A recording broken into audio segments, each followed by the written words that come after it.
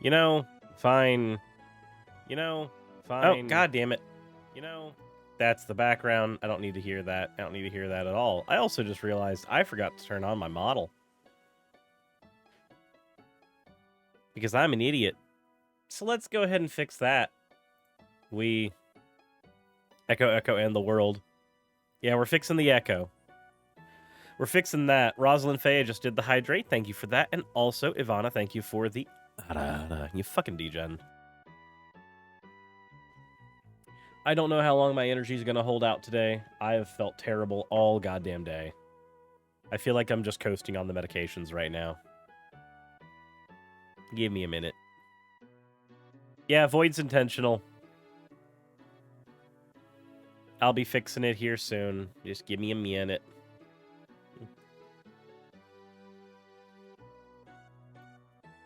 Just give me a minute.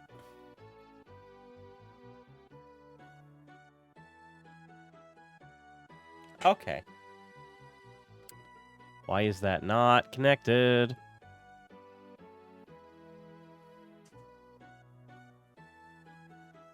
There we go. There we go. Wait, why am I not showing on the... There we go. That's better. That's better. You swear the Void is talking to me? I mean, they do say that if you listen too long to the Void will speak back.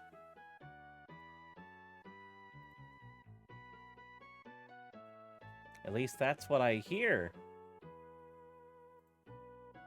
That's what I hear. Hey, Sirius, how are you doing today? Sick as fuck, and I'm not happy about that, but... Tis what it is. Do you all need to quarantine from you? Yes. Absolutely. 110%.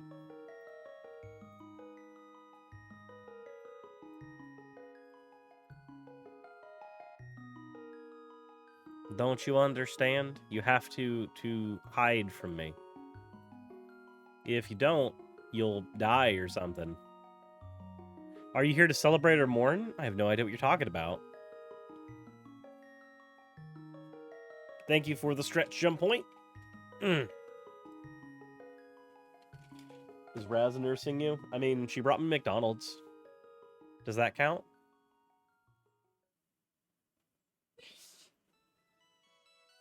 Oh, a Nubian. That's so sad. The queen of what? And why should I care about them?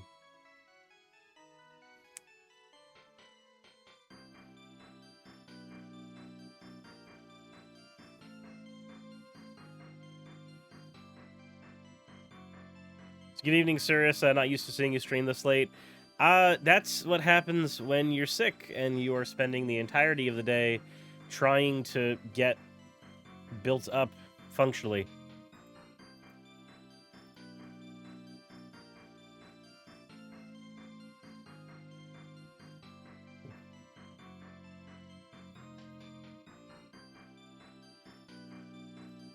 Nubian says it's going to cause political upheaval in the Commonwealth countries.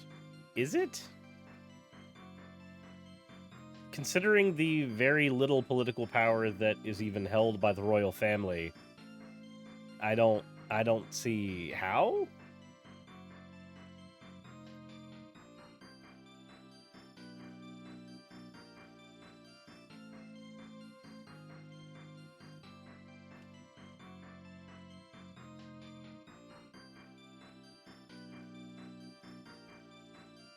In Canada, the queen or king now is the head of state.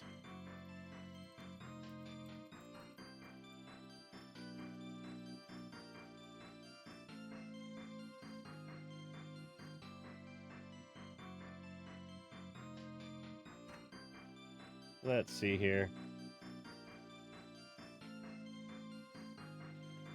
Pretty sure Justin Trudeau is still your head of state. Wait, no, you're right. You're right. Technically, the head of state was Queen Elizabeth, but functionally, Trudeau still has all of that power.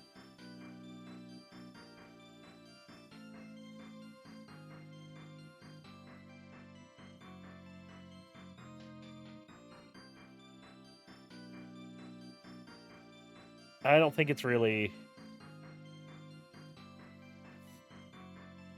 So, here's the thing. I don't think it's really going to change much.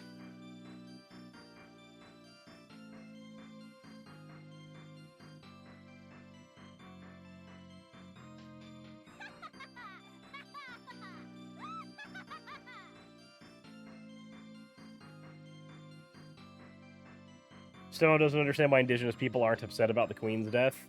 Probably because she was part of the campaigns to fuck them over? Hmm. Anna Pretzel, thank you for the resubscription. So my legit reaction to the death of the Queen was, oh no, anyway, because it just doesn't matter to me as an American. Yeah.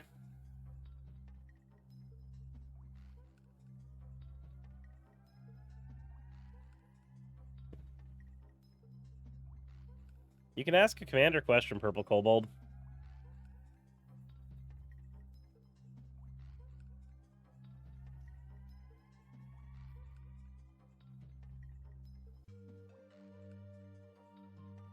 Gotta remember, there are some people that know about colonialism and think it's a good thing. Zachmon, thank you for resubscribing. Or just subscribing. Either way. Thank you. I remember that was a line in Megamind where the villain says there was no Tooth Fairy, no Easter Bunny, and no Queen of England. Yep. If I use Shieldred the Apocalypse as a commander, can I still use the Whispering one? Wait, Purple Kobold, why couldn't they be on the field together? Explain that one to me. Explain that one to me. Because you know the legendary rule only applies to cards with the exact name, right? You're aware of that, right?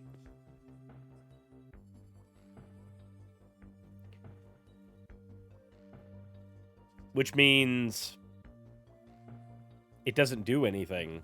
Like, you can have a Shieldred the Apocalypse, and you can have a Shieldred Whispering one.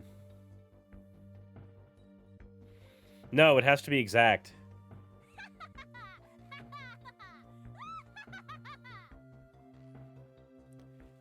Felicia Angel, thank you for resubscribing and getting us into a hype train.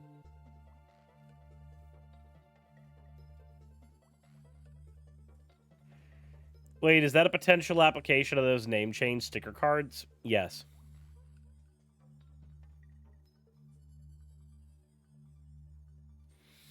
No, Purple Kobold, the original rule with legendary cards was that you could only have one in a deck.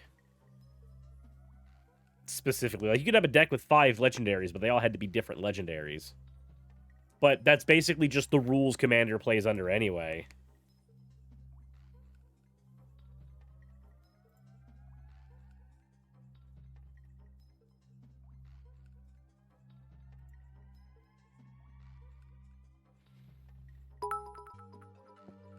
As an American, how will the Queen's passing affect you? It won't. People will tell you to feel sorry for the royal family. That's about as much as it's going to affect you. Axolotls, thank you for the 45 bits.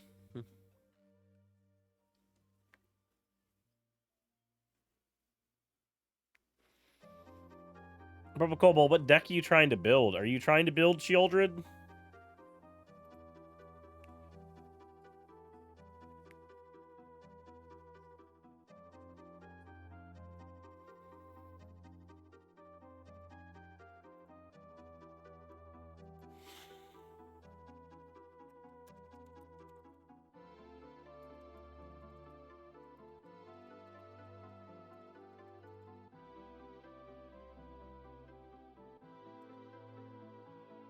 You're between Shieldred or Bane, Lord of Darkness with Shieldred and Braids? I'm going to build Braids.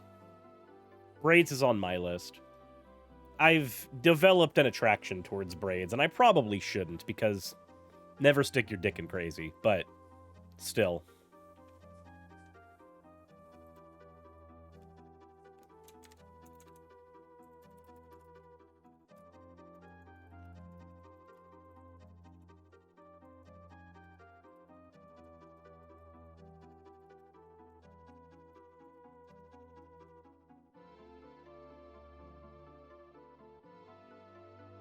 And said, you like braids, but you don't think you'd run her as commander? Oh, I'd run her as a commander. You know why? You know what the funniest fucking play you can do is?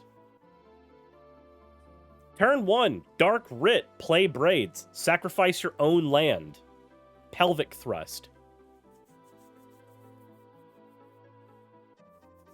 I will unironically mulligan down to 3 every game just so I can do that play, because it will guarantee that I have a hand of 7 every time.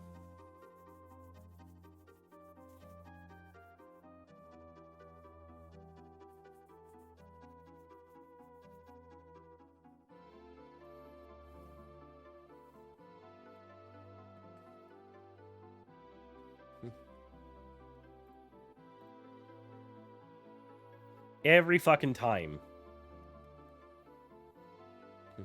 Bet I'm gonna go to the card shop tomorrow, and I'm gonna get a Dark Ritual, because I think that's the only thing I necessarily need for that deck.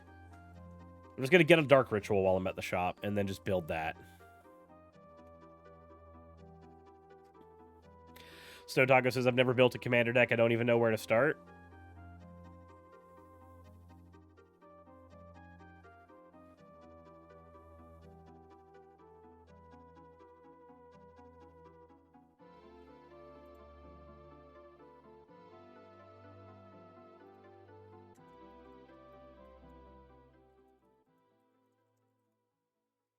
So, here. If I were to build Sheoldred, I can tell you exactly how it would look. I can tell you exactly how it would look. You know why?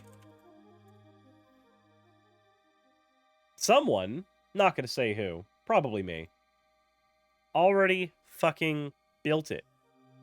Now, I didn't build the physical deck because I don't have the cards for it, and I actually traded away my my Sheoldred already, which I need to get another one again, but there you go.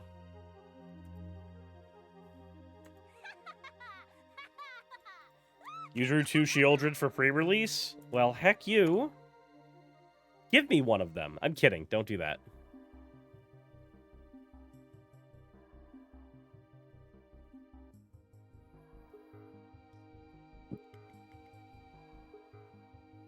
There's Sheoldred.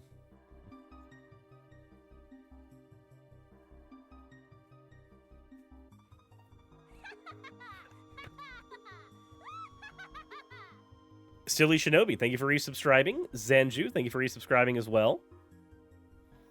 I legit forgot we were in the middle of a hype train. I'm sorry, I'm still feverish.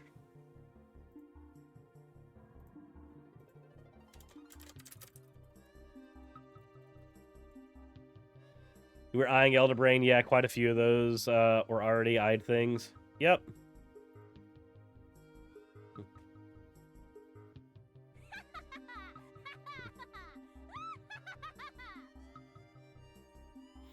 Introverted Napkin, thank you for resubscribing. Leon Sable, thank you for the 500 bits.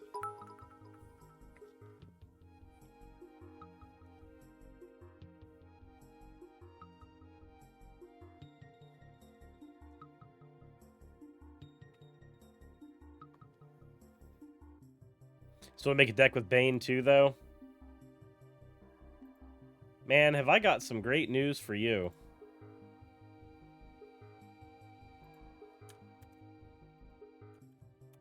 I built that too. Ha ha ha ha.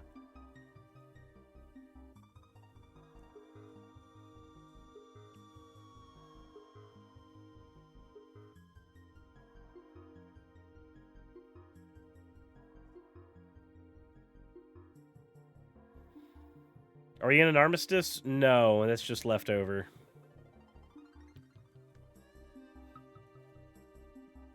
Amazon was trying to sell me Two Brothers release set earlier when I was scrolling. I sent Sheoldred twice. Hold on. There it is.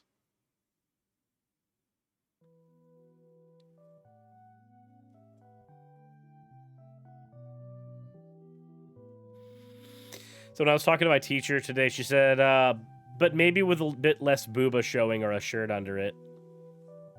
This grown-ass woman teacher said booba. Bet. So Amazon trying to sell you a Two Brothers release set. I'm not surprised. The Brothers War is going to be an interesting set when it comes out.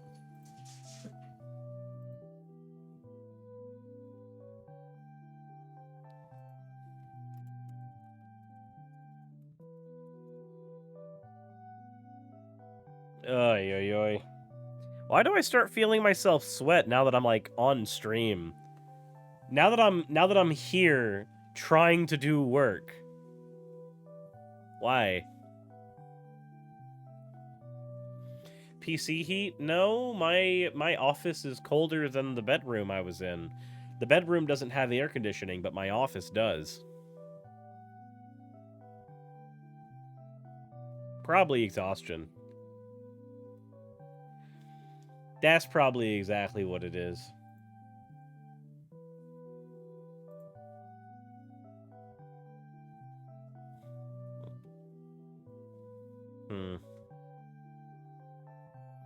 Effective idea of the deck is Hydra Broodmaster, crank a ton of mana for my lands, charge the monstrous effect to get a ton of high power tokens and proliferate and stack power enhancing enchants and auras. Antipretzel, I hate to tell you, but if your strategy relies on Hydra Broodmaster, you're going to be real disappointed. That man's is a slow clunker. And I hate it, because I love his effect. Windchanter, thank you for redeeming your points for an owl. Owl. Nah, he's a bit slow and clunky. I like him, but...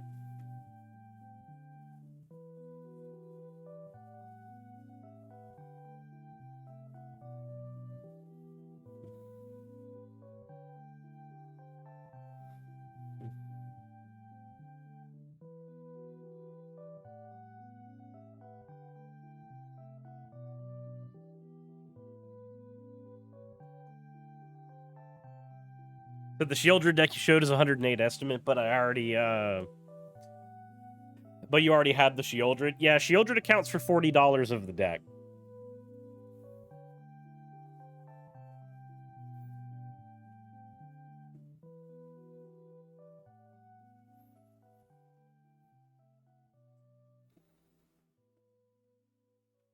Like, yeah, you could legitimately just sell a Shieldred that you have to pay for half of the deck.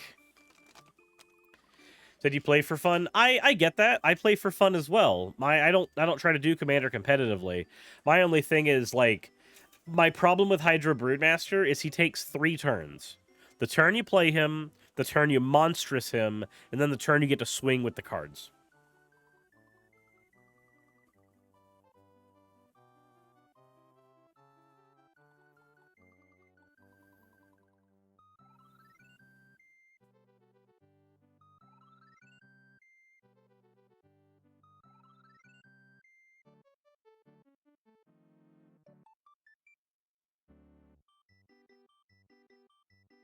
Quench thirst, I shall do.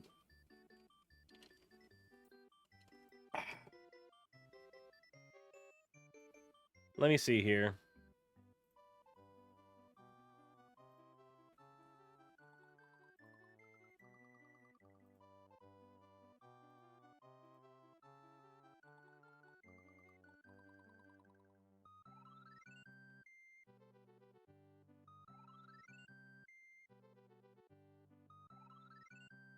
Man, I really wish the dude who ran the fucking Yu-Gi-Oh! Progressive bot had been able to actually, like, get shit working.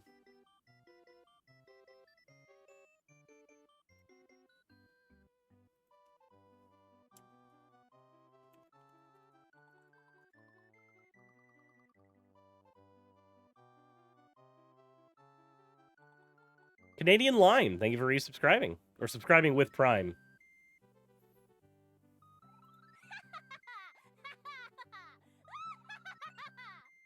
Heyo, longtime YouTube sub. Well, glad to have you here. Said you recently got a Guy of the Fierce Knight first edition. Nice. Tomorrow I don't get a day off, though.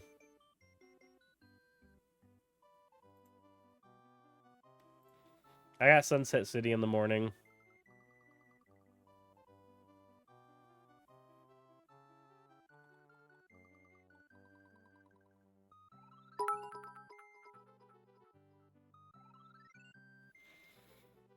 So why not run Spellbook or something that eliminates max hand size? So there already are monsters in here that get boosted from bigger hands.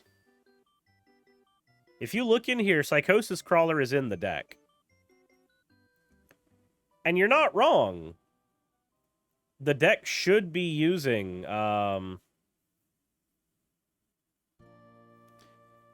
Thing is, there's no real benefit to having those giant creatures. Granted, there is an edit that needs to be made to the deck. You are right.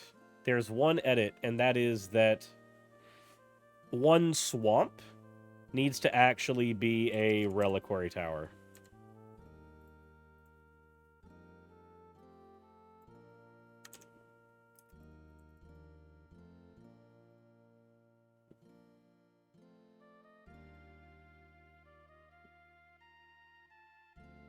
You'd imagine shielding up to keep Sheoldred alive from attacks? Why would you need to keep Sheoldred alive from attacks? Nobody can attack Sheoldred.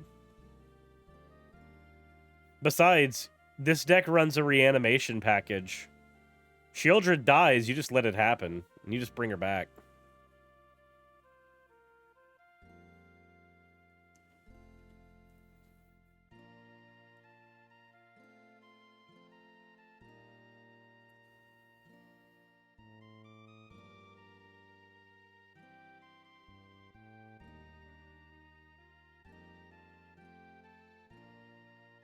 Maybe the green player in you, but you like your creature walls?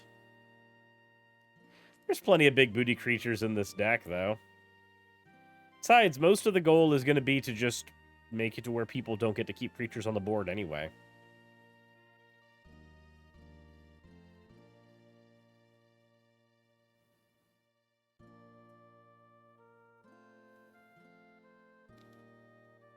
You gotta remember, this is a black deck. Its goal is not to be... Its goal is not to make giant creatures and sit behind them. Sightless Studio, holy shit, thank you for gifting out 5 community subs. That is incredibly generous.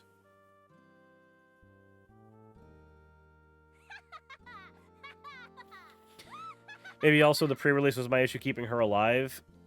Yeah, but single target removal is more premier in the pre-release than it is in Commander.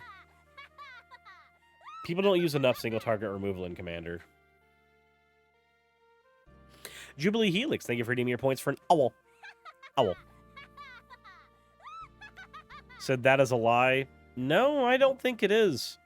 Most players tend to run like 5 or 6 single target removal, and I'm of the opinion they should be running double that.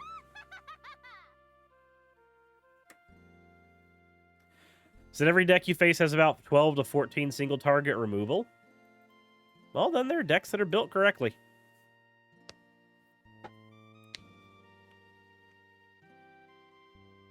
A lot of that's also going to depend on your colors, though.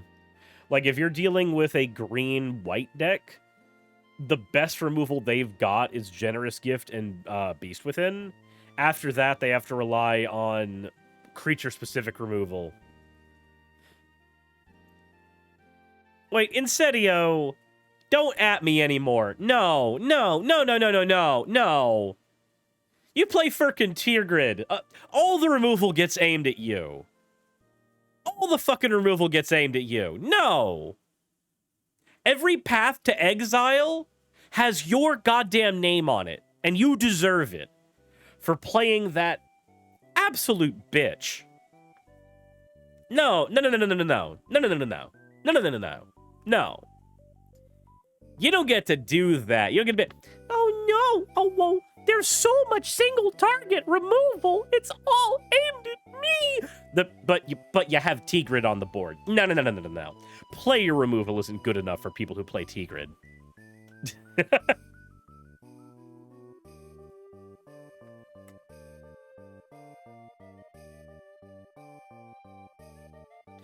Sightless says, how do I make that $60 ink shredder work?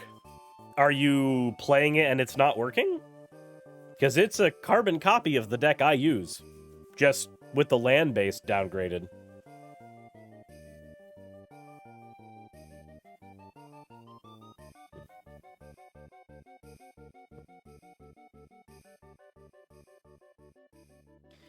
Having trouble getting the ink shredder out? How? Wait, hold on. Sightless.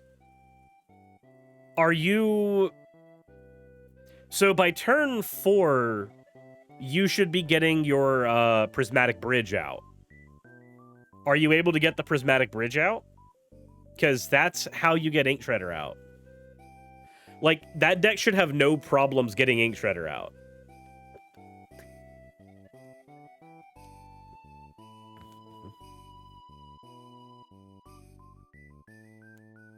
You know, Tigrid doesn't let people have fun. Imagine actually playing the commander. It's the commander legendary creature, not the prismatic bridge. Couldn't be me. Wait, did you do that at one point? No, but I imagine that's why they can't get ink shredder. Do you think that's the issue? That they're playing Ethica? I play my commander, Essica. Great.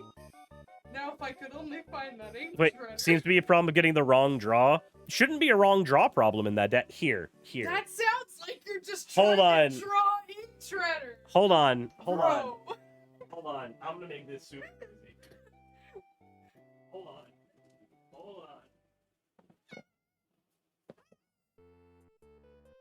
You scream. We all scream terror. Alright. You should never draw. Yeah, you're not trying to draw ink shredder. You're drawing ink shredder. You're doing it wrong.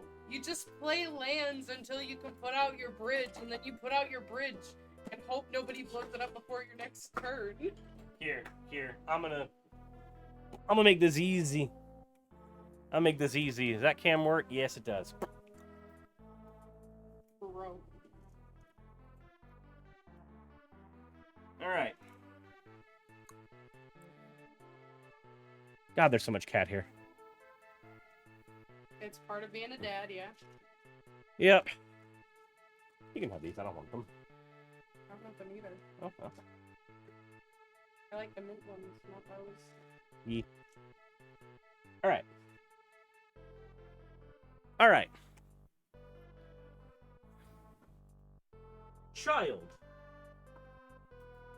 I already have ink shredder out. I'm done. You can do whatever you want. Why are you yelling at her? Child, he says. Alright. So, ink shredder.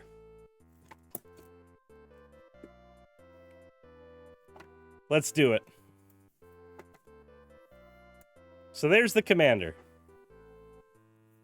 Why not just use a search card to get ink shredder? Because that's what the commander does. Yeah, that's what your commander does. Yeah, that's what the commander does. Your commander says, flip cards from the top of your library until you hit a creature. Play the creature. The only creature is ink shredder. Anything against adding exquisite blood to the deck? Purple Kobold, if you want to add exquisite blood to Shieldred, go right ahead, but I'm not that kind of degenerate. I said But the same Raz said thing, the same Kobold. thing. Yeah, I said the same thing. I got your back, bitch. Okay. We have ink shredder, nice and shuffled. So let's open our hand up. Incendio, thank you for gifting out 5 tier 1 subs. Okay. That is a leap. Alright, we can't keep that hand. It's only got 1 land. Not enough. 1 land is not enough to run the deck. So we don't. That's okay, Kobold. I have Sanguine Bond and the creature equivalent of Exquisite Blood in my Reanimator Commander deck. It's creature equivalent of Sanguine Bond. He's not the equivalent of Exquisite Blood. I've got the infinite combo, but one's a creature and the other one's the enchantment, so that way they can only remove half of my combo, but the half of the combo that they can remove is creature-based and I'm Reanimator, so... Alright. I just fuck it up with creatures. So, first mulligan. That's a Cultivate. It's a Traitorous Greed.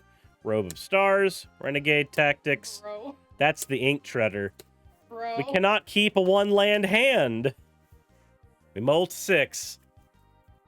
I'm not gonna watch this evolve. Not gonna watch me mull until I hit.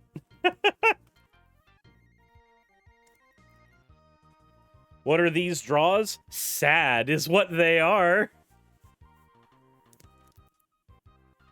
All right. We try once more. This is our mull to 6. Spawning breath. That's a forest. That's an island. That's a shipwrecked marsh. That's a safekeeping. That's an evolving wilds. That's a Kadama's Reach. We keep this hand. We have to get rid of one of our cards, so it's just going to be the spawning breath. It goes away. No, it's not the spawning breath. We don't get rid of that one. We get rid of the shipwreck marsh. So we can get Wooburg in all basics. All right. Open up. Evolving wilds. Crack it. And we're going to get red mana.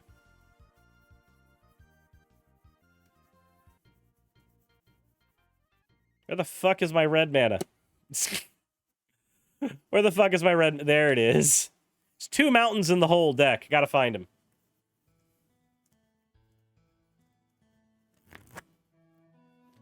Sideless Studio says that's what I've been doing wrong. Wait, what have you been doing wrong?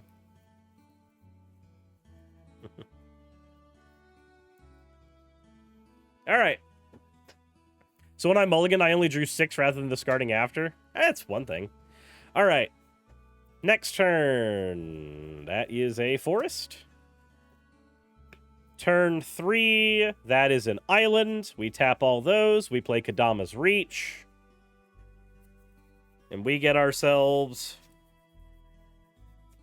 a swamp on the board. And a plains in hand. Because if we're going to get Wooburg, we're going to do Wooburg in all basics. We have to. This means the commander comes out on turn 4. All right. This is our turn. We draw. Tap 5. There's the commander. And we did it with basic lands because we are fucking Chads. Fox of Fate, thank you for redeeming your points for an owl. Owl. All right. Guess what? You did it. You've got what you need. The Ink Shredder is going to come out now. If nobody kills your enchantment, which people usually only run 2 to 4 enchantment removal per deck. If nobody blows up the enchantment, then on your turn, during upkeep, you look at the top cards of your deck until you hit the Ink Shredder Nephilim. Because that's what the Prismatic Bridge says.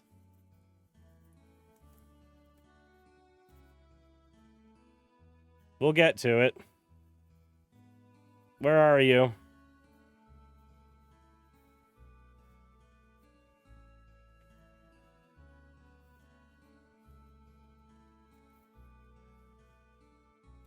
Jesus Christ.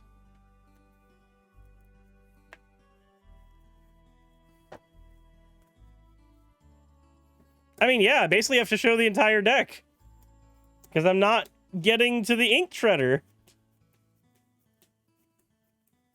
I swear to God, this always happens. It's always like this. It's always on the bottom. It's 2 cards away from the bottom. Fuck this deck.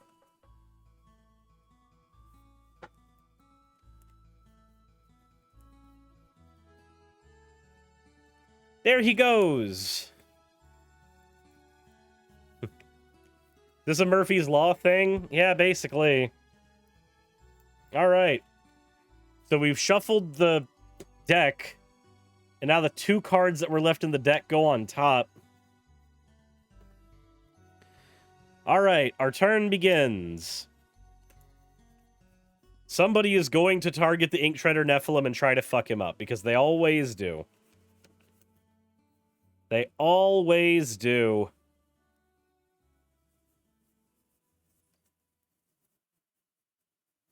So let's see here.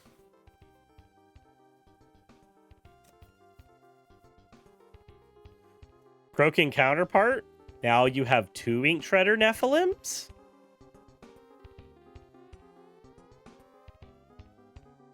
Yay. Spawning Breath. Now you have a lot of Ink Shredder Nephilims, and also they do fun shit.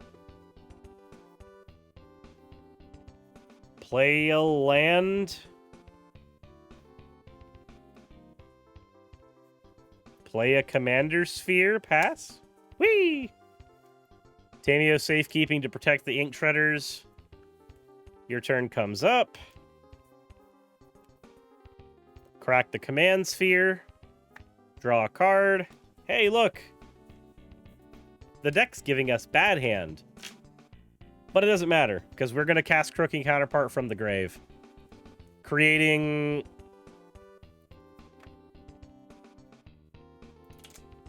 a lot of copies of all the cards. And then we just do Karzev's Expertise to win. Because fuck it.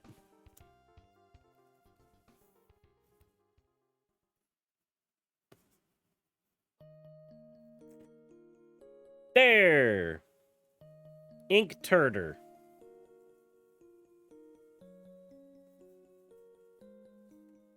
And a mulligan, but basically you should always get the Ink Shredder out on turn 5.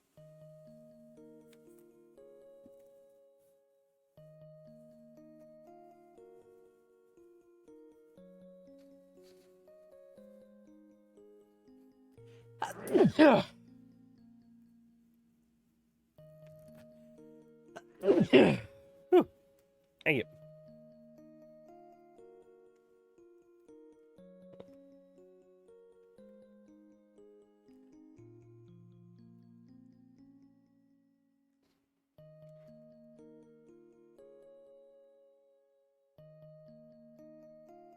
Let's see. Opening hand, Involuntary Employment, Fist of Flame, Shelter, Godless Shrine. Yeah, we couldn't keep that hand. I think I might need to up the land count in this deck by 1. But, point is, keep hands that have 3 lands and a ramp spell. Don't keep hands that don't have that.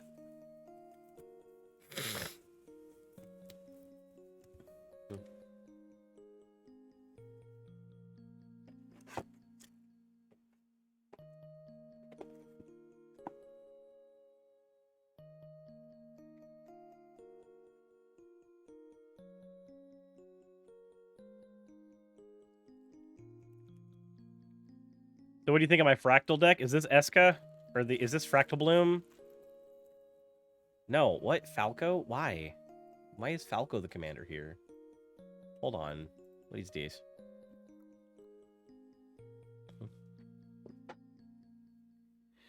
ETB, put a shield counter. You may look at the top card of your library at any time. You may cast spells from the top of your library by removing a counter from a creature you control.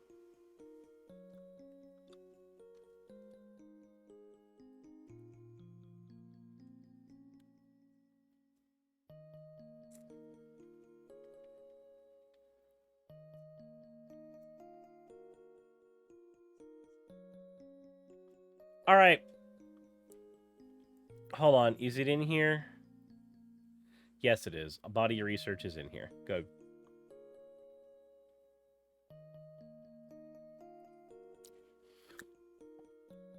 Lunember, thank you for redeeming your points for an...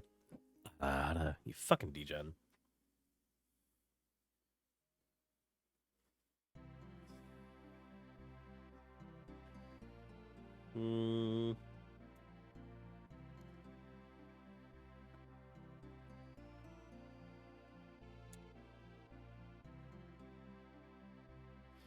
I don't like Fall of the Imposter. I don't like Capture either. I don't like prison cards.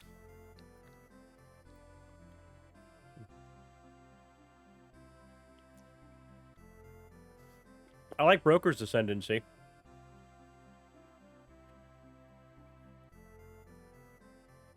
Yeah, I don't like Arrest because I just don't like prison cards.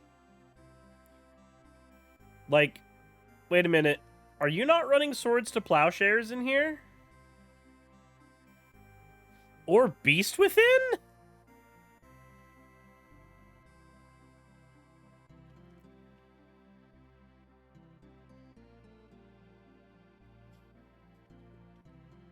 All right, hold on, Nakibri. These prison cards, they gotta go. This arrest wants to be a generous gift. And this fucking capture, this wants to be a beast within.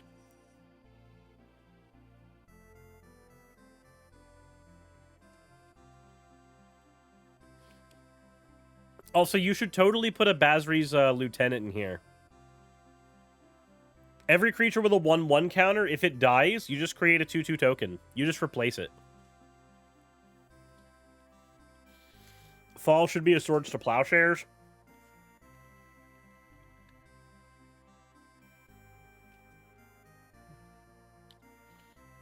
Grafted Growth just wants to be any other...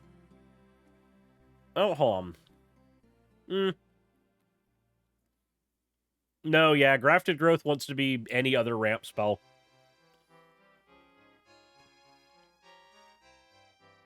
The same with New Horizons. These both want to be any other ramp spell. They're not terrible cards. Whenever you cast a creature spell, whenever you cast a non-creature spell with 3/1 counters, a dark creature you control.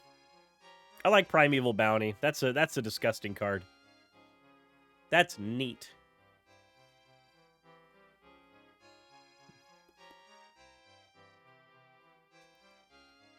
Leyline, Alrund's Epiphany. Nope, not looking at this deck anymore. Alrund's Epiphany is in it.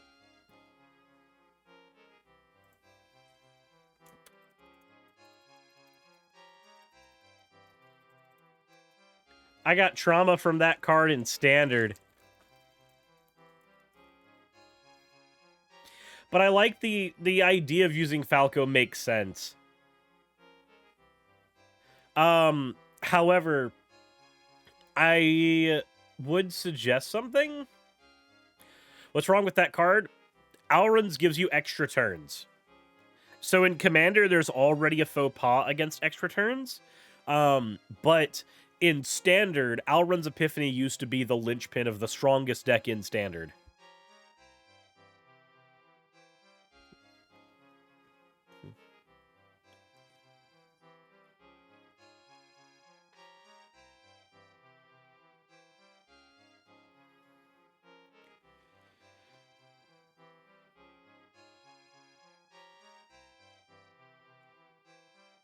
I like Titanic Brawl in here. That's good flavor.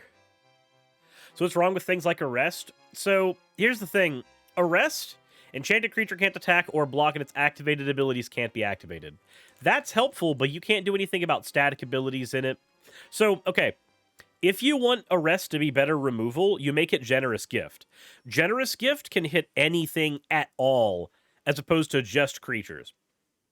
If you specifically want it to be a prison card, then I have suggestions for you for prison cards.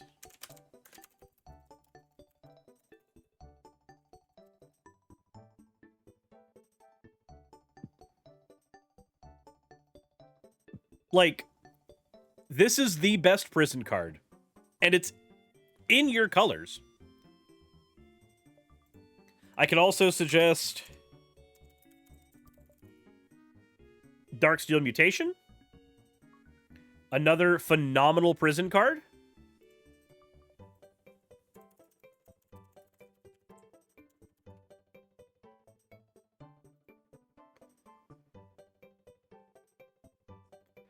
Imprisoned in the Moon is also another great prison card.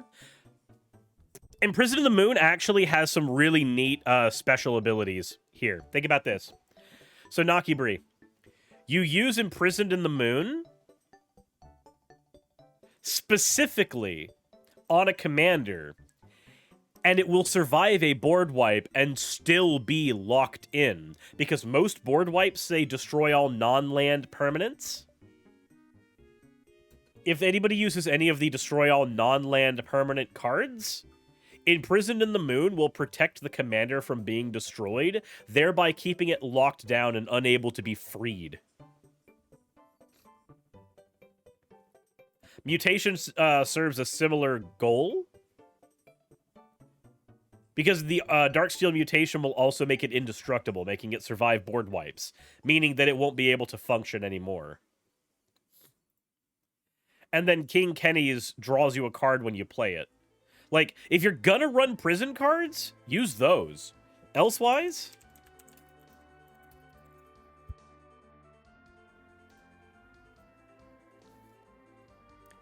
Elsewise, you want Generous Gift and Beast Within, because they're the same card. Because Generous Gift and Beast Within are modal. You can use them, and you can knock out an enchantment or an artifact. One of the big thing I wanted to go for was cheaper spells in here. Well, yeah, but these are all within the same mana value of what you've got. Like, Arrest and Capture by Legax are both 3 mana cards. All of these are in the 3 to 2 mana range.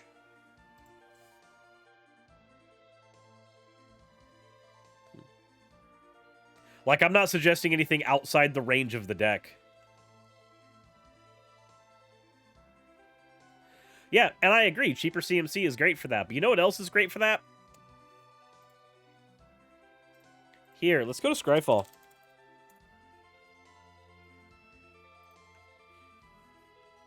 Text. Buyback.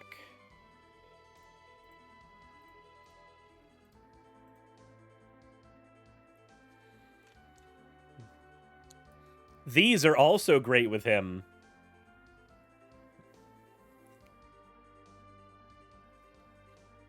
Hell. Destroy target enchantment, buyback. Just every turn, just pay 5. Get a fractal. Blow up your shit. Pay 5. Get a fractal. Blow up your shit.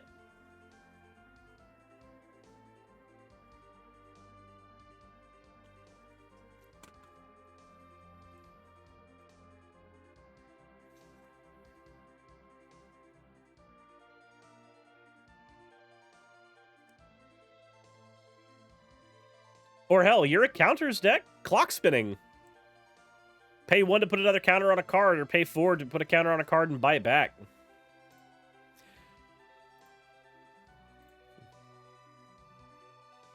Like, buyback is a fucking neat mechanic you have access to.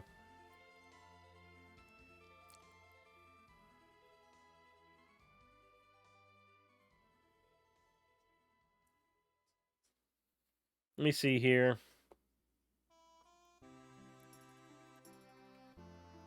So, take up the shield is neat. Do you have an... No, you don't. Nakibri, have you considered putting an Evolution Sage in here?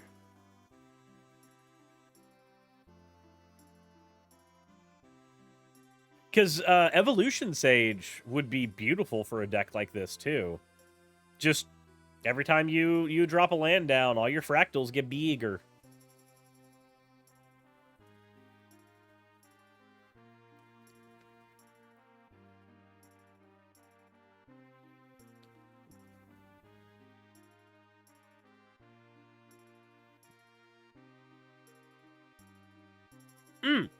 Fun fact. What was the big fractal one you said? I don't... Oh, the one that makes fractals bigger? Evolution Sage.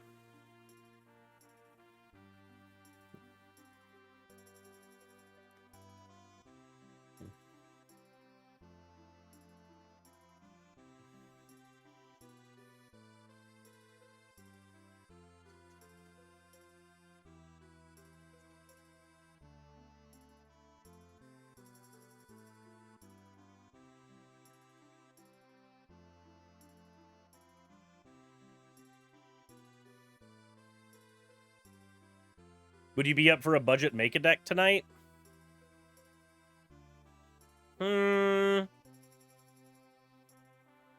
Maybe?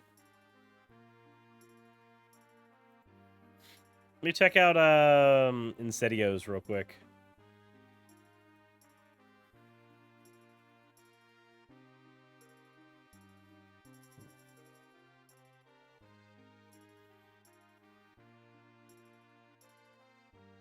Sacrifice an artifact.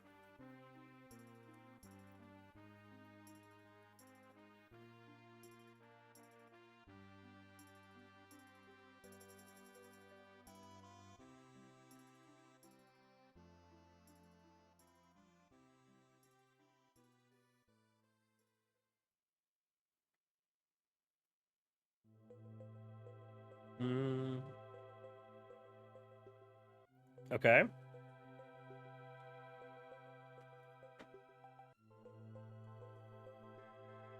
All right, so I got a question already. So you got a 4-color deck here.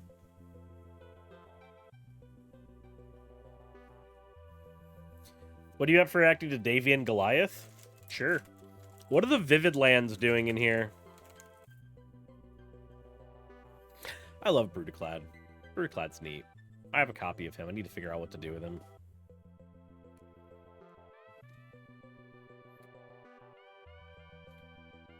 Storm the Vault. So what lands? The Vivid Lands. Like, your deck's already at a clean, like, $850, which is more than I would ever put into a deck. So what are the Vivid Lands doing in here?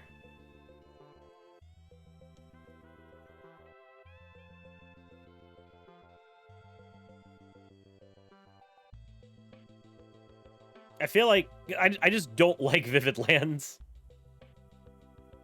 They're leftovers? Gotcha.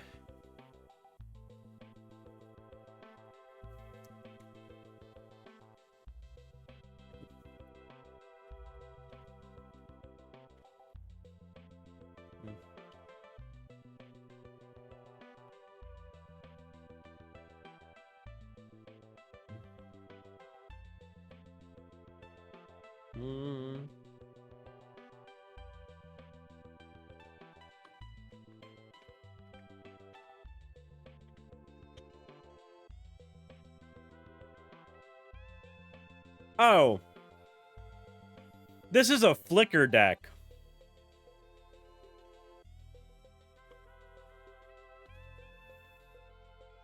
This is a Flicker deck.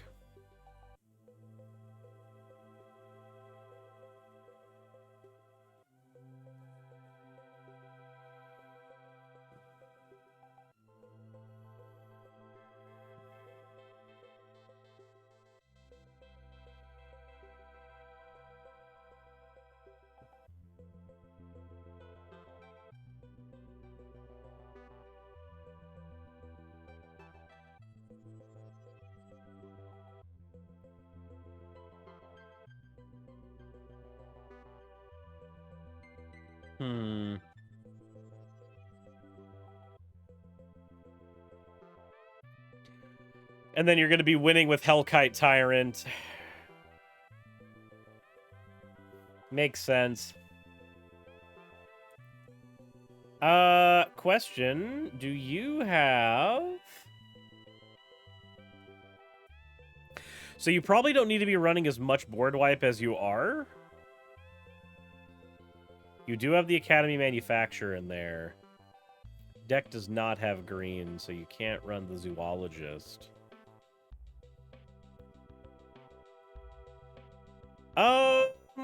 Question. Why not throw a Brea in here? Is she not in here? Because I feel like if you're already running, like, this far into this idea, Brea just fits in. So you don't know to copy? That makes sense. Car Clan Ironworks. Oh, Tivit? Yeah, Tivit's kind of busted. I hate Tivit. He's such a fucking boring card. But I do see the idea behind the deck.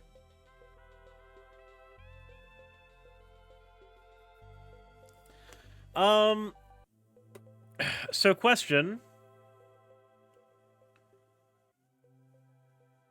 Why no Clock of Omens? Am I just not seeing one? I feel like a Clock of Omens goes in here, right? Think about it. You've got mana rocks. Just untap your mana rocks with Clock of Omens. And you can untap them with all the clues you're making. Just tap the clues and boom. And then for Bjorna, there's a card, I can't remember its name, but it turns a creature into an artifact but I can't remember its name. It's like add a 1/1 counter to a creature and it becomes an artifact or some shit. But you can use that with Clock of Omens to turn Bjorna into a fucking machine gun. But I can't... yeah, Liquid Metal Torque. And you could just be running Liquid Metal Torque in here because it's a mana rock. Yeah, you could just put Liquid Metal Torque in here as a mana rock with a Clock of Omens, and then that's just a side that you can hit. Just, you're like, aha, and here's my secondary win condition you didn't expect with my 40 clues. Bjorna, machine gun mode, activate! Goad the entire board and sit back and watch everybody kill each other. Mwahahaha. Like, goading the entire board and then just laughing maniacally. Bjorna, yeah, exactly. You're just like looking at the entire, you're looking at everybody on the board and you're like, everybody's got like 5 creatures. I'm gonna crack 15 clues. Why? Yeah, the whole board now. Everybody has to fight. And I get to sit back and watch it. Which means you could also put a Furkrarg in here, but we're not talking about that.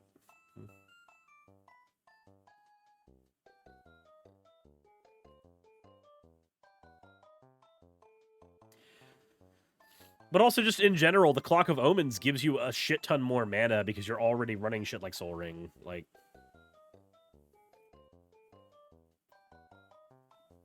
okay, and then Purple Kobold had the question about building a budget Braids deck. All right.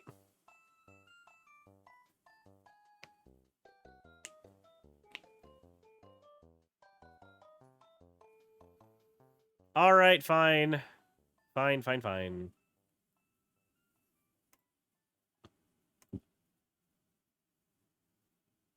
All right, let's start out with...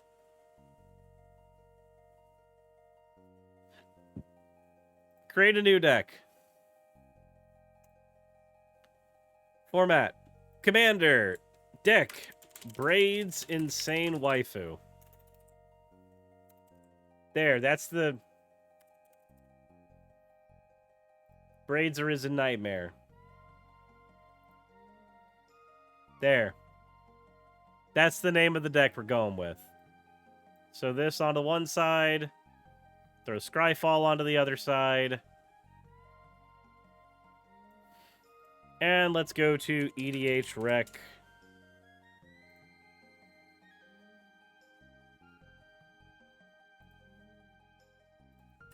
Braids Arisen Nightmare. Let's go here.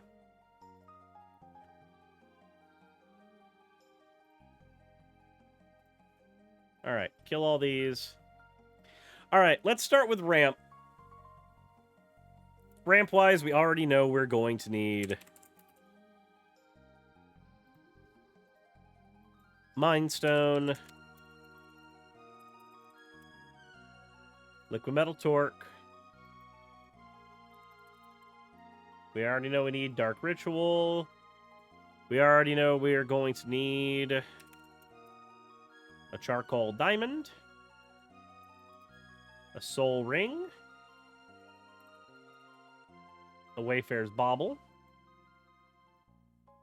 And then... we'll do a Decanter of Endless Water, because I know that... it's... oh, god damn it. At that point, we just use a fucking Thought Vessel.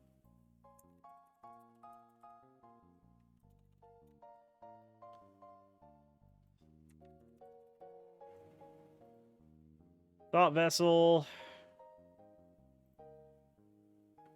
Alright. We need more ramp than that, though.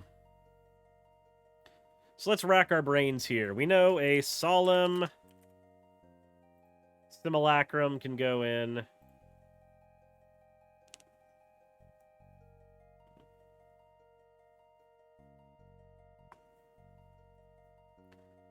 One, two, three, four, five, six, seven, 8.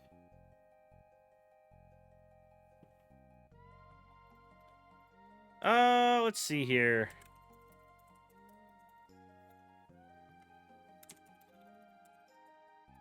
What do I have as my ramp in the other deck?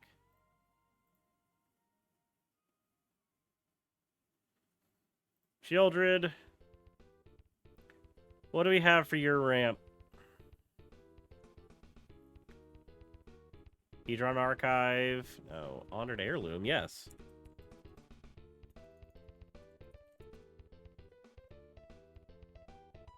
Fellwar Stone, that's right.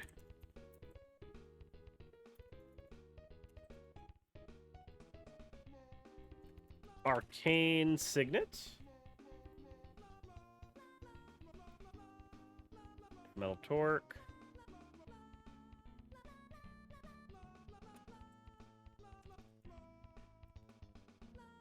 Guess we'll add the sphere because we can use it to draw. So 1, 2, 12 ramp.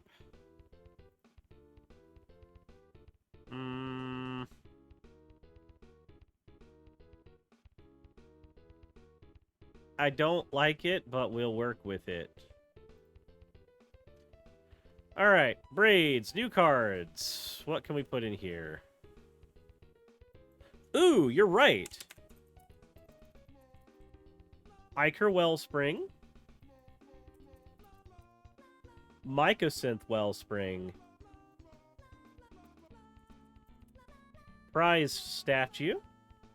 Those can all go in.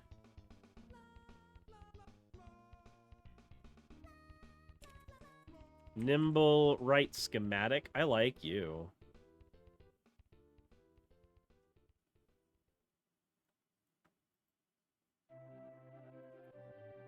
Ooh, yes. Agent of the Iron Throne, you're definitely going in. Jadar, you're going in.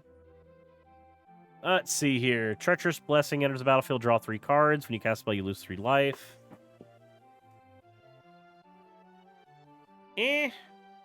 We don't need that. We do want Reassembling Skeleton, because we want things that she's able to just sack repeatedly. Morbid Opportunist. Morbid Opportunist. That'll draw us cards. Gissa.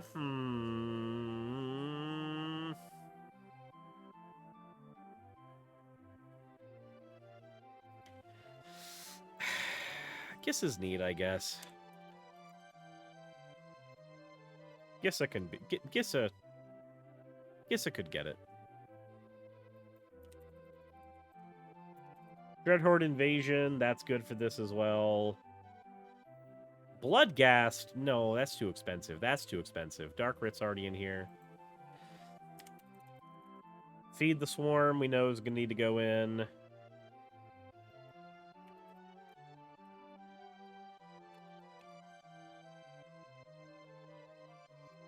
Yeah, Gary. Gary goes in.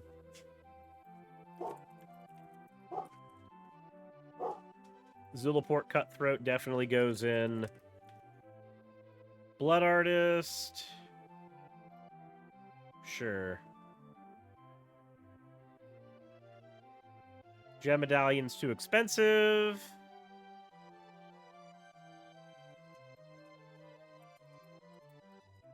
Sir Conrad can go in. Nether Trader, too expensive. Plague Crafter can go in. Fleshbag Marauder can go in. Chain Devil can go in.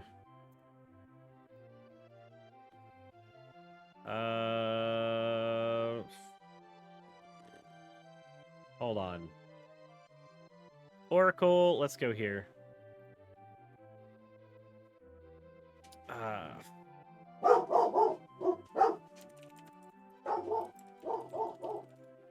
Fleshbag Marauder. Okay, I guess we're just... There we go. Enters the battlefield, each player sacrifices. That's what I'm looking for.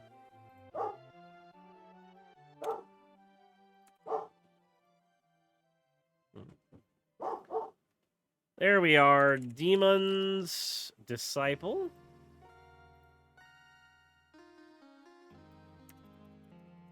Grave Lighter.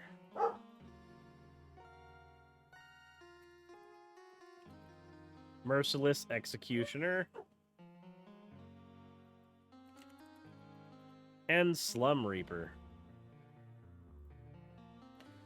All those can go in because they'll sacrifice themselves. Ooh, you know what that means here?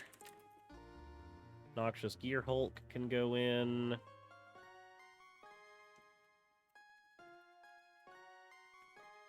Patron of the Vein can go in.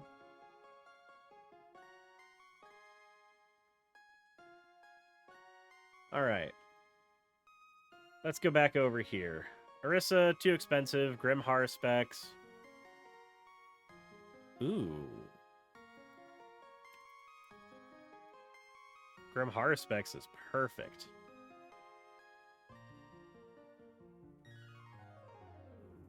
Pawn Ulamog's a bit expensive for our build.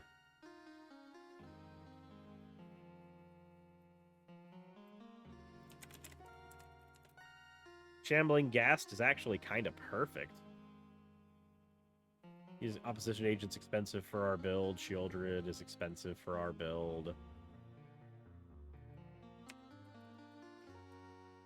Mirror Retriever is perfect for what we're doing. Butcher of Malakir is perfect for what we're doing. Massacre Worm's expensive. Kokoshu's expensive. Crick's expensive. Persistent Specimen is perfect. How's it going, MTG Grixis Delver Legacy? Thank you so much for the Tier 1 subscription. Ravenous Jupacabra is perfect. Rankle's expensive. Woe Strider I don't like or hate. Ooh. Tenacious Underdog is perfect. Yawgmoth's way too expensive. Dark Confidant's too expensive. Blight Mound can go in.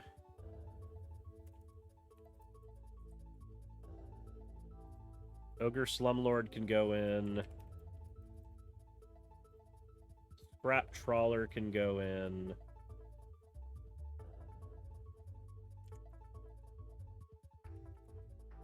Falconwrath Noble can go in, right? Noble, yep. Blood Artist is already in. Gutterbones. That goes to hand. We got better options. Ooh. Midnight Reaper is good. Elderfang Disciple, no.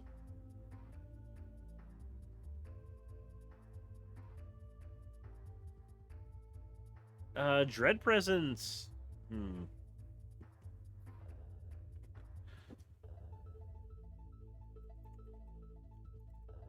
Dread Presence is actually a pretty decent draw engine. I'm not gonna lie. Ooh! Psychosis Crawler is perfect as a way to just win.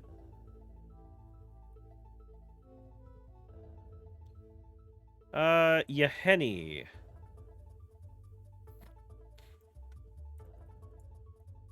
I like Yahenni a lot. I really like Yahenni.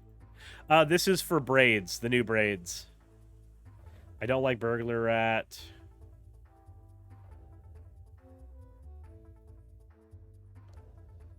Don't need Nested Shambler. Micaeus would be cool with Triskelion, but eh.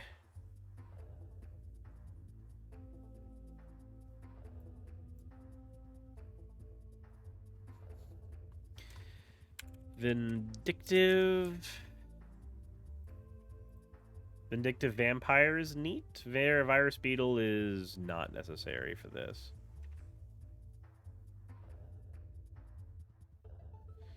Sifter of Skulls is just Blight Mound again. We don't really need it. Priest of the Forgotten Gods is cool, but meh. Infernal Grasp. Definitely. Malakir Rebirth definitely goes in. Defile, no. Deadly Dispute must go in. It's just that good. Cabal Ritual. Too expensive. Soul Shatter, not necessary. Imp's Mischief, not necessary. Village Rites, no. Snuff, no. Greed can go in. Culling the Weak. Go for the Throat? Hagra Mauling goes in. Opportunity cost for Hagra Mauling is literally 0. Alright, we are at 58 cards. We need...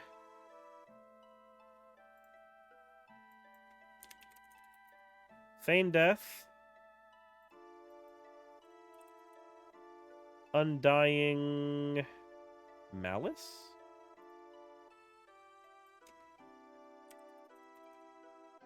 Unearth? What is the fucking... hold on. Supernatural Stamina. Victimize. Stitch Together. Good, cheap... Ooh, Dread Return.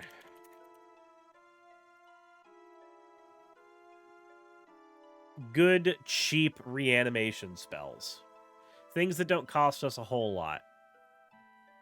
And then we want one board wipe. What's the one board wipe we'll allow ourselves? It needs to be one that gets rid of... do we have any way of getting rid of artifacts? How to remove artifacts. Damn's too expensive. Stitcher Supplier?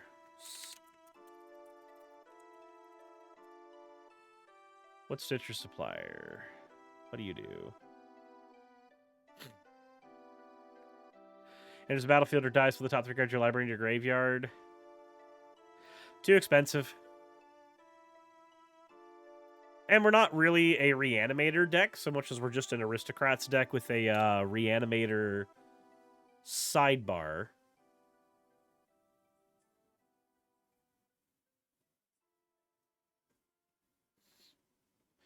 Stamina. Reanimate. Victimize. Sign in Blood.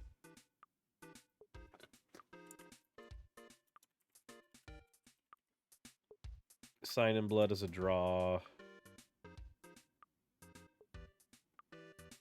That's already in here. Sanguinate. Read the Bones.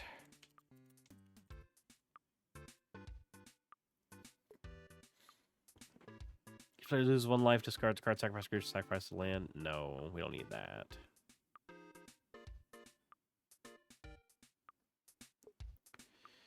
Dread Return, Invoke Despair, Bubbling Muck, Pox. Ooh, what do you do?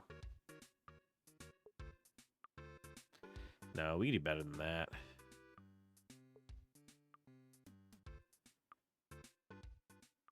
Oh, that's a fun Toxic Deluge replacement. Oh, Persist. Duh.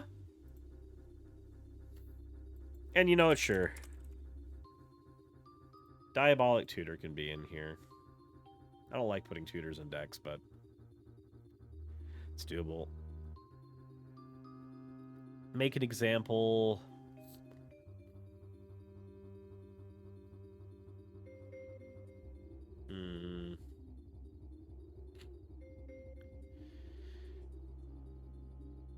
Let's see. Death Cloud. Eh.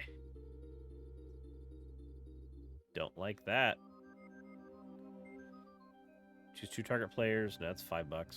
Bolus's Citadel. How much? What's the deck sitting at right now? $58? 69 cards total. We're gonna have to make some cuts soon.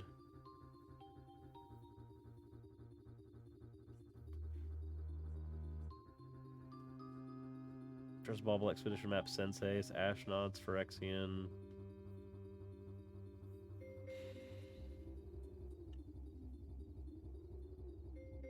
Oh, right. That's how we're going to get rid of them. Right.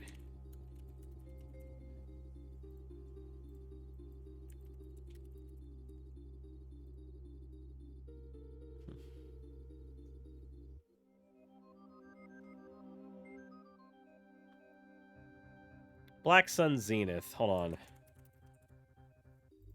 What's Black Sun Zenith look like? Yeah, it's $3 for a removal card. We can do better. I think we're already doing fine on the removal front. Let's start thinking about lands that need to go in here.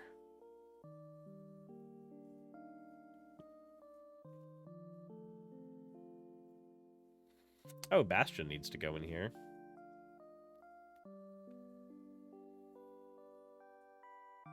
All right. Bastion of Remembrance. Those are too expensive. That's all too expensive. Animate Dead's actually gotten cheaper.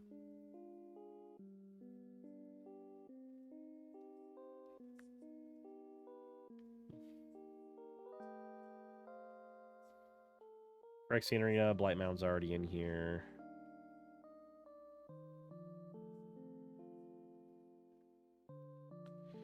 Dark Prophecy.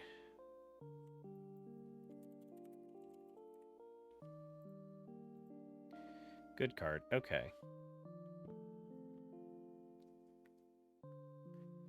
All right.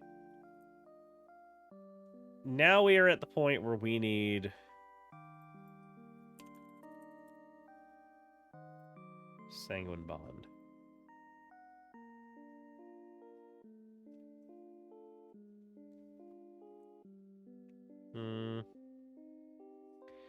All right. Where in the feck? It's Liliana's. We don't need that. Bajuka Bog goes in.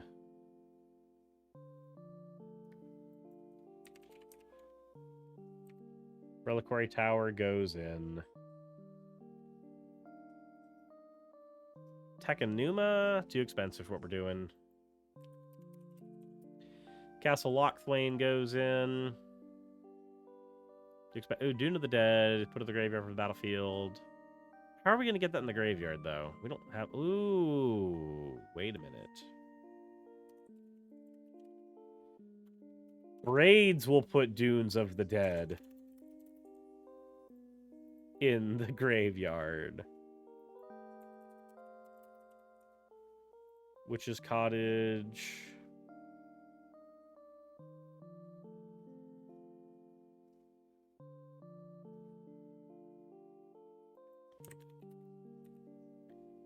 War Room is a draw card.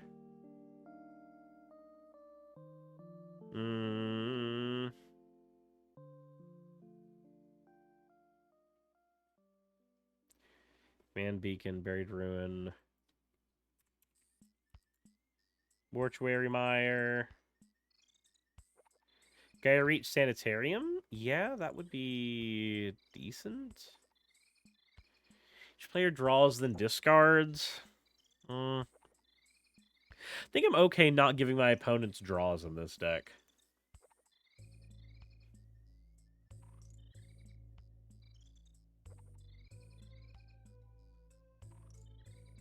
I think I'm comfortable with that. Okay. Oh, yeah, right, Durr. Weird landscape. And then the rest are swamps. So we're at what? We want to have at least 35 lands in this deck. So we have 8 plus 2. So we need swamp.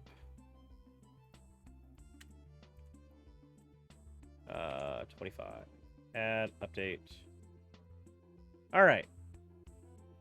So now the deck is sitting at 107 cards. We need to make 7 cuts. Deck's sitting at $76. What are the cuts that we would make? My first thought is Gary. I don't like winning games with Gary.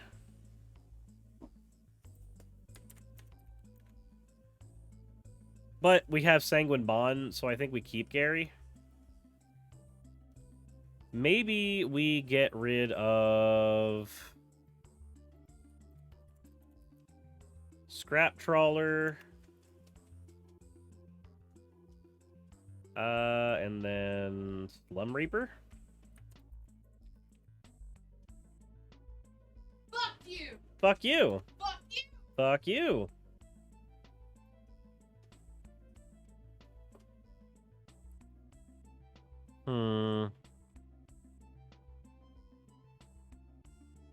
Let's see. You know what? If I have to get rid of one thing, I'm going to knock out the Diabolic Tutor, because I just do not like it.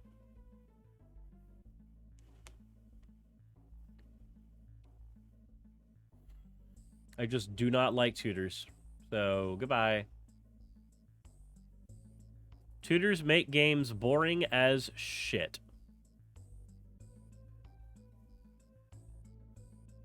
Why not like tutors? They make games boring as fuck. They just make games boring.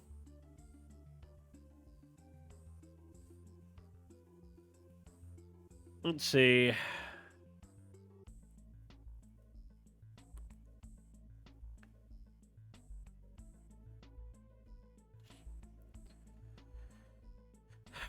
What else gets... I guess the Sign in Blood could go.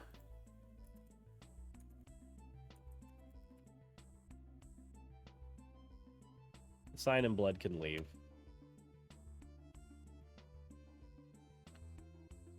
Alright.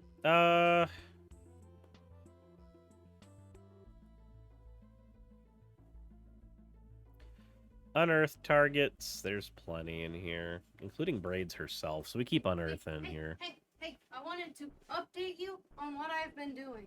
Yeah? Yeah. Yeah? Yeah. Yeah? Yeah. Yeah. Why do you sound like you're gonna die? Bro, do you know how long it took me to get those pants to look like that? And the lacing on the boots? And the lacing? If you want to, you can show it, I don't care. But like, oh my god.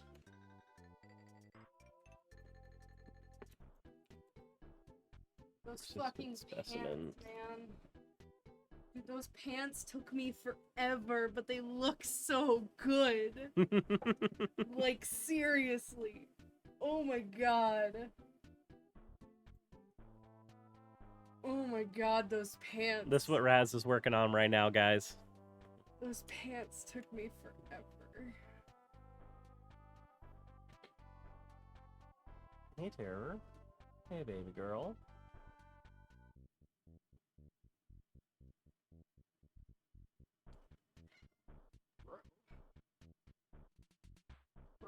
Bro.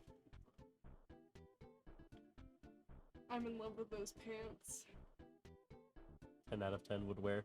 No, like, I love the way that I did them. Yeah. They came out looking so good. Yeah. I'm not even like halfway done though. It's coming along well. Those laces, I found a brush.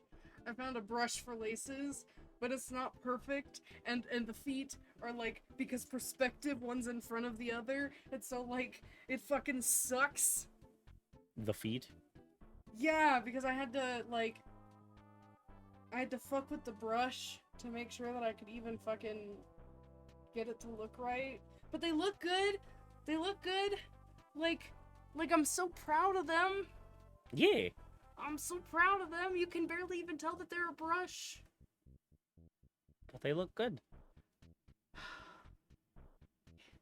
Yeah.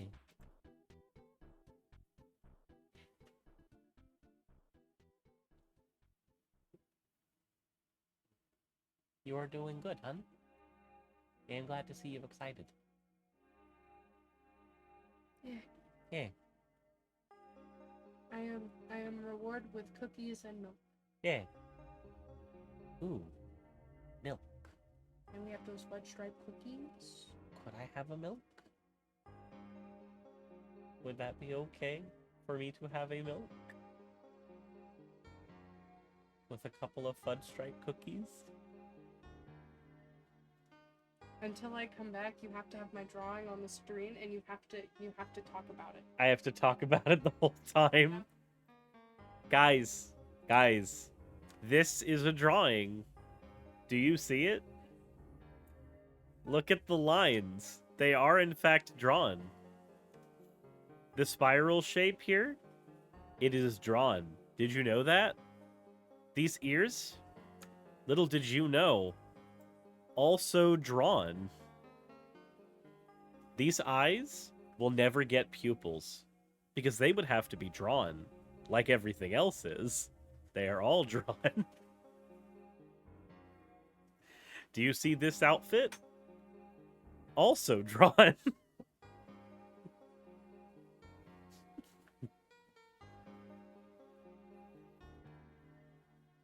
The hands? Scary, but drawn.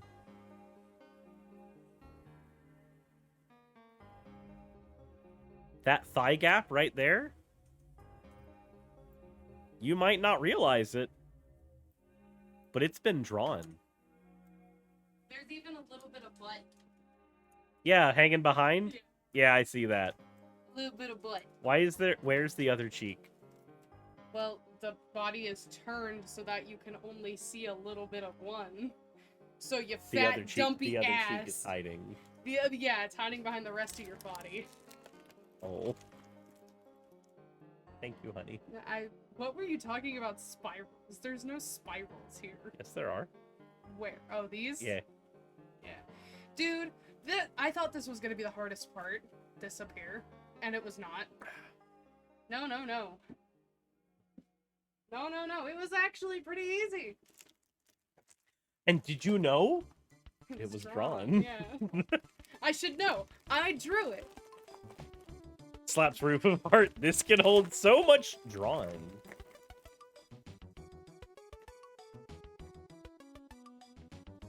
It's been drawn. It has. All of this has been drawn, yes. Oh my god, what the fuck have you done? Drawn. Why are these?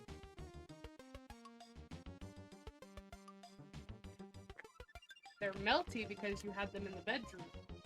Mmm. And Where there's no AC. And it's hot. Yeah. So.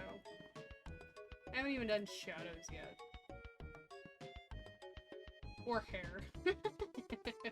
Because right now you bald. You a bald boy. Drawn hair. I also haven't done, like, titty shadows yet. To show voluptuous tatas. Booba. Yeah. Like you've got right now. I didn't realize that the maid outfit came with a closed and open version.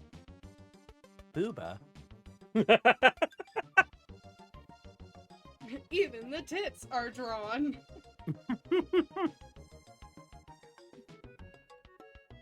Drawn.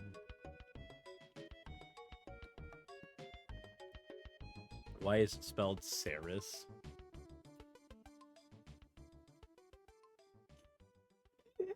Because I slammed your name into the keyboard. So I just put it as Saris. I tried to type Surus, or I tried to type SRS for Surus, Mm-hmm. and it hit SE, and then I hit R, And you just kept it. and I was like, IS. So it's Saris. Yeah.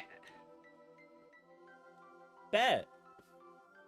I'm deciding on whether or not I want to do any more detailing to the corset or not. Hmm.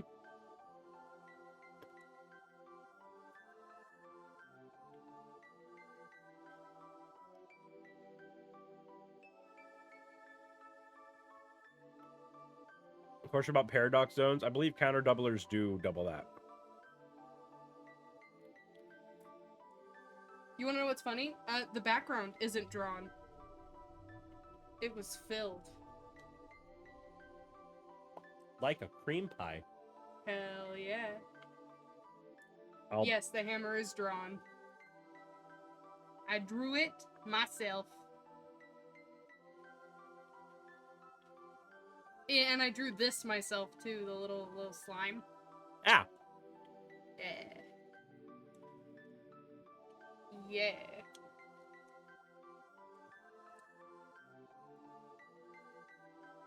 I haven't even added your fangs yet either. Hmm? Ah. I don't have fangs. The fact that you have to kind of open your mouth to show that you don't have fangs when you absolutely have fangs. See? No fangs.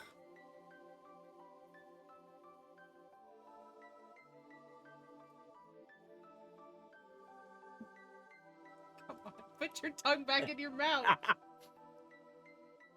See, look at those little canines. What?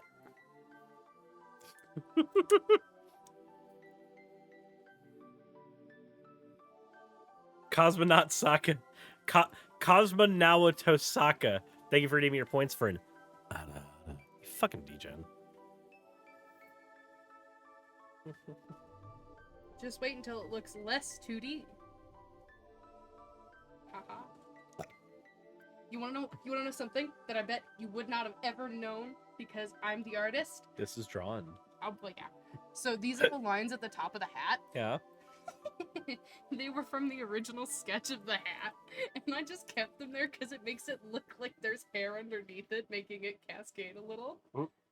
And I was like, that looks good. It looks like it's, you know, kind of like, it just looks He's right. like, I'll keep it. Yeah.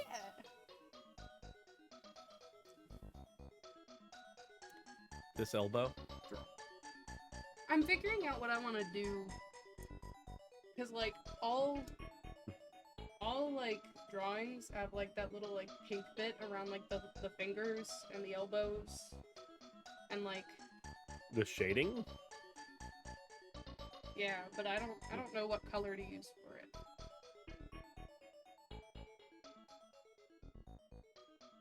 Told by a supervisor, the normal see review, she's with zero improvement on my performance. Somebody working incredibly hard to improve. Wow, what a bitch.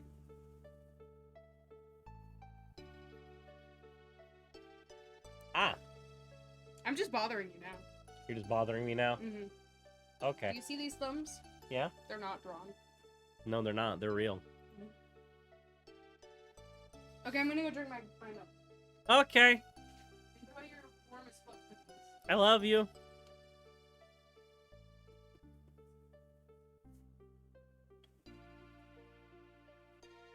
Fuck Ogre Slumlord.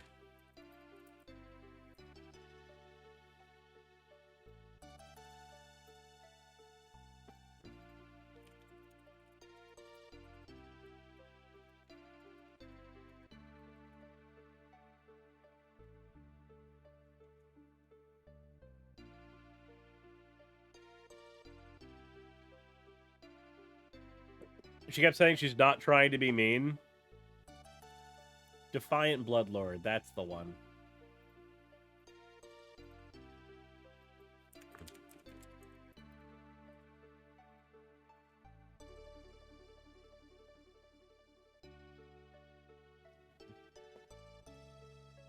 I just added 25 Defiant Bloodlords to the deck. What is wrong with me? What?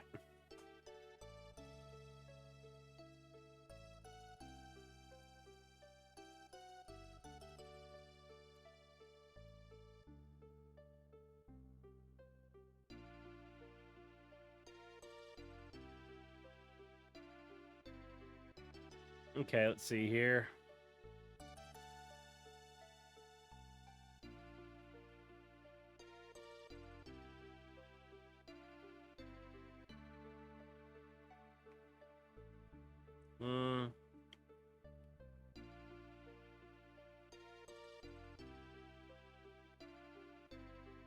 Blood Artist, what are you sitting at?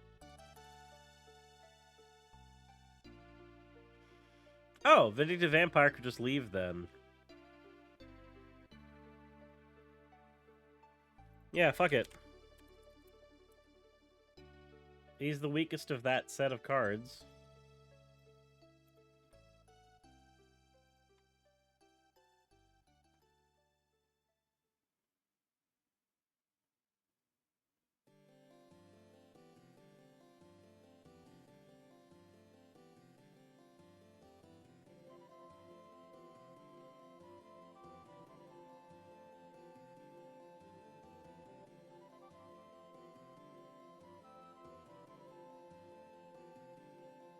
The deck is not legal because it must contain 100 cards.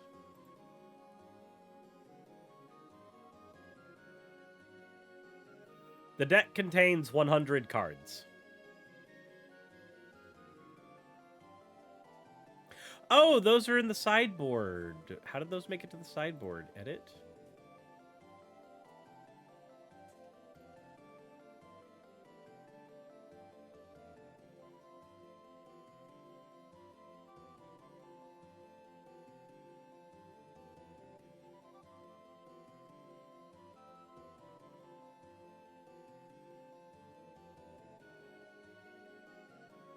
There we go. No, you're fine, kidder. That shit's stupid.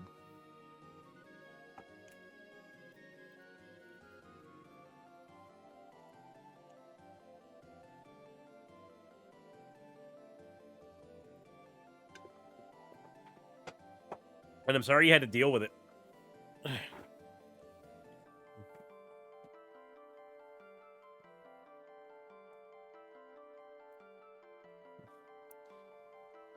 What are we doing now? So what we were doing is building a commander deck for Purple Kobold.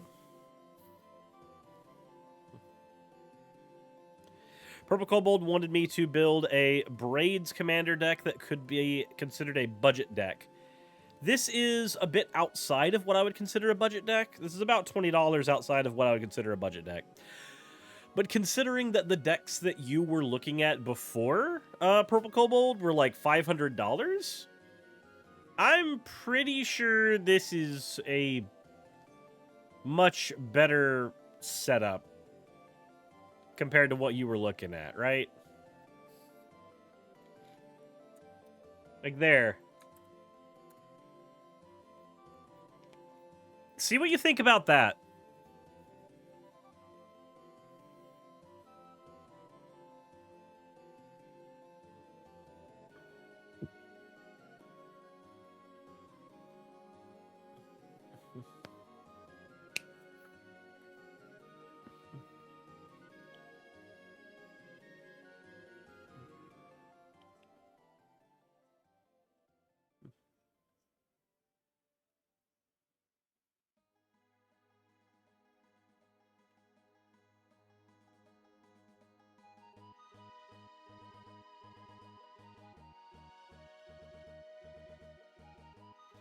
I don't get my paycheck till the 15th, but it's fine.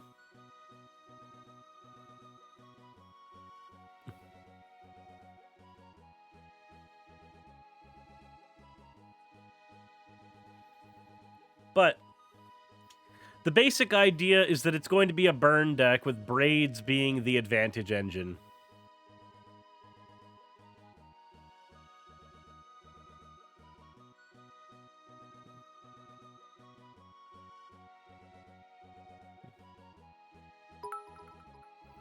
Purple Cobalt, thank you very much for the 500 bits. Here's more for the paycheck, and as thanks for making the deck, I appreciate you.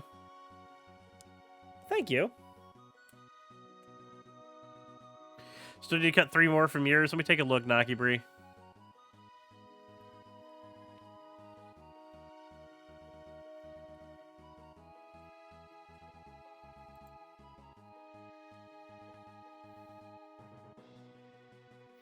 Gilly, long live the queen. No, Gilly, she dead. She died.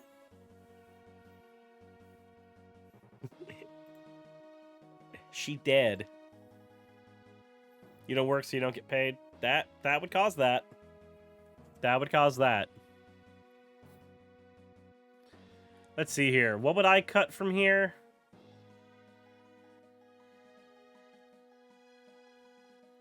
I do not like Isochron Scepter.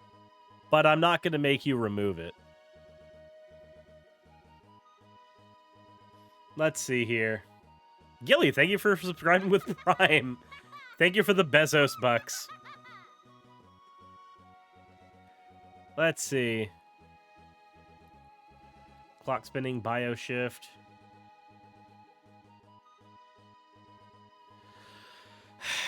All right, so I don't...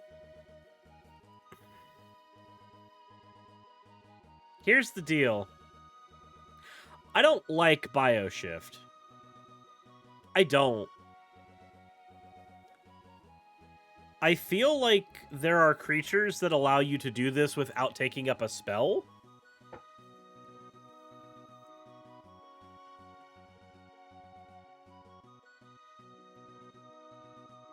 Like, I don't like bioshift. I don't like burst of strength.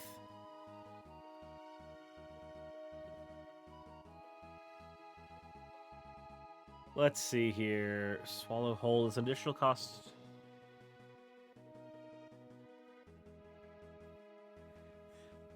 Swallow whole is interesting. Thrive, I don't like either. You're not really spawning a fuck ton of creatures. Bioshift and Ozil trigger both triggered counter doublers? Nope. So Bioshift will trigger counter doublers, but here's the thing you gotta ask yourself. When you play Bioshift, what advantage is being given to you? Your fractal spawning guy isn't your commander, and you don't have a way to tutor him up very easily. So making sure that your spell package is built around enabling the Fractal Theorist, being able to make more cards, that doesn't really help you all that much. Because you're banking heavily on a card that you're not guaranteed to see every game. Also, Shark, holy fucking shit. Thank you so much for the raid. How was your stream? What were you talking about?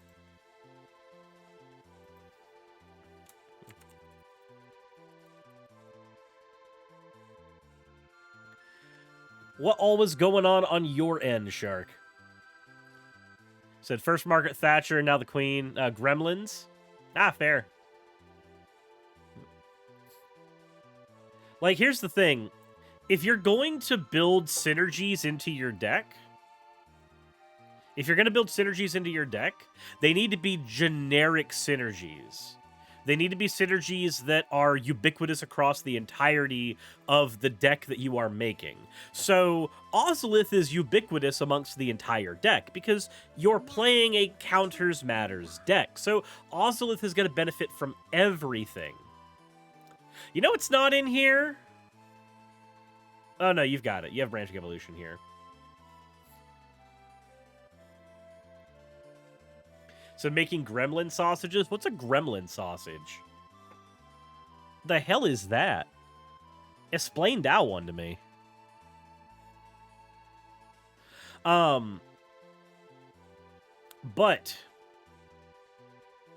it's just what it is. How about some draw stuff then?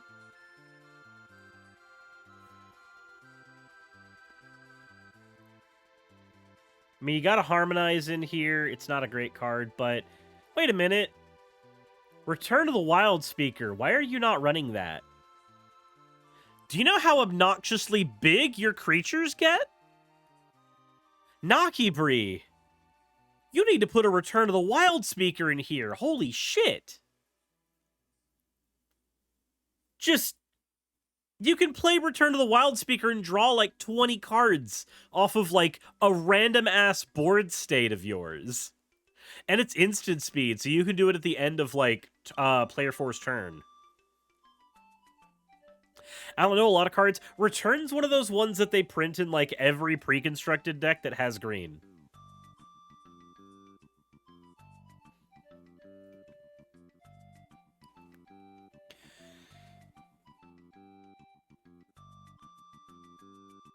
Cosmonaut says, I don't know what that is, but it sounds really OP. Okay, so here's the thing. Return of the Wild Speaker. It is a cheap card. It costs almost nothing. What is it, like 50 cents, maybe? $1.16. Okay, cool. Draw cards equal to the greatest power among non-human creatures you control. This is a fractal deck. Fractal decks always make giant creatures that have no ability on them, because that's what fractals are. Giant creatures with nothing going for them except the counters they have on them. Return to the Wild Speaker is like a draw 20 spell in this deck. It's fucking insane. Speaking of which, Soul of Might is another one.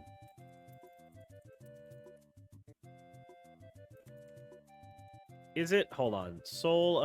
Not Soul of Windgrace. Let's see here. Soul of Might, MTG. Is it Soul of Might? No, that's Soul's Might. That's not the one I'm thinking of. No.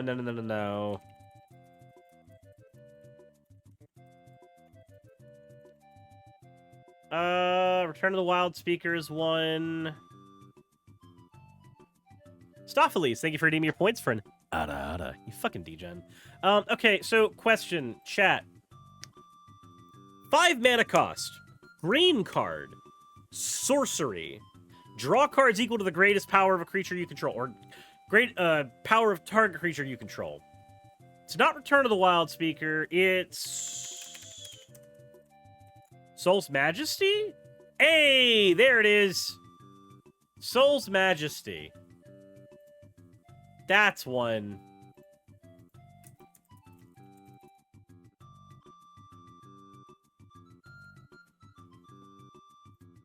There you go.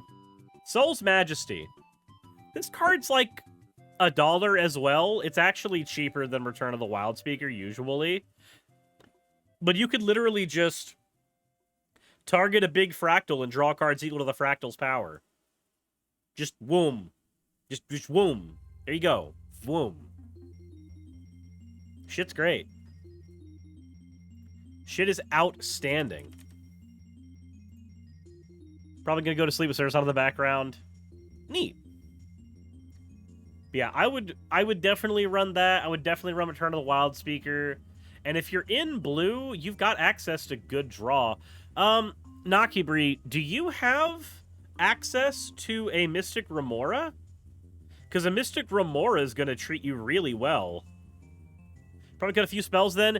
Any of the cards that you put in specifically to be like I would get rid of Thrive, I'd get rid of Bioshift, I'd get rid of Burst of Strength. I like Homestead Courage a little more because it's got Flashback, but I also don't like it either.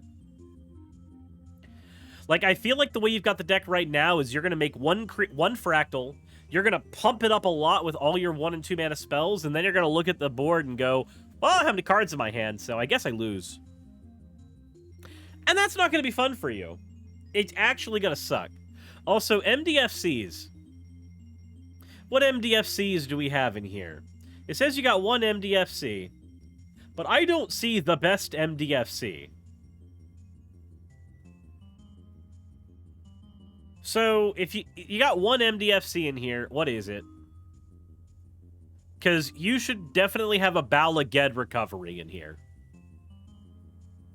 That would just swap in for, like, one of your planes. Or a forest. Well, not a forest, but, like, one of your planes. Bala Ged recovery is just super good.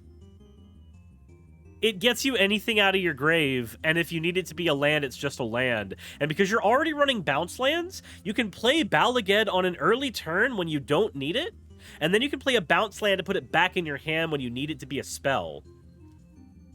Like, Bala Ged is just good. I don't like New Horizons. That probably needs to leave.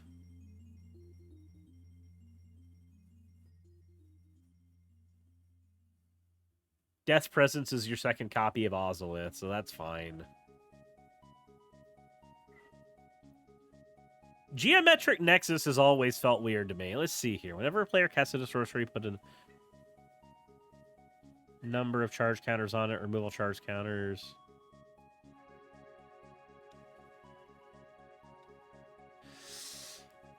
I don't like Geometric Nexus. It feels slow. It feels real slow.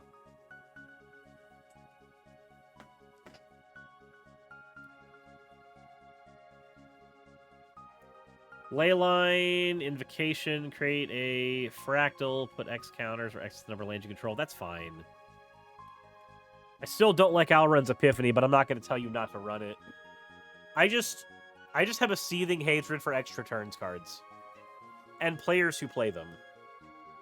What I'm saying is I hate you, Nakibri. And I need you to understand that. I'm kidding. Let's see. Dean of Substance. Here, if one of our counters we put on a permanent. How many counters plus one? Of course, you're going to be in here. Wait, Pier is here. No tooth? No toothy? Of course, we have the Dork package. Instead of an Elvish Mystic, you should probably run a, what's it called? Avacyn's Pilgrim? Avacyn's Pilgrim is a mana dork that taps for white. But it costs green. I'd probably swap out that Elvish Mystic or the Finehorn Elf for the Avacyn's Pilgrim, just so that you've got mana fixing. Sure, let's rephrase. Let's redo. Okay, cool. Inspiring Roar.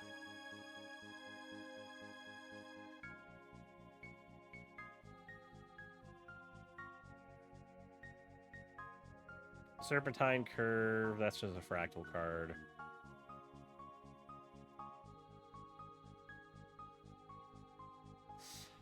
I don't like Brace for Impact, actually. I'd remove Brace for Impact completely. I do not like that card. Prevent all damage that would be dealt to target multicolored creature this turn. For each 1 damage prevented, put a 1/1 counter. So actually, no, I'd keep Brace for Impact. It's good for combat. I'd get rid of Inspiring Roar. You put a 1/1 counter on each creature you control. That's cool, but like you've got cards like Evolution Sage that will do that anyway.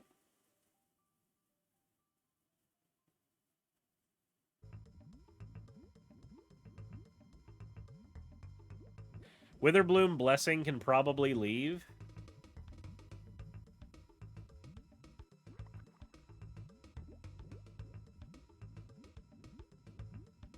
You know, you want a funny fucking card to put in here?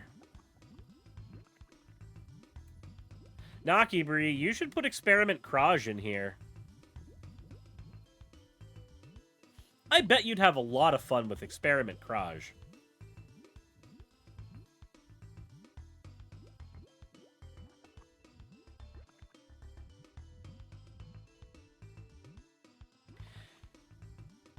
And Experiment Courage can go off of the Dean of Substance, so that's good.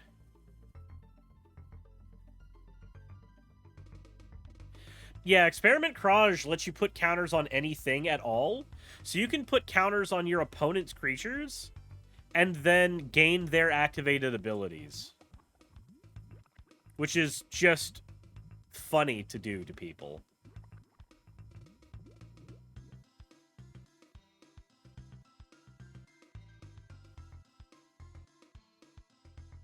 Like, I think it's a hilarious thing to do to somebody. I think it makes them sad.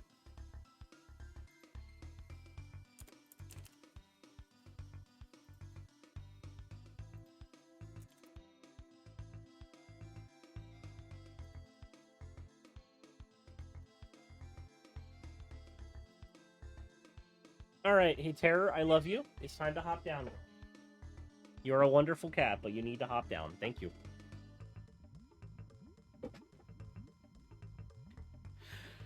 Also, I appreciate the Simic Ascendancy. If you want to win that way, that's entirely up to you. I hate Simic Ascendancy. But if that's how you want to win, go ahead.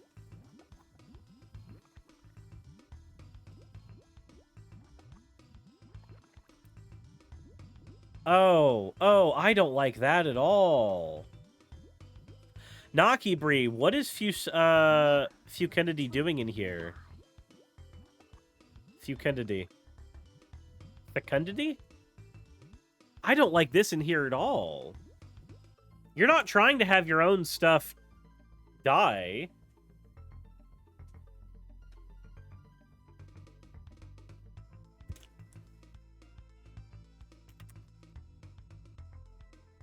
Like, all this is gonna do is make the Aristocrats player look at you and go, thank you for all the free cards. You're my best friend.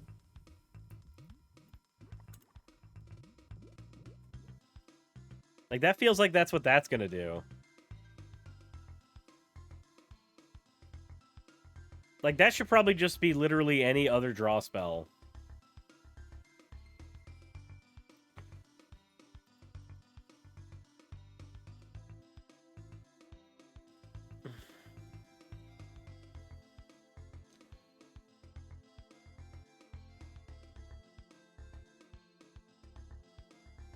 The Onyx Love says, bro, do you remember me? Because I remember you, but if you don't remember me, I'm your dad's long-lost brother's dog's pet's goldfish's great-great-grandson.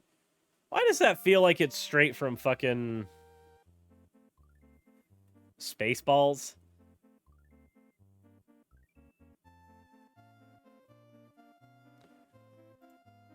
Is that 100 cards exactly? There we go. That's looking better.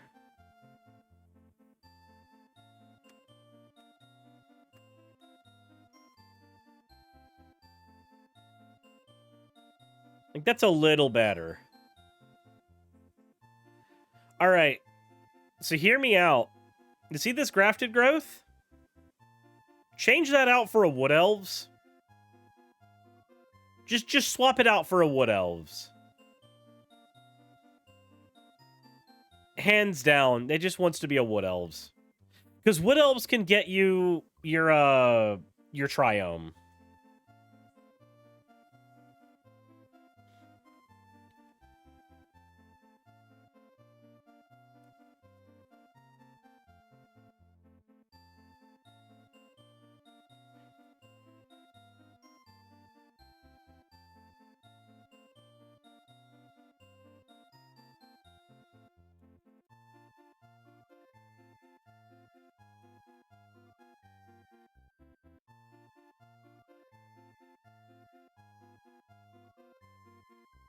Is Cirrus a troll player? Why would I... What? What kind of... Why would I be a troll player? I'm just suggesting a card.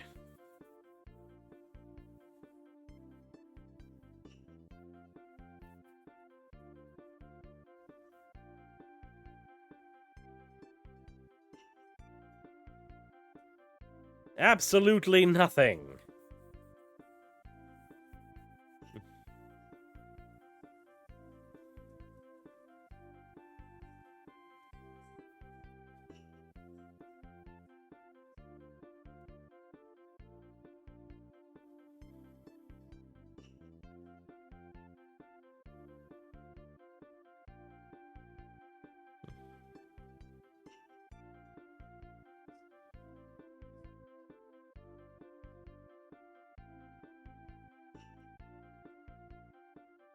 Okay.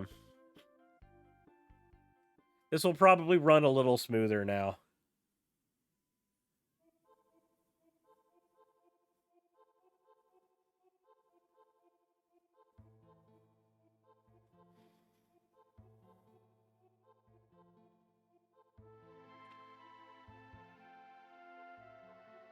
You can speak almost exclusively in movie quotes.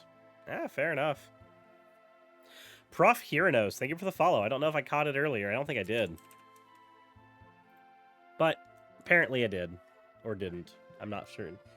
Terror, please. Child!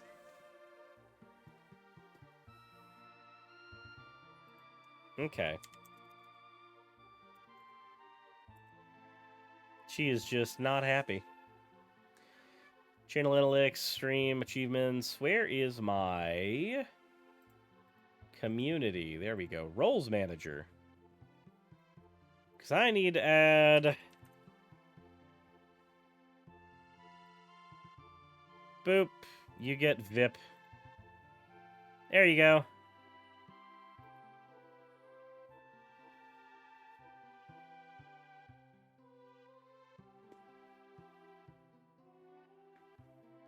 Brinks, I'm not going to keep on looking at decks today. I've been doing the decks thing for like 2 hours now. I need to start getting into topics.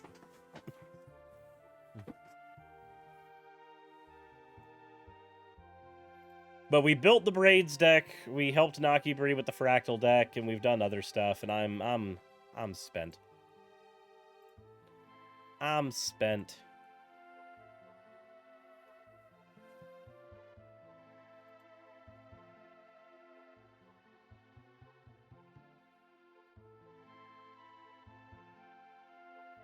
Fair enough, all out of Magic, basically.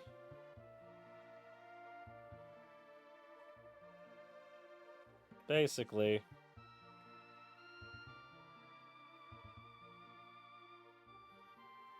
But at least I've got my list for Braids now. I know what I'm going to build. Okay.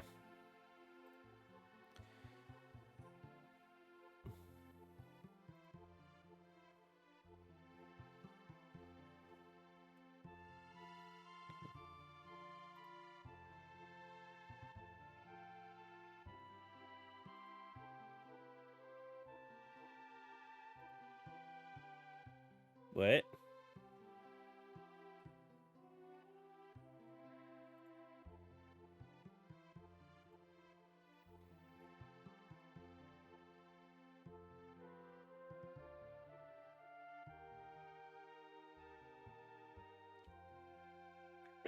God damn it. I just saw something terrible. Okay, that's fine. We don't worry with it anymore. Too much prawns.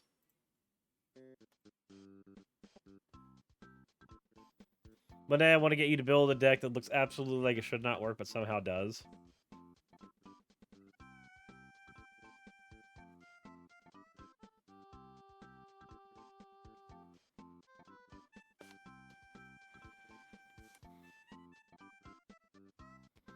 Okay. Any Cody deck? Yeah. Yeah. Cody decks don't look like they should work, and then they do.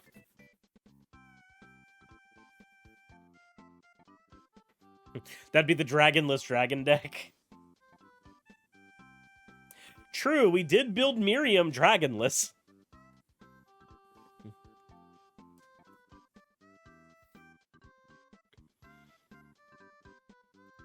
Okay.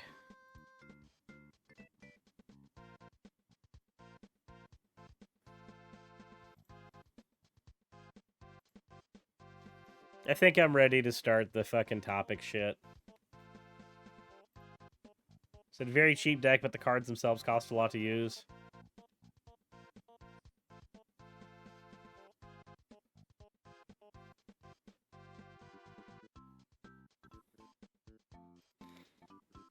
Do do do do do do do do do do do. Where's my? Okay, where are we on fan art shit? Let's take a look here. I recognize all of these.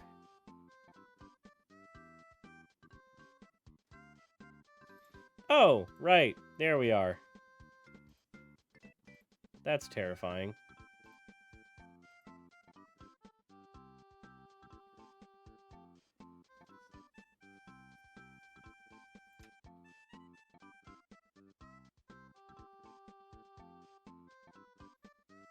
Do do do. Derek Jeter's fielding range was so poor the Matthews and scorecards would reveal him as bad. The footage on TV was nothing but diving catches.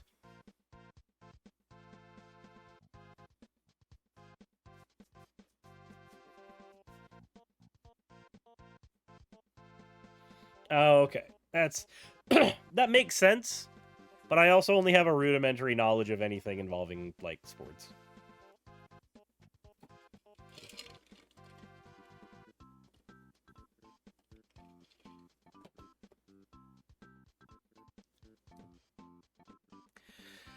Where is? I wonder how Weeby is. Man, I miss Weeby. I miss him. I miss him so much.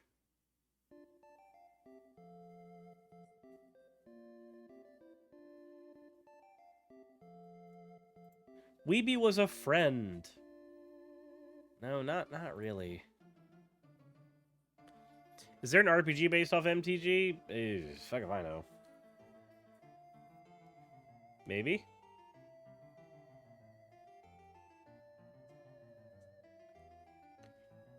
Where's my thing?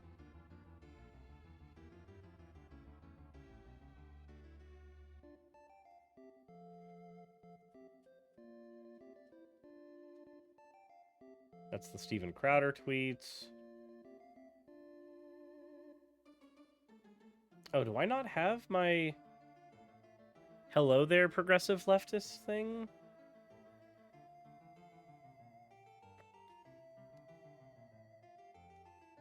Okay, I do.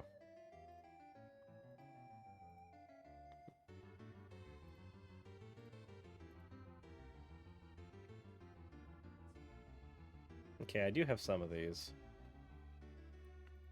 I do have that. Let's use it. All right. I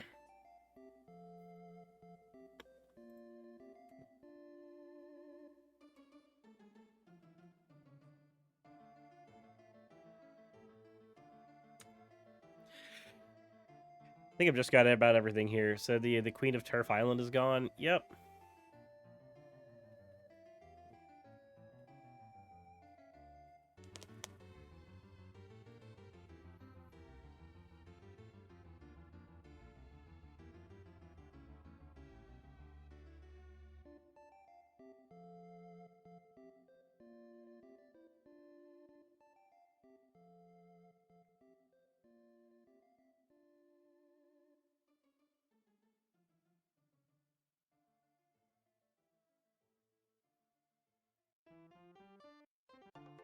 The fuck?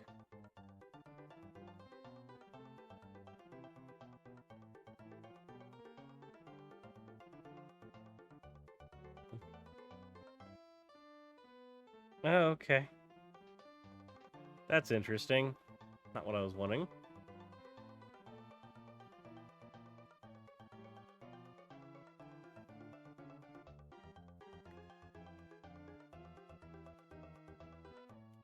Okay, I think this is everything that we need here.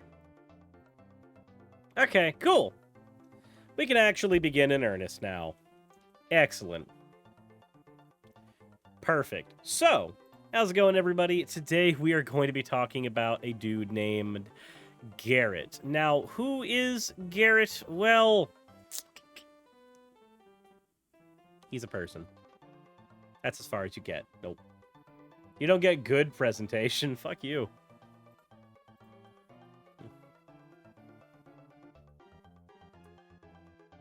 The high YouTube. I just realized that I fucked up a thing. That's my bad. Oh well, hold on.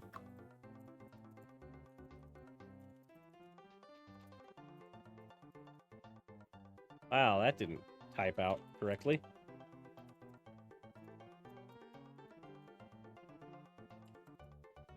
There we go. Stop screwing up, Cirrus. I can't stop screwing up. It's literally in my blood. Fucking up is what I do.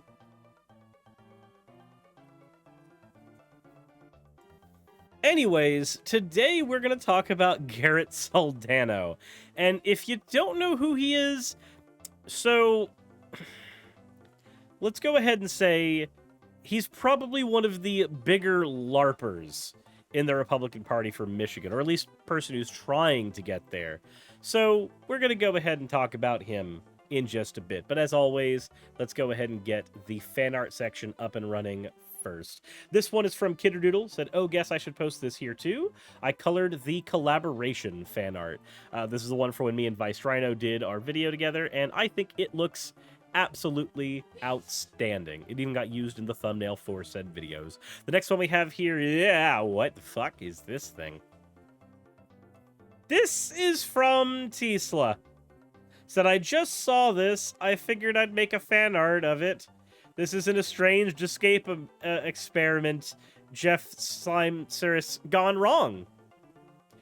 For those who don't know, there was a version of my character that was submitted earlier that had Jeff the Killer's face posted on it. And I guess this is where this gets us. And I am terrified. This last one is from Ivana Dragmeyer, and it is another work in progress piece that we will be seeing more on later. As always, thank you all for your fan art submissions. If you want your fan art to be shown in a future video, the best way to do so is to drop it into the fan art section of the Discord. With that said, if you haven't subscribed already or hit the bell notification icon, please consider doing so, and hit the link down there that will take you to Patreon so that you can support the channel that way if that is something that you so desire to do. With that all said, let's go ahead and get right into the actual topic itself. This is the video that made me want to actually cover him in the first place.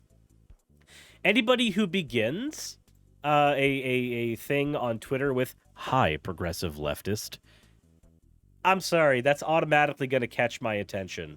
So let's go ahead and take a look here. Soldano, what do you have to say? Well, hi, progressive leftist. Hi. How are you doing? Also, I love that you've got the country music background. I too have a background music of currently music sampled from the N64. And I like that you begin your thing with chopping wood, because that's necessary. You'll find that that's actually a theme for every video he does on his channel for the most part. Well, not channel, his Twitter. But let's see here. Well, hi, progressive leftist. Hi. If your idea of a man is sitting around in your skinny jeans, drinking your Starbucks Grande Peppermint Mocha made with soy with whip, talking about how great Biden's economy is. That was a very specific order. Do you think he orders that? Do you think he actually orders that one? Holy fucking shit. How's it going, Dylan? Again? Thank you so much for the raid. Where are you? We are talking about Garrett Soldano right now, who's running for Michigan. We are covering one of his things at the moment. Confetti Spooky Time. Thank you for the follow. Lord Filthy, thank you for the follow as well. For anybody who's not familiar with me, my name is Cirrus. I do political content here on YouTube and Twitch. So yay. Soldano lost his primary. Aw, poor guy. Too bad we still have a bunch of propaganda to go through. Said, think I'm subbed to you on YouTube but not Twitch chill just now? Well, there we go. There we go. Alrighty. Let's go ahead and continue his, LARPing. After Sepsin, thank you for the follow. Craze King, thank you for the follow. Someone Important, thank you for the follow. And Aaron Torres, thank you for the follow as well. Literally, all of you. Every single one of you. Let us continue. And how great Biden's student loan forgiveness plan is. How great the student loan forgiveness plan is. So here's the thing. The student loan forgiveness plan isn't that great, but it's better than nothing. And that's about as far as I'll get with it. Is he just promoting gender roles? I think he simps for gender roles. I think he simps for them. Like, what is it, like 20,000 of loan forgiveness in some cases, 10,000 in some other cases, and it's mostly only if you took government loans specifically, privatized loans they can't really do much about. It's better than nothing. It's better than nothing. So my criticism of that is that it didn't go far enough. Well, yeah, that's where my position is as well. It didn't go far enough. It didn't do enough. It's certainly helpful for a handful of people, and for that, I'm not going to be upset. But it definitely didn't do enough. Just Joe Biden's entire motto, it's better than nothing. I feel like that's a good, thing for most of his presidency, right? Better than nothing. That's not a great legacy to have, mind you, but, it's better than nothing. Anyway, let's continue. And you keep being you.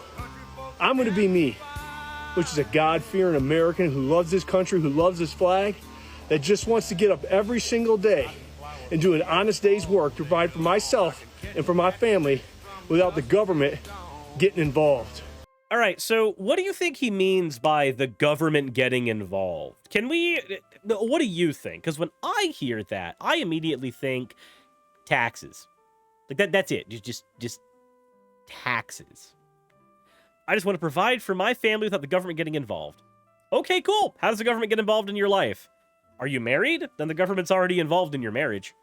But, what do you mean specifically? I bet you I have an idea on that. We'll get to that here in a second.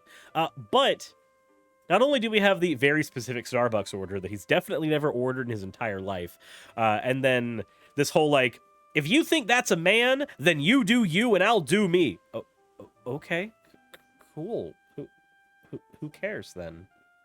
Like, what was the statement you made? You just said if you have this opinion and I have that opinion, then you do you and I'll do me. Oh, okay, then why the fuck did you even speak? Why did you say anything? Obviously, the thing you said was important enough for you to record an entire video about it. Why does it have to be you do you and I'll do me? That feels kind of like a limp-dicked, almost useless endeavor at that point. His shirt's at least a size too small. You can't do yourself on Twitch. That's against TOS. But you can have someone else do you on Twitch, and then you'll get back after 7 days. Remember that. Remember that. All right, so can I just make a comment here? By burying his hatchet into the stump that he's using for cutting more wood, he's just dulling his hatchet unnecessarily and creating more work for him later, because you do not want to leave your hatchet out in the elements. You put that in a shed, or you take it inside. I say this as somebody who owns a hatchet. I say this as somebody that has to actually cut wood off of my property. All that explains to me is incompetence. Said wearing safety glasses would make sense when cutting wood. True, but here's the thing. It's not as important when you're doing just log cutting, because when you're cutting firewood, you can close your eyes. You know, like, once you get your axe halfway in the air, you know when it's just going to terminal velocity down. You don't necessarily need it the same way you would for, like, a saw that it has a constant spray of dust coming up. But, yeah, no. Okay, so. Now, I have a question. If he doesn't want the government getting involved in what he does, and he wants to make an honest day's work, an honest day's living, I'm willing to accept that. Do you know what he doesn't do, though? He doesn't do an honest day's work or an honest day's living. Guys, can you guess what the Soldano family practice is? Can you take a guess for me as to what their family's business is? Chiropractic. It's chiropractic. You know, the bunk pseudoscience that actually was started because a guy heard a ghost tell him about it. That one? Yeah. That's his job. That's what he does. Vanguard Christie, thank you very much for reading your points for an hada. You fucking degen. Yeah, like I said, quackery. Yep. Now here's the thing. He doesn't... what now? Oh, you didn't know that? The origins of chiropractic, quote, medicine? Were literally... A guy said he heard about it from a ghost and then began practicing it. He thought that if you aligned the spine properly, you would unlock special healing from the body, not unlike aligning chakras. I'm surprised if I did a video on it years ago. So I learned about that chiropractor controversy from Illuminati. Yep. Says validating. Now, here's the question here. If he wants to make a video saying that he doesn't want the government getting involved in his life, I'm perfectly fine accepting that. But not when his chiropractic business had to receive a $103,000 loan from the federal government. With that amount plus interest forgiven by the federal government. Now, I don't know if it's just me or if most politicians happen to be hypocrites. I'm not 100% certain. But I find this to be absolutely fucking hilarious. Personally. The government must only give me monies. Saddam, excuse me? Yeah, I know, right? Isn't it neat? Isn't it neat? Isn't it great?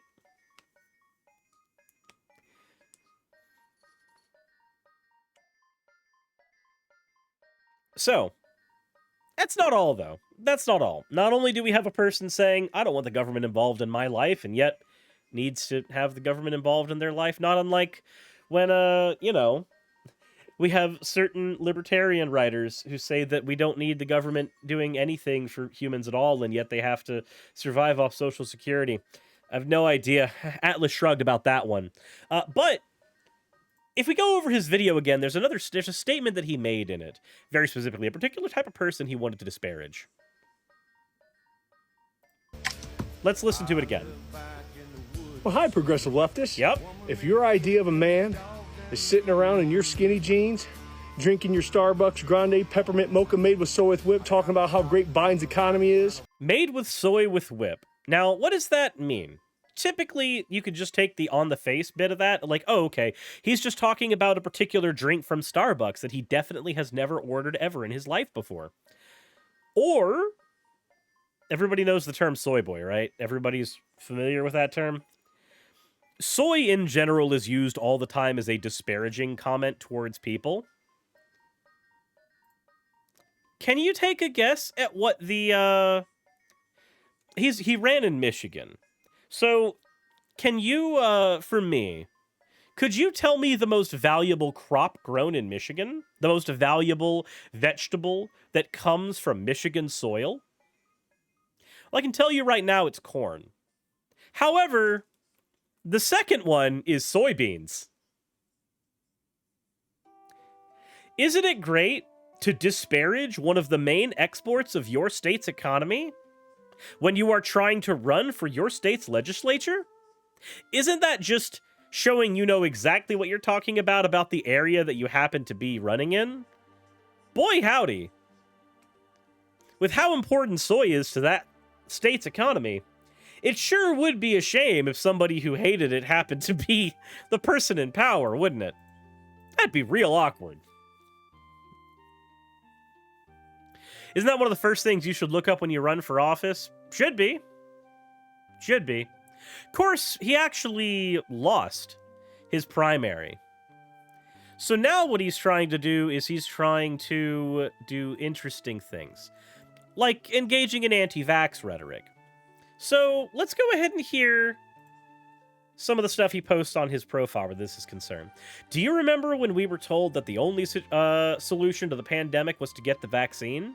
Now, I'm going to play this and comment on it, knowing full well that the last time I did this, apparently, I got a channel strike. So let's see what happens.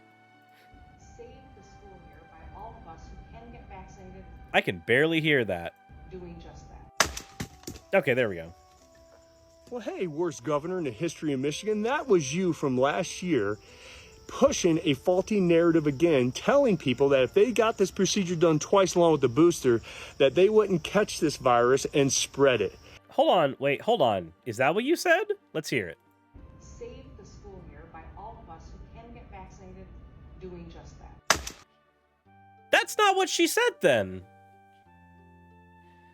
She said we can save the school year by having everybody who can get vaccinated be vaccinated, because a vaccine lowers your risk of transference, lowers your risk of catching the virus, and lowers the severity of the virus if you happen to get it. That's what the vaccine does.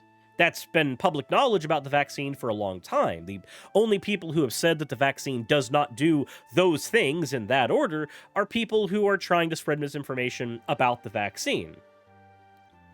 Vaccines do not always give 100% immunity. Sometimes they give very strong secondary response for your system. Because all a vaccine does is bolster your immune system. That's its job. In some cases, it can grant pure immunity to something, but some viruses are strong enough to where it's only going to grant protection. It is more shield than Thunderdome.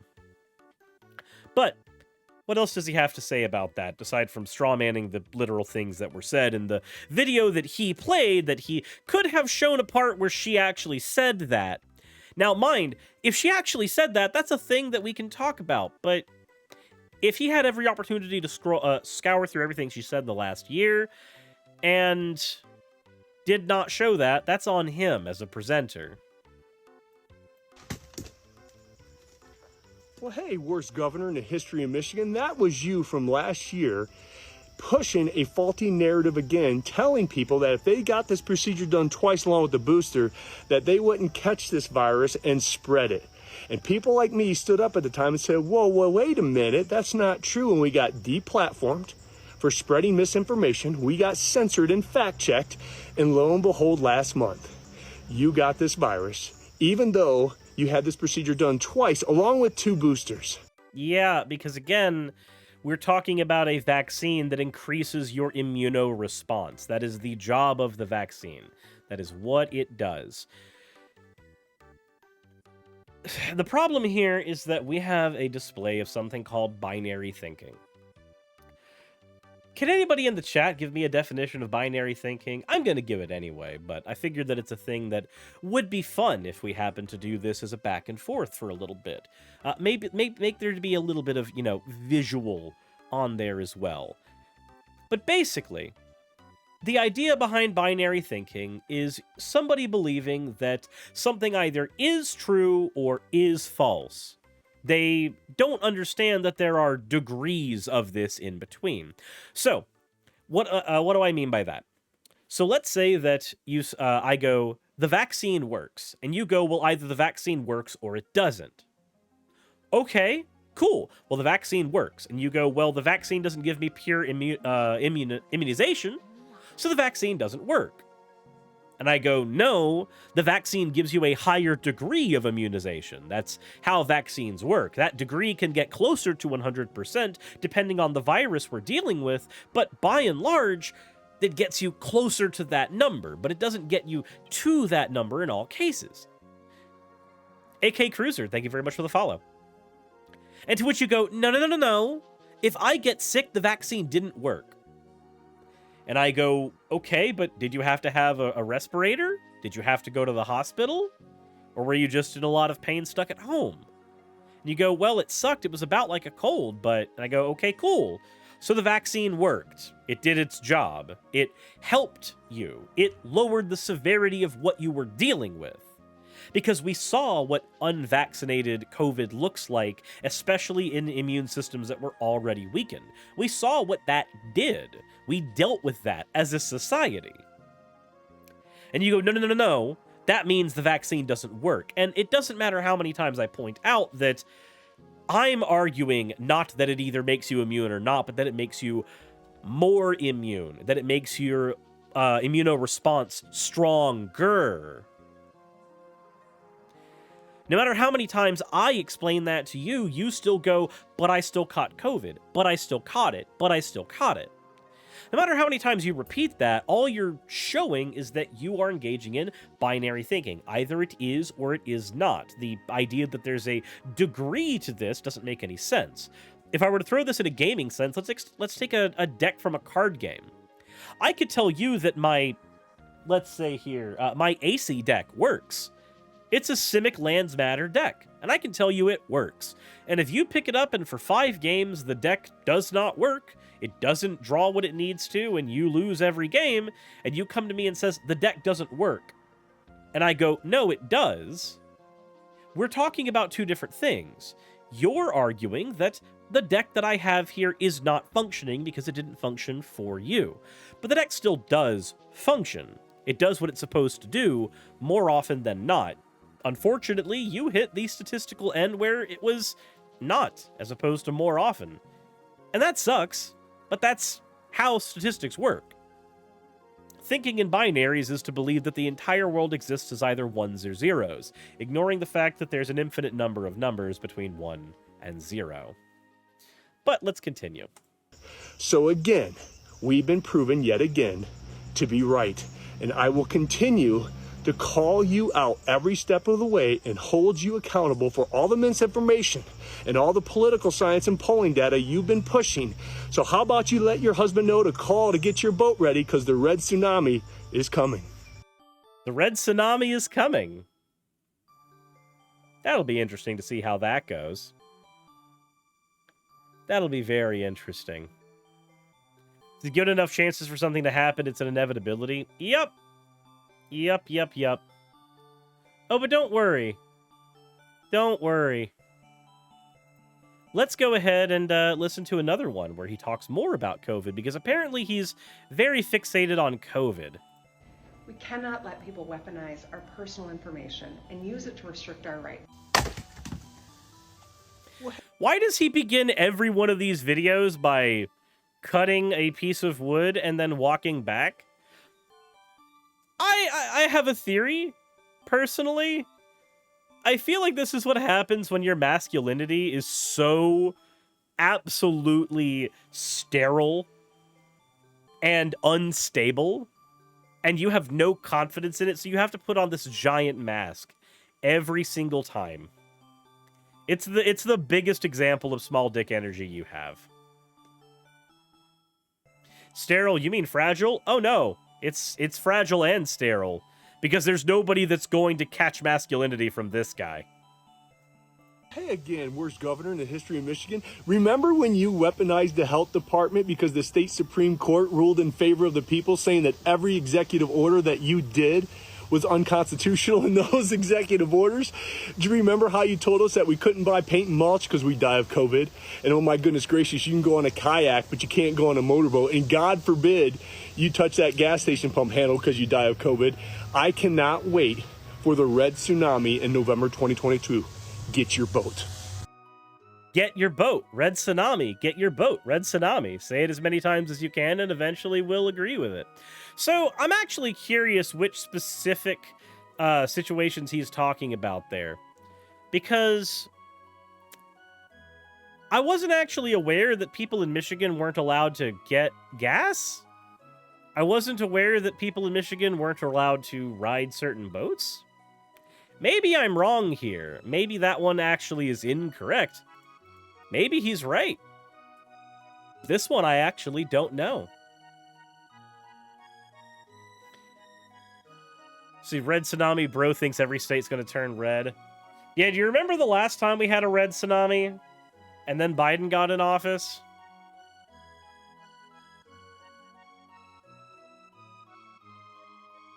Let's see here. I'm seeing if I can find anything where that happened. I'm trying to see if I can find anything where that actually happened. So you remember when you couldn't buy toilet paper or hand sanitizer? Not seeing anything.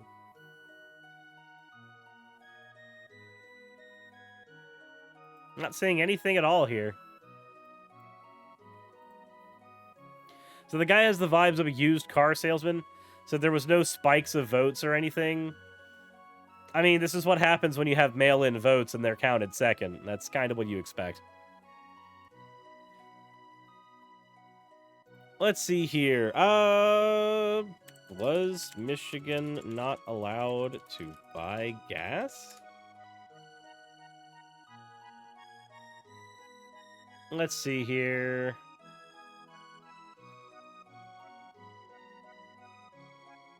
Yeah, I'm not seeing anything there. Still too early to call, I guess. I have no idea what you're talking about, Cosby. As Michigan's fretted over gas prices. Yeah, I'm not seeing anything about this. I'm seeing sales tax on gas getting suspended here. Yeah, I'm not seeing anything. So maybe he's just lying. Who knows? I have no way to tell at this point. This guy's a walking definition of Poe's law. I can't tell if it's parody or if it's real. But I know it's real because I know the surrounding stuff where he's concerned. Awkwardly.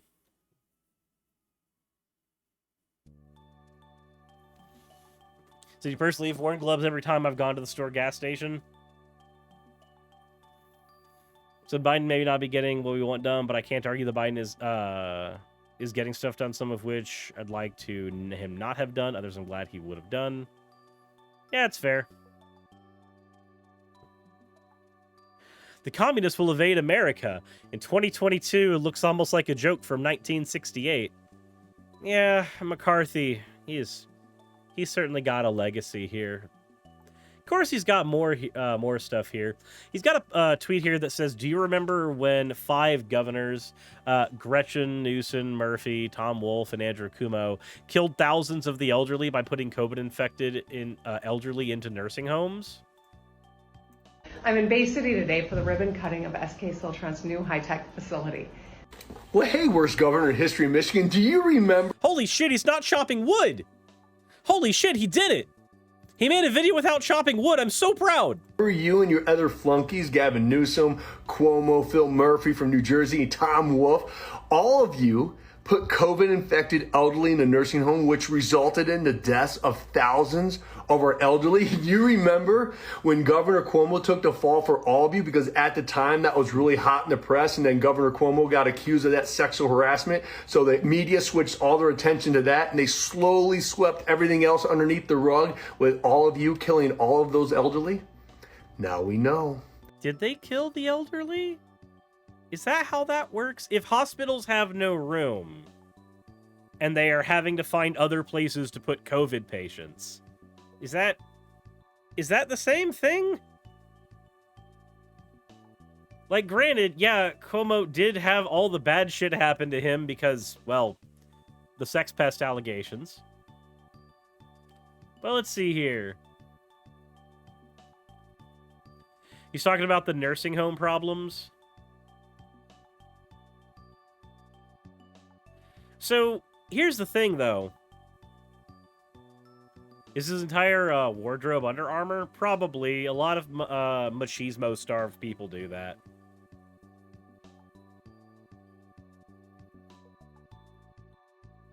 Let's see here.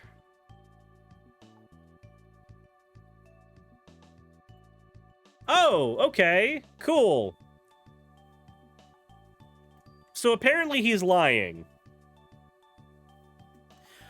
Landsling, grilled by Republicans during the heated exchange Wednesday, the state's public health director mounted a vigorous defense of Michigan's COVID-19 nursing home policy, calling allegations it helped fuel a high death toll baseless and groundless. Robert Gordon, director of the Michigan Department of Health and Human Services, testified for a third time before the legislature's Joint Select Committee on the COVID-19 pandemic, where Republicans have spent months investigating the effects of executive orders issued by Democratic Governor Gretchen Whitmer, including a policy for hospitals to discharge medically stable seniors with coronavirus to nursing homes that had isolation units and sufficient personal protective equipment. It was a tense, sharply partisan back and forth. Republican critics of Whitmer's handling of the pandemic argue the state should have created COVID-only facilities for seniors who were released from hospitals. Whitmer's inexplicable actions put elderly citizens at risk, can only be described as disappointing and reckless, said the Republican Lawton in heated exchanges. The Whitmer administration policies put coronavirus-infected patients in nursing homes. But Gordon argued that new state and national data shows that community spread, high numbers of cases in communities surrounding nursing homes, is the primary predictor of the virus's spread inside nursing homes, which has slowed in Michigan. States like Florida and Massachusetts that created separate facilities for infected seniors have abandoned that approach and has designated certain nursing homes as regional hubs. To the extent that our nursing home policies mattered, they reduced deaths compared to other states. Gordon once again presented data that he said were evidence that the state's efforts ultimately saved lives. Among the highlights he cited, drawn from the Center for Health and Research Transformation and the University of Michigan and the U.S. Centers for Medicare and Medicaid Services, among every 1,000 residents in Michigan, 69 died of COVID throughout August. A rate that falls between the highest death rate, New York's at 180.2 deaths per 1,000 residents, and the lowest, Alaska's at 5.7 deaths per 1,000 residents.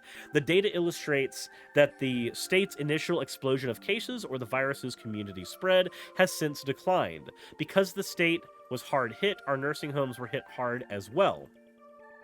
Michigan's proportion of nursing home deaths among all COVID-19 deaths falls below the national average, 33.2%, compared to the 38.6% nationally.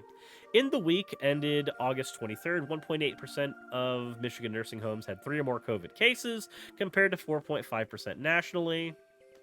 In Michigan, a lower percentage of residents in specifically assigned regional hubs that accepted COVID patients died from the virus than did residents in other nursing homes.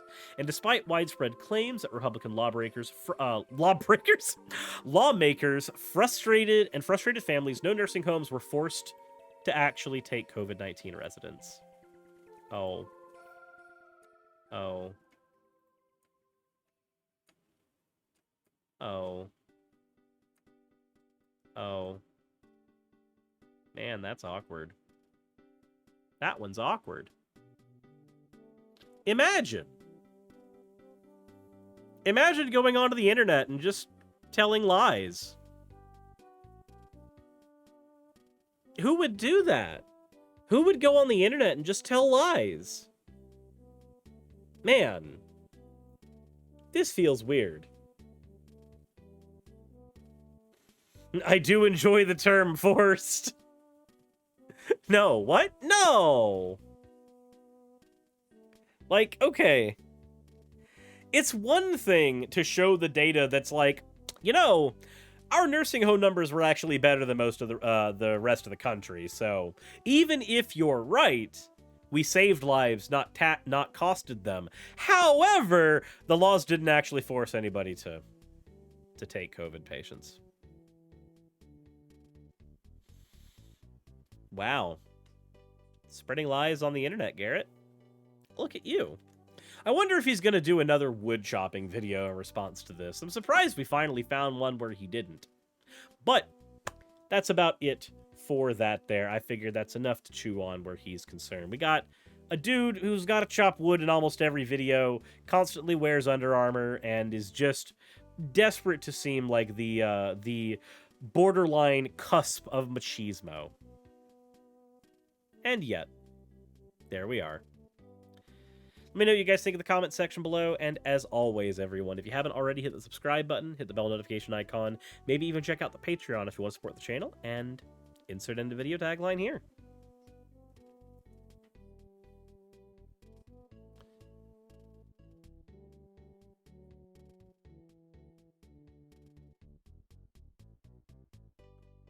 A lie can travel halfway around the world while the truth is still putting on its shoes. Yep. And that shit sucks. There's nothing fun about that.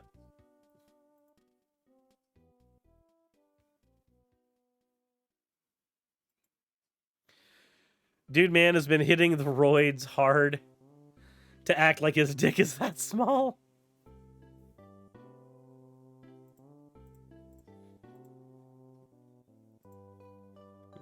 Jeebus.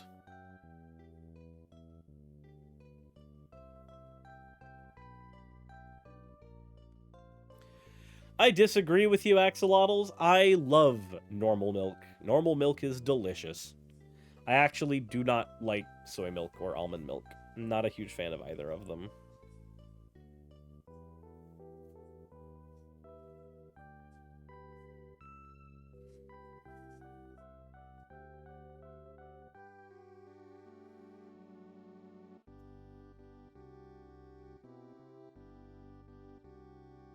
Like, hold on, what?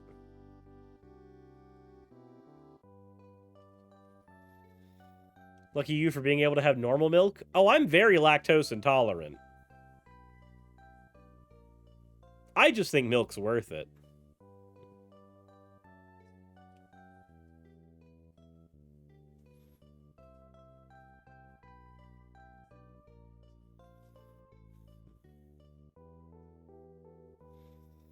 Lactose is overrated. Okay, so that one is done.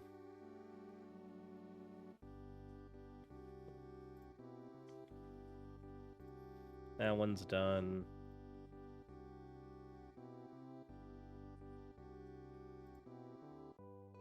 Okay.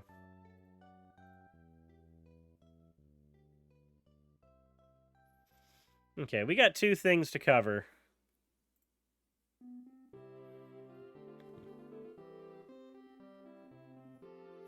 We got a couple things to cover here.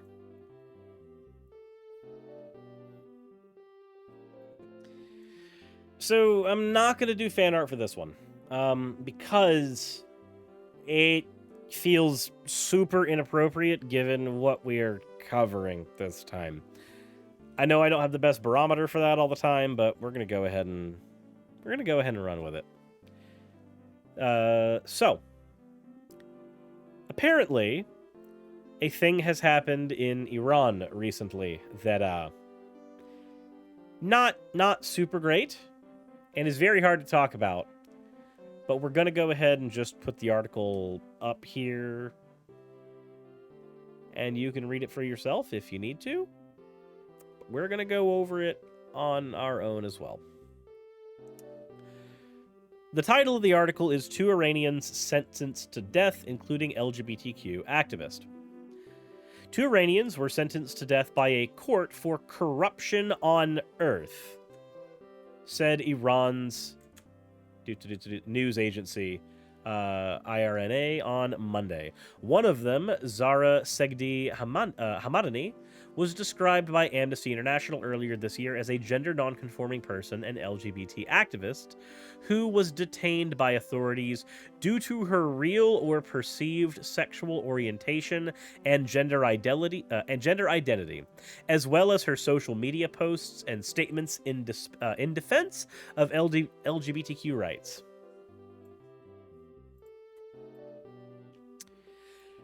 In Iran, this can get you put to death, apparently.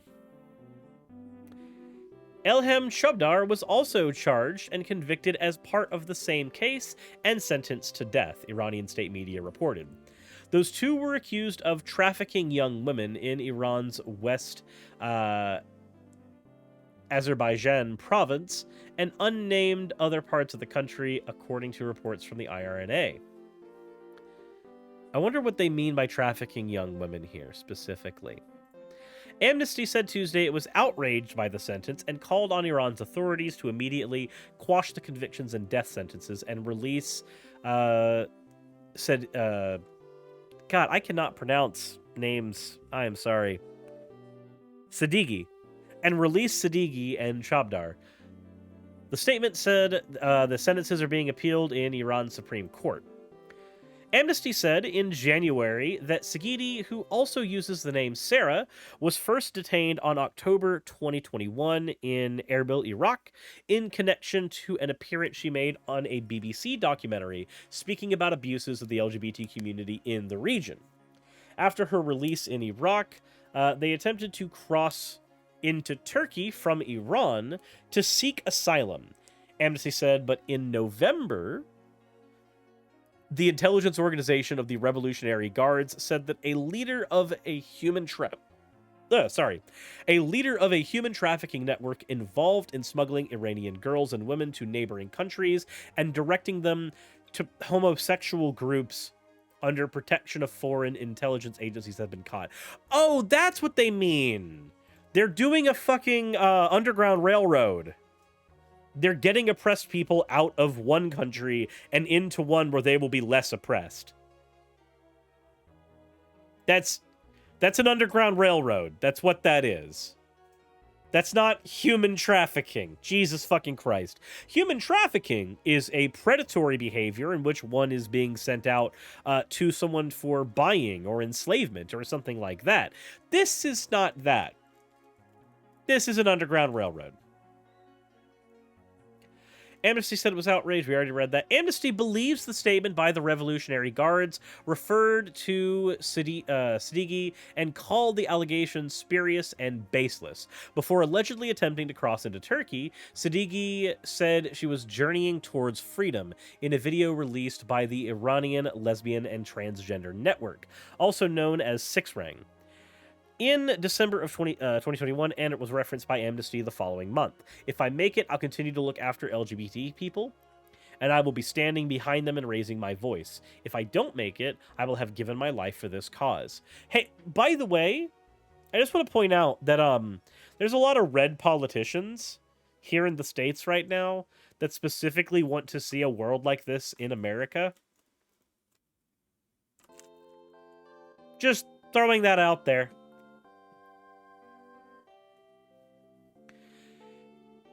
In a letter sent to the Chief Justice of Iran, Ghulam Hussein of Maznai, I'm not good at these names, I'm sorry. Amnesty said Sadeghi was accused in January by the prosecutor in Yeremiah of spreading corruption on Earth, including through promoting homosexuality, communicating with anti-Islamic Republic media channels, and promoting Christianity. When your religion is so fragile that the promotion of another one cannot be allowed within your state's borders, it's the limpest of dick energies you can possibly have. It's pretty whack how many Republicans agree with Iran on human rights. Yep. Iranian state media said that Sadeghi and Chabdur's sentences were related to trafficking without referring to the charges of her activism or further details. Contrary to reports published on social media, the area of charges against these individuals is related to the trafficking of women and young girls with the hope of education and promise of employment to a regional country. And they were also abused, and that led to the suicide of a number of these girls, IRNA said, without providing details. CNN has reached out to the Iranian government about the allegation that Sadeghi's sexual minority status was the reason for her conviction. It was not immediately clear without whether Sadeghi and Chabdar had attorneys. So here's what we're going to do, because this is an article from a handful of days ago. So we are going to go ahead and take a look and see if we can't find any more information on this situation. Let's see what we can find. So, straight from Amnesty, but this is an older article. An Iranian gender nonconforming human rights defender, Sadeghi, known as Sarah, has been arbitrarily detained in Yeremiah, West Azerbaijan, since 27th of October 2021 due to her real or perceived sexual orientation and gender identity, as well as her social media posts and statements in defense of LGBT rights. Authorities have ill-treated her and threatened to convict her of spreading corruption on Earth, which carries the death penalty. So I'm curious here. Let's take a look. Spreading corruption on Earth, Iran. What does this mean?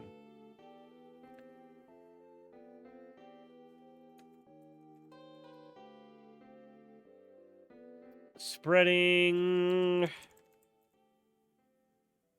widespread moral corruption and offenses. Corruptors on Earth. They said, Ozol, Karain, Gog and Magog are corruptors on Earth. Can we pay you to create a barrier between us and them? Oh, it's just from the Quran. It's from the... Okay, so this should be evidence alone that you should never make any state legislation of any kind based off of a holy book. Be Christian, be Muslim, be religious. I don't give a shit. But the minute you start introducing public policy that is based off of those religious compulsions, no, fuck off. Leave. Just leave. Just go. It's been translated in English language sources as spreading corruption on Earth, spreading corruption that threatens social and political well-being, corruption on Earth, one who is charged with spreading corruption, gross offenders of the moral order, and enemies of God on Earth. Can I just say, all right, we're gonna dip into the old edgy atheist shit for a minute here. We're gonna dip into that for a second. If your God has a problem with LGBTQ people, he can come the fuck here and talk about it himself. If he can't do that, or won't do that, then you can fuck off.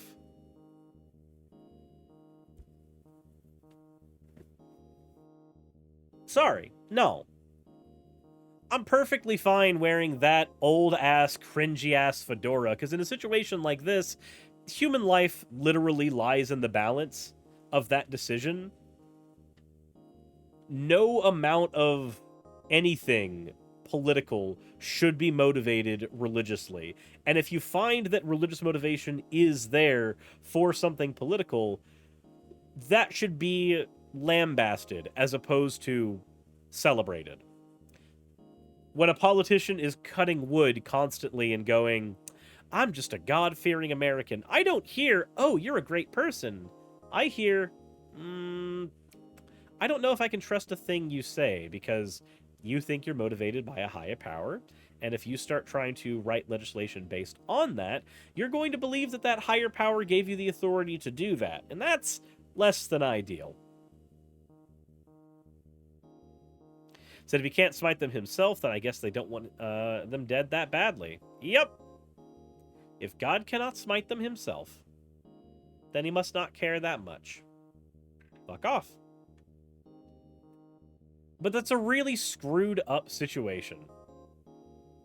And we don't have a whole lot more information on it outside of from the last couple days. Hopefully, by the time Monday hits around, the news cycle will have given us some more updates on this situation. But it's fucked up. And I guess I really can't say much, but let me know what you think in the comment section below. It's not a great situation. There's not a whole lot we can do here. All I can do is say, do our best and not let America do the exact same shit like we used to, please. As always, insert end of video tagline here.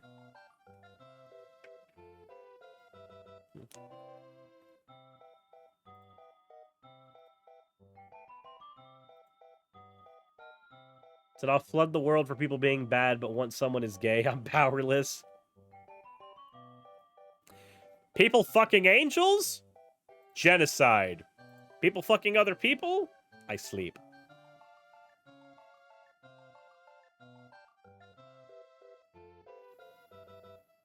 Hour of the news is filled with the Queen's death. Oh, darn.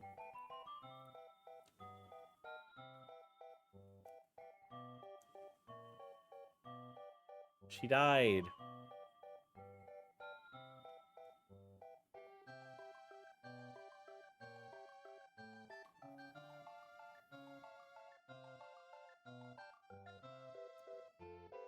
Yep. Oh, no! Anyway.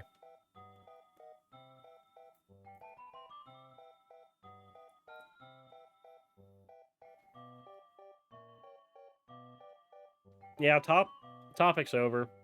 I'm eating a gummy worm.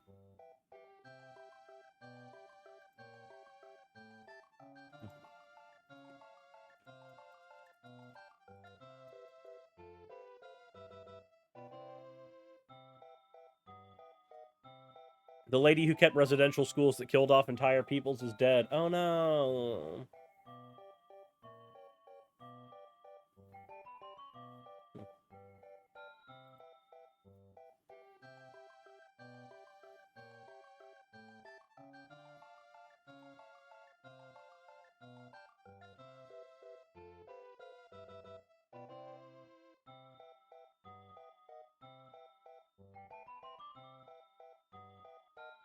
Let's see here.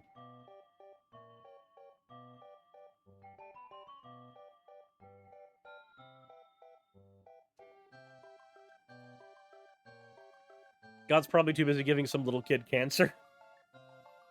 Jesus fucking Christ.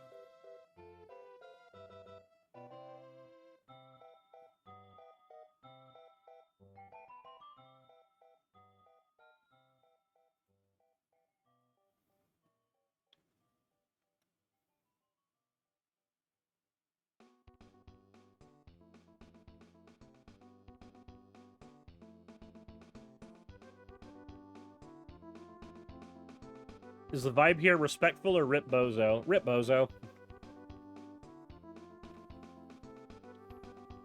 Rip bozo. Pack watch.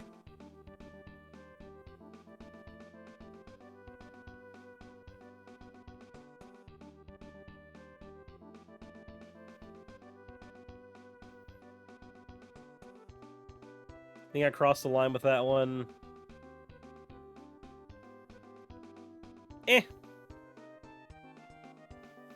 Ivana, thank you for redeeming your points for an Ada. You fucking degen.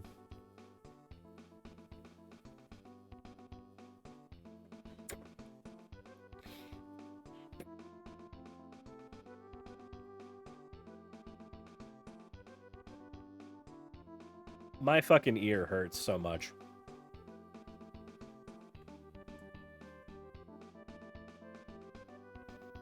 I hate it.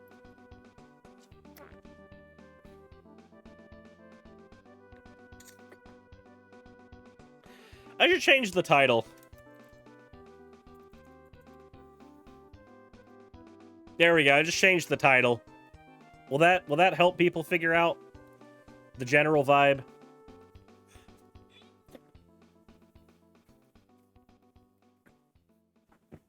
Or is that too much? That should help.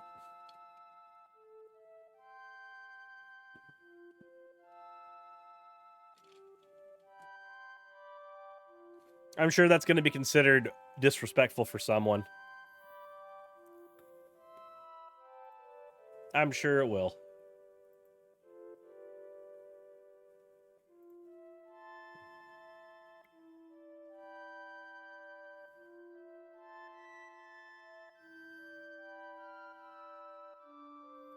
You space off and start looking without any announcement. Hey, you do you. Sober Tropical Boy Sanya, thank you for the follow.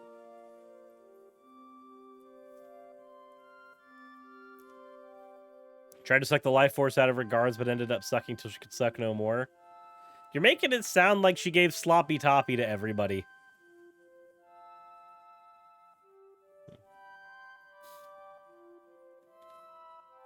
It literally makes it sound like the queen just gave sloppy toppy to her guards.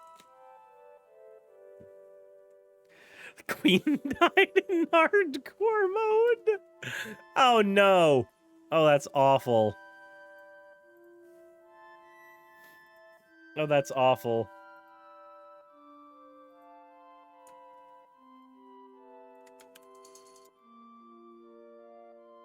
That's terrible.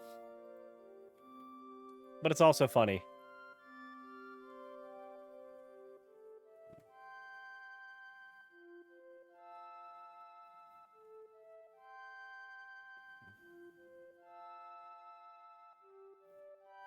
No one can beat the queen of sloppy head, Nancy Reagan.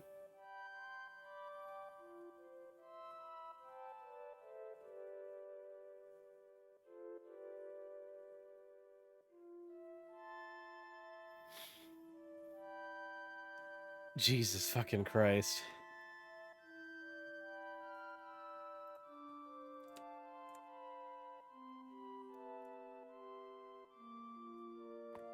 Ow, there goes my neck. There goes my other neck.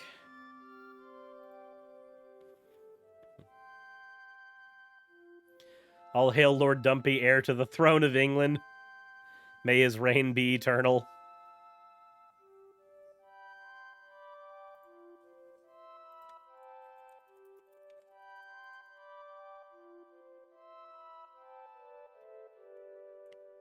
Mewtwo, Cirrus. I am not a Mewtwo. That'd be funny, though. God, I feel so drained. I think it's because I'm still sick.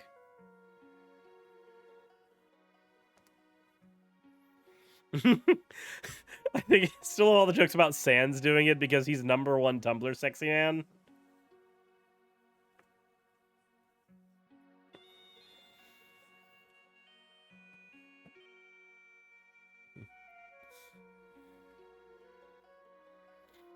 She's not respawning, so, I mean...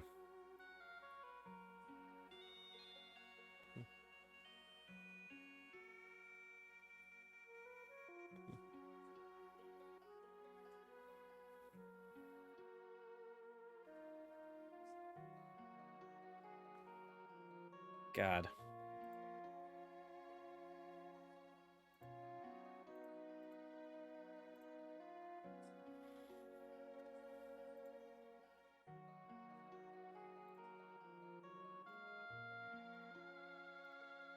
Getting everything ready for the next topic because I'm not as set up for this as I should be.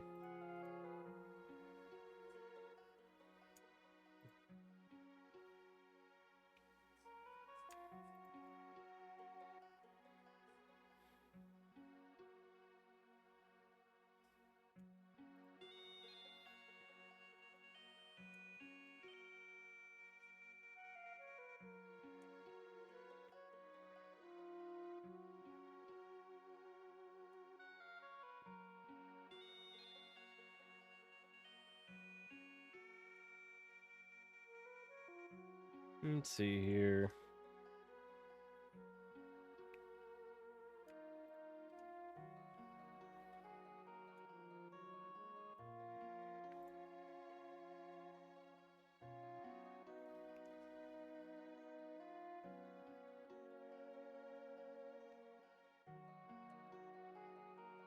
Ivana Dragmeyer, thank you very much for the owl.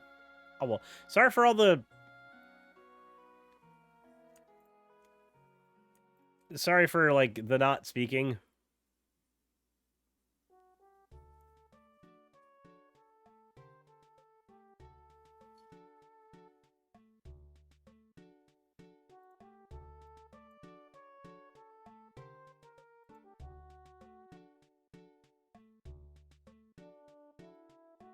Okay.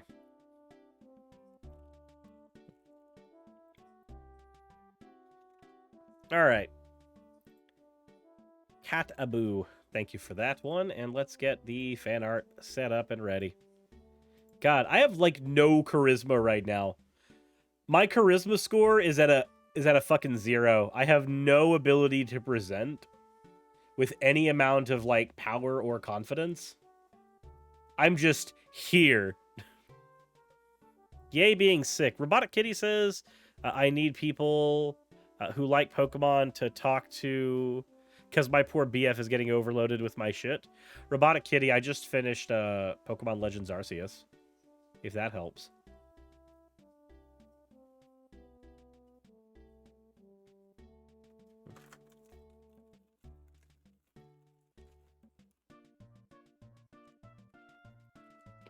Good ass game. Oh yeah, no, fucking fantastic game.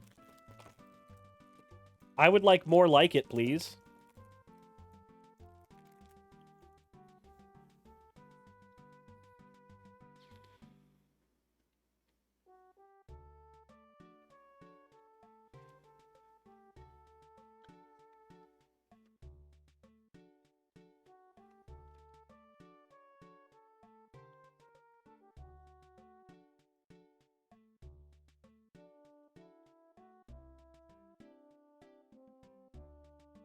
You just wish it looked better? I think the game looked fine. I don't know what standard that game's being held to, but it looks fine.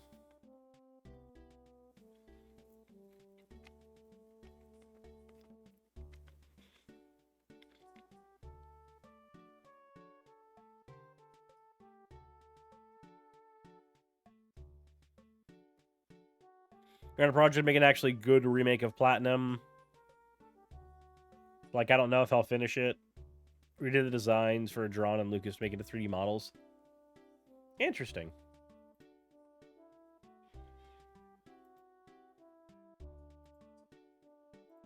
Okay.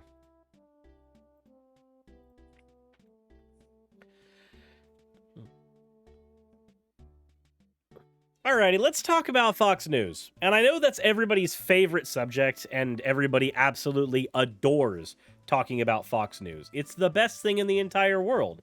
Don't you know? Isn't it great to talk about a news organization that, well, in this case, disparages teachers like nobody's business, and then complains about it? We'll get into that here in a second. But first, let's get into the fan art section.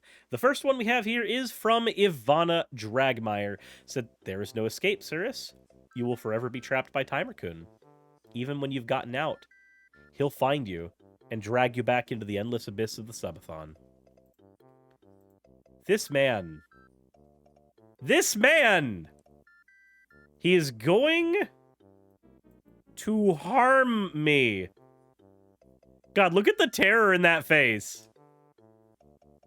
Just the fucking fear.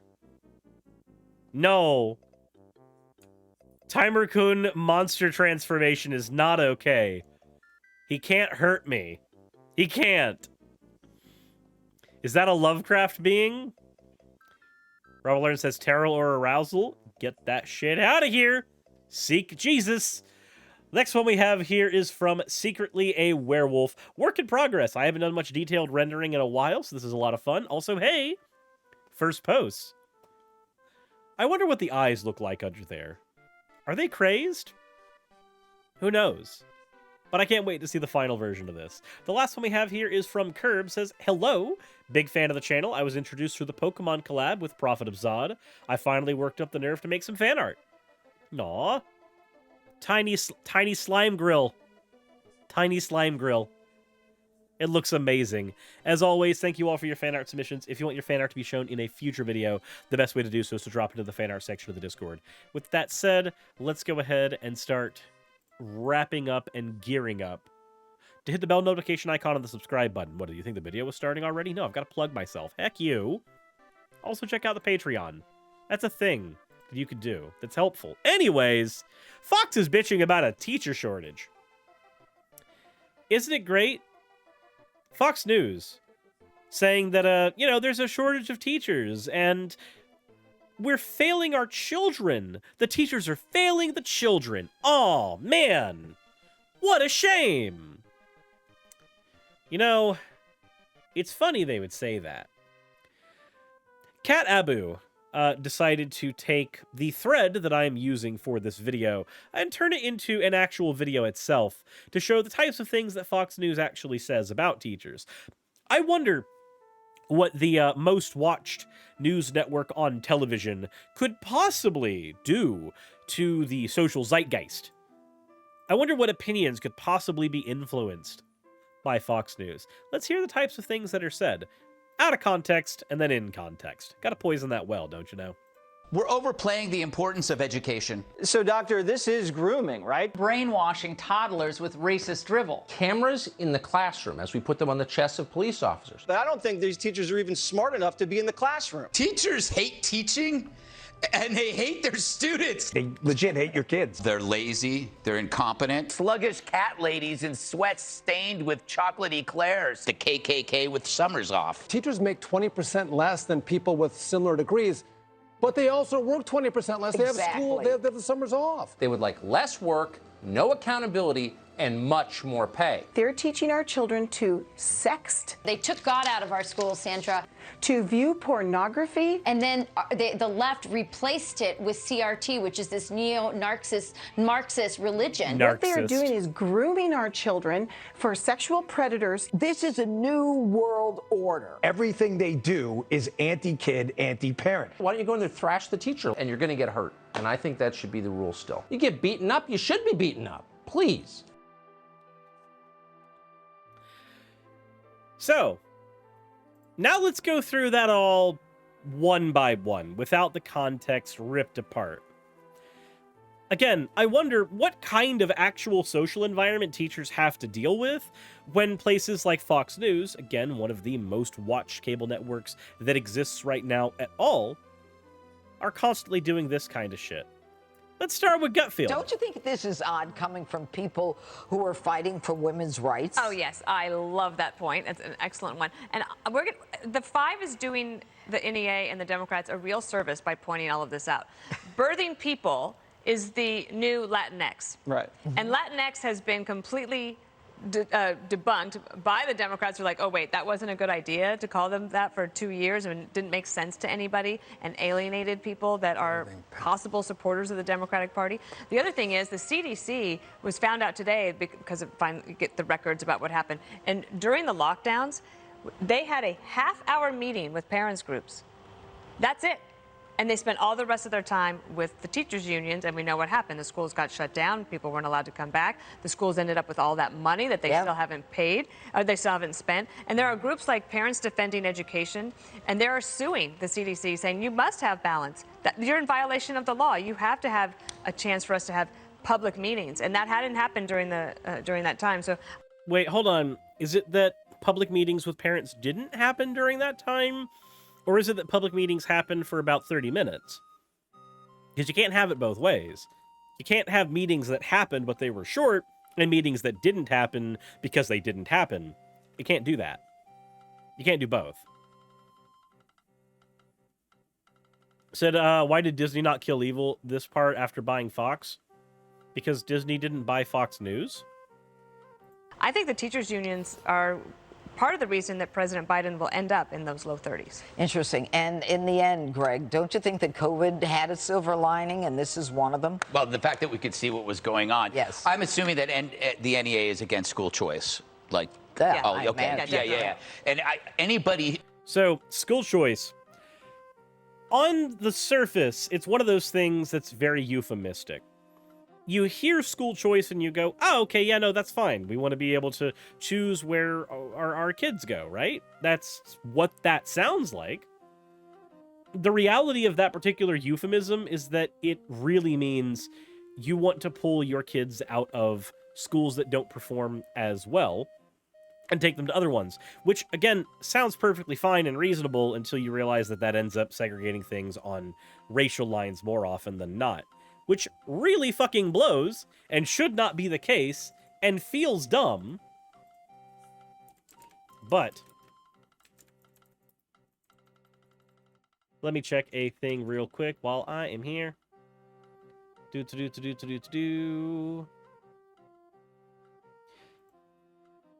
And said, because of The Simpsons is Fox Entertainment, which is owned by Disney. Fox News is owned by AT&T.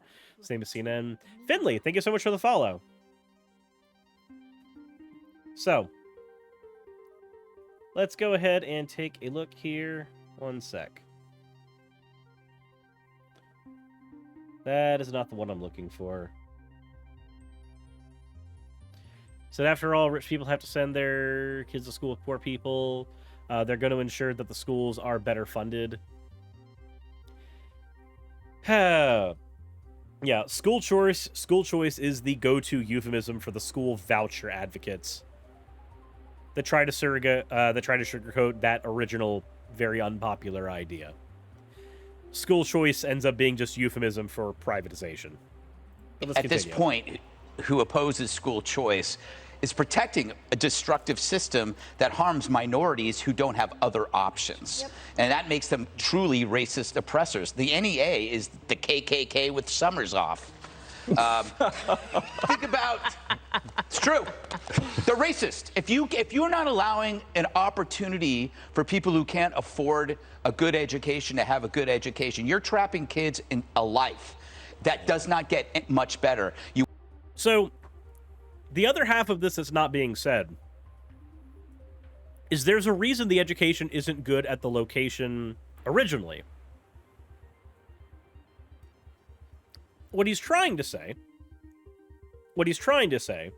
is that it's racist to not allow somebody to move from one local public school to a different local public school. Of course, you are able to move to a variety of public schools within any particular district. There are limitations, but you can. I literally left a school while I was growing up. That's a thing that you can do. But here's the other half of that that's important. What they're not talking about is the fact that every other kid, your kid leaving one school, going to another, that's great individualistically. But why do we have a school that is performing so poorly to begin with? What is causing that? I hate to tell you this, but you know that CRT thing that they hate so much? Do you want to know why that's such a boogeyman? Do you want to know what CRT actually talks about? Why this is a thing that even happens in the first place? So, let's talk about redlining. When you redline various districts, you end up landlocking people into areas that are geographically locked from other areas that they could do business in, that they could work from, that they could commute to, but, oh, of course, the redlining also affected car loans once upon a time, so good luck with that one. So, most people ended up having these racial lines that were divided, and then people got stuck behind those racial lines because of redlining. Now, why does this matter today? Do you want to know how public schools get funded?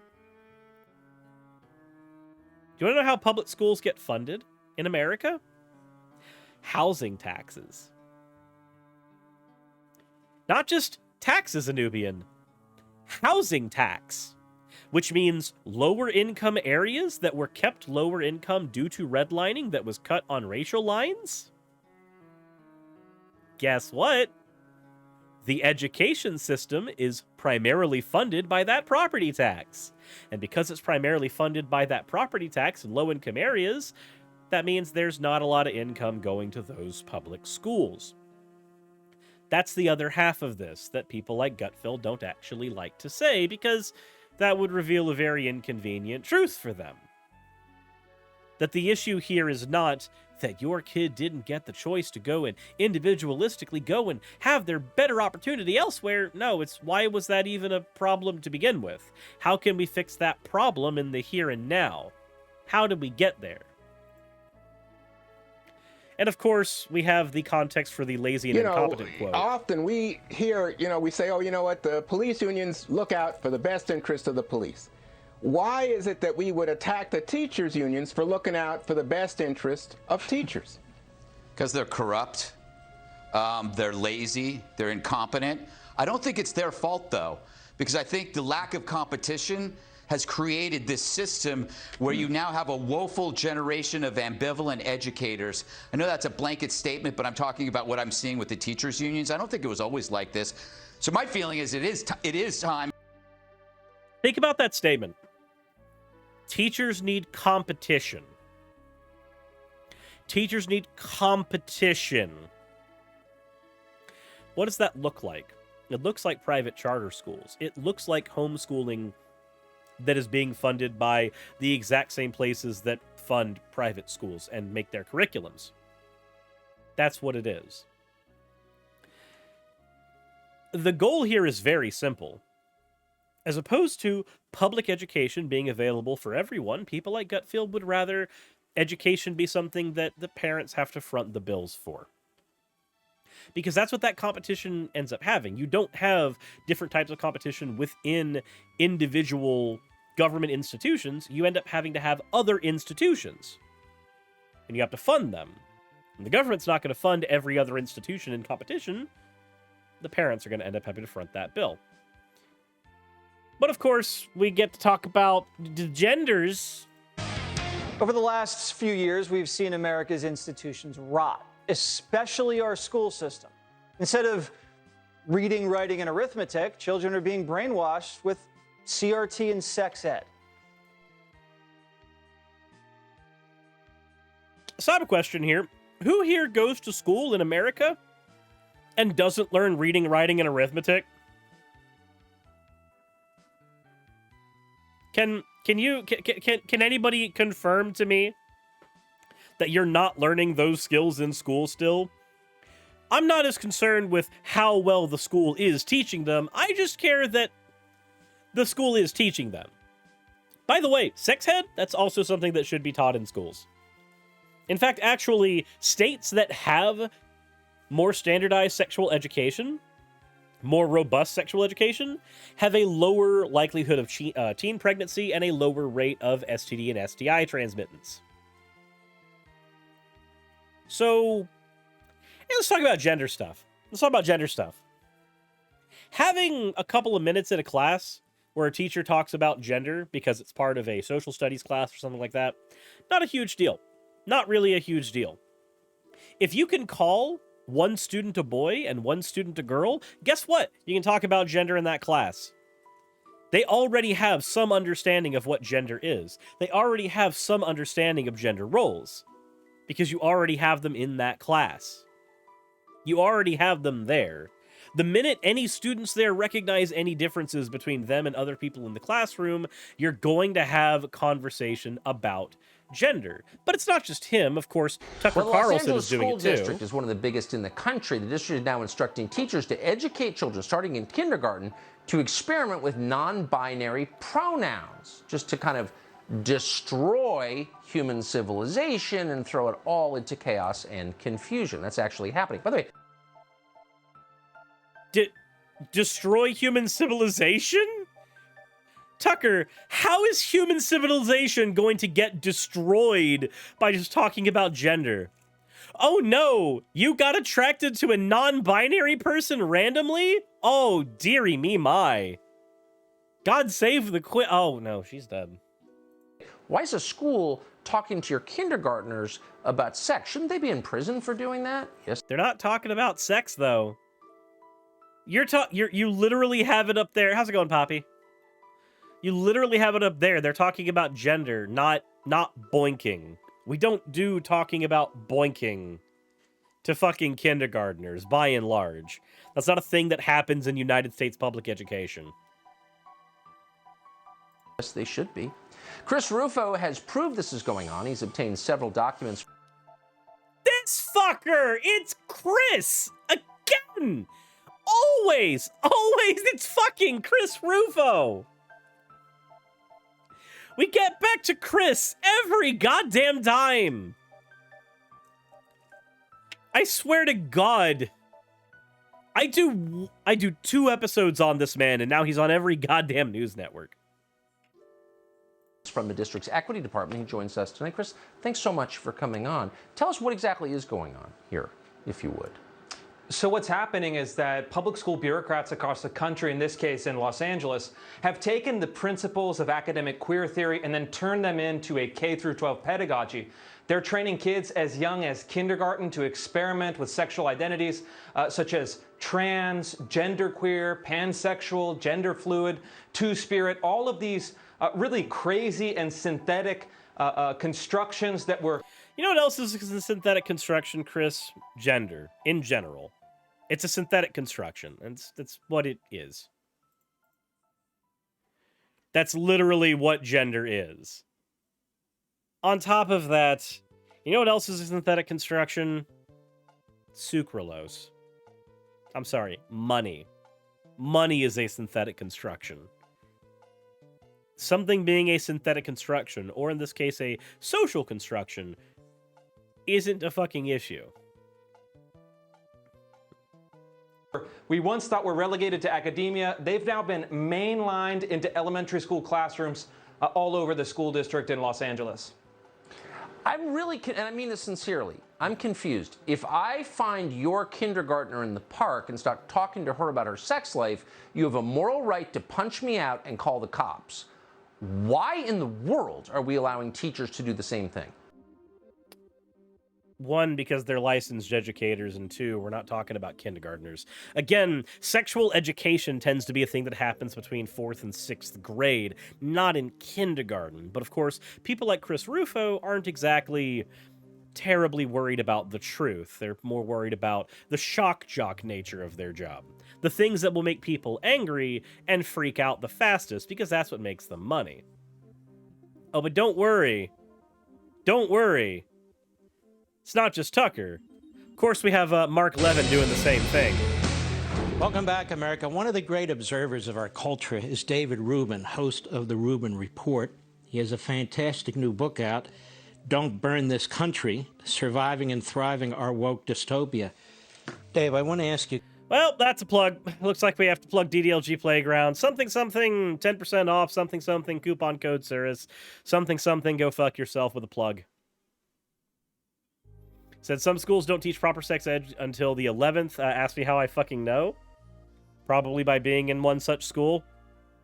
I never got sexual education at all when I was growing up. Because I was in a private school up until 6th grade, and then I went into 6th grade in public school. So, as a result of that, I was not ever actually able to get a sexual education. Because here not here in Florida, but in Florida where I grew up, 5th grade was like state mandated sex ed time. And then by the time I was in 5th grade, I was in a Christian private school, so we didn't get that. So, yay! Good question about this culture of ours. I want to go right to the classroom and the parents' movement. I want to go right to Disney and so forth. I feel like this has all just suddenly happened in the last 2 or 3 years, where it has become a civil right to sexualize 5-year-olds, 6-year-olds, and 7-year-olds. Who is sexualizing kids? Who? If somebody is sexualizing 5-year-olds, then please allow me to go beat them with a crowbar. But by and large, that's not what's fucking happening in public education. And I say to myself, shouldn't everybody be rising up against this, whether you're straight or gay or whatever you are? Isn't the point to leave little babies alone? Well, the funny thing here, Mark, is while it feels like it just burst forth over the last 2 or 3 years, as you know, there's been a long march through the institutions. I mean, I think people can link a lot of this back to colleges and the Ivy Leagues in the 60s. But in the last 2 or 3 years, supercharged by algorithms, what's going on with big tech, a complete... God, how many buzzwords can you throw into a single sentence? How many catchphrases can you throw into a single sentence? Well, you know, Mark, what things are you afraid of? Give me a list here. Okay, let me say those things real quick. Big tech, algorithms, public education, college education. Well, you know, computers, Mark, computers. This is fucking cock and ball torture. Nothing has actually been said here. Corrupt, woke media that lies to us about everything and tells us 2 + 2 is 5, and that being non-racist is being racist, and that boys are girls and everything else. It suddenly seems that this is everywhere and it is relentless. So of course what your real point is totally right. We should be allowing kids to be kids, and we already do that, but okay. Shouldn't be sexualizing kids, and we certainly shouldn't be allowing state employees, which is what public school teachers are, to have private conversations with kindergartners through 3rd graders, which is what HB 1557 in Florida, the so-called Don't Say Gay bill, is about, and then No, Dave, it was up till 4th grade, and also, no, the Don't Say Gay bill ended up having far-reaching restrictions besides that. We read the bill on stream. I have a video going over the particulars of that bill on my channel, and I remember it very well. It had that first stipulation of K through 4th grade, and then it had the vague stipulation afterwards of anything that could be deemed as not age appropriate, which was left intentionally vague. Like, I'm sorry, Dave. I'm not really sorry. I'm not really sorry at all. Because when we've looked over the bill ourselves, which I know most people who bitch about it have not done, and read in the bill where it used loosey-goosey language to actually extend farther past that 4th grade benchmark, then I already know that you're full of shit. I've read the literature. I've read the bill, Dave.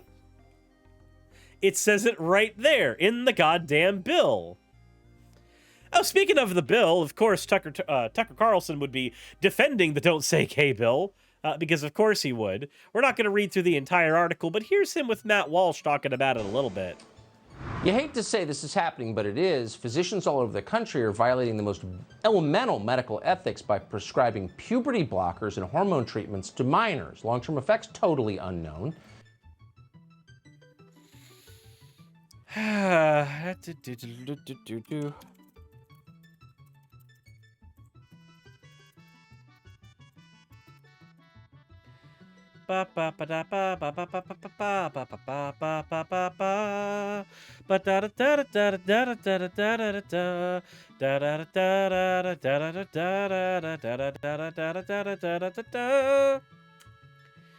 Side effects and complications: injections, site swelling, weight gain, hot flashes, headaches, potential growth spurts, bone growth and density differences, changes potentially in fertility, depending on when puberty blockers are started. Oh boy, it is almost as if we actually have all the information we need on this already. We're here. Oh boy. Oh boy. You could read an entire article about this. You could go to the Mayo Clinic right now and you could look up the side effects of puberty blockers here. There are potential long-term side effects like delaying plate closures, delaying growth plate closure, leading to slightly taller adult height. Less development in genital tissue is a thing that can happen, just like as would happen in any other instance where somebody has incredibly late-stage puberty. Are there other possible long-term side effects that are not yet known? Yeah, just like there are with every other medication that we have ever used since the dawn of time, Tucker. Come on, Tucker. It's not hard. This is not hard. We can look up this information. It's publicly available. Back to Gutfeld. And now teachers are saying, look, we're not being paid enough. Is there Yeah, teachers haven't been being paid enough for a long-ass time. any way to resolve this in terms of where is that COVID money? Will someone tell me where it is, who's using it, who has the right to use it? Well, first off, the administration's coming out and saying we need to pay teachers more. And by the way, teachers gave $20 million to Democrats and Joe Biden in the 2020 campaign. So this is a payback for teachers. Listen, I don't mind paying. Yeah, it's how lobbying works. If you don't want lobbying in politics, then maybe you should, I don't know, argue for lobbying to not be allowed in politics. If you want to play by these dumb fucking rules where ExxonMobil can put billions of dollars into Republicans' fucking coffers, then you're playing by the same rules that say that teachers and teachers unions can put millions of dollars into Democrat coffers. I'm sorry. You created this goddamn world. You can change this goddamn world. You don't want money in politics? Fine. I don't want money in politics. Get it out. Do it. Do it. Get it out. And we'll see how successful your campaigns are without fucking oil money. Have fun with that. Paying the good teachers more, but they're saying, listen, teachers make 20% less than people with similar degrees, but they also work 20% less. They have school, they have the summers off. And that's called an occupational hazard. That is not... Okay, so teachers make 20% less. It's not just because they don't work during the summer. And oh, by the way, they do work during the summer. You have no idea the amount of time that teachers have to spend doing lesson planning, how much time they have to spend working extra hours in schools themselves. Teachers work on a salary, which means whether or not they are working in that day doesn't change the amount of time or doesn't change the amount of pay that they get. So if a teacher gets to school at 6 a.m. and ends up leaving at 8 p.m. because they're still grading papers and they barely get any sleep or any time to spend with their families, their pay is identical. Their pay is identical for all the fucking overtime they have to put in that doesn't get calculated as overtime because they don't work hourly. The least they could get is the fucking 6 weeks of summer off. And even then, most teachers end up having to take up part-time jobs during that time to make ends meet. Most teachers are teachers as a labor of love. And I know that the easy counter to that is, well, then they shouldn't be getting paid more. They should just be enjoying their work. They do enjoy their work, Steve from accounting. But that doesn't change the fact that it is grueling work, it is backbreaking work, and oh, by the way, their job is to literally prepare the next generation of people to be ready to lead this fucking country. And I hope you remember that when you're in a retirement home and they're the ones making the rules. But okay. Everybody needs to be able to survive. Arguing for better wages when you have a substandard working environment is not a bad thing. Absolute fucking dumb shittery. We should pay good teachers more. The problem is they won't allow good teachers. We need to pay good teachers more. Do you want to know how we tell what a good teacher is in America? We use standardized testing. You know the problem with that? Standardized testing is fucking bullshit. It doesn't actually give you an accurate measurement device on whether or not a student has learned the material. It just gives you an accurate measurement device on how well that student can retain something for regurgitation. How many of you can remember everything that you wrote down on any of your goddamn tests growing up? I guarantee you it's less than 10%. It's less than 5%. I'll even take a guess that less than 2% is a fucking overstatement. Standardized testing is largely fucking useless, and yet it is the metric by which everybody has to be graded by. So I have to ask, if you're trying to get the good teachers, what is a good teacher? How are we measuring that? If it's by standardized testing, that's not a good fucking measurement device. Allow us to look at the performance of the teacher. Are kids learning how to read and write and do math? And if they are, let's pay them. But if you're teaching them to be woke, we shouldn't pay them more. And by the way, you're going to get more teachers. If we're teaching them to be woke, we shouldn't pay them more. Okay, so if a teacher happens to be gay and a student asks them about their husband and they go, well, yeah, we met in, 1978 and we've been together for 50 years and it's been wonderful, Timmy. And fucking dipshit here goes, they taught the kid how to be gay. Ah, woke. And then you just have to go, oh, wait a minute. That's just a teacher talking about their everyday life, no different than any teacher talking about their spouse or their time at home or their childhood. That's stuff that can be important to humanize a teacher to a kid, that makes a teacher memorable and more likely to be listened to by that kid. And it just, it grips my balls in a terrible way. To think of a world where no teacher gets to be a human while they're on the clock. Oh, wait, it's not on the clock. They're not on the clock. It's a salary. Who gets to work overtime for no extra pay and is told to just be a robot the entire time. This is Republicans asking teachers to be like fast food workers.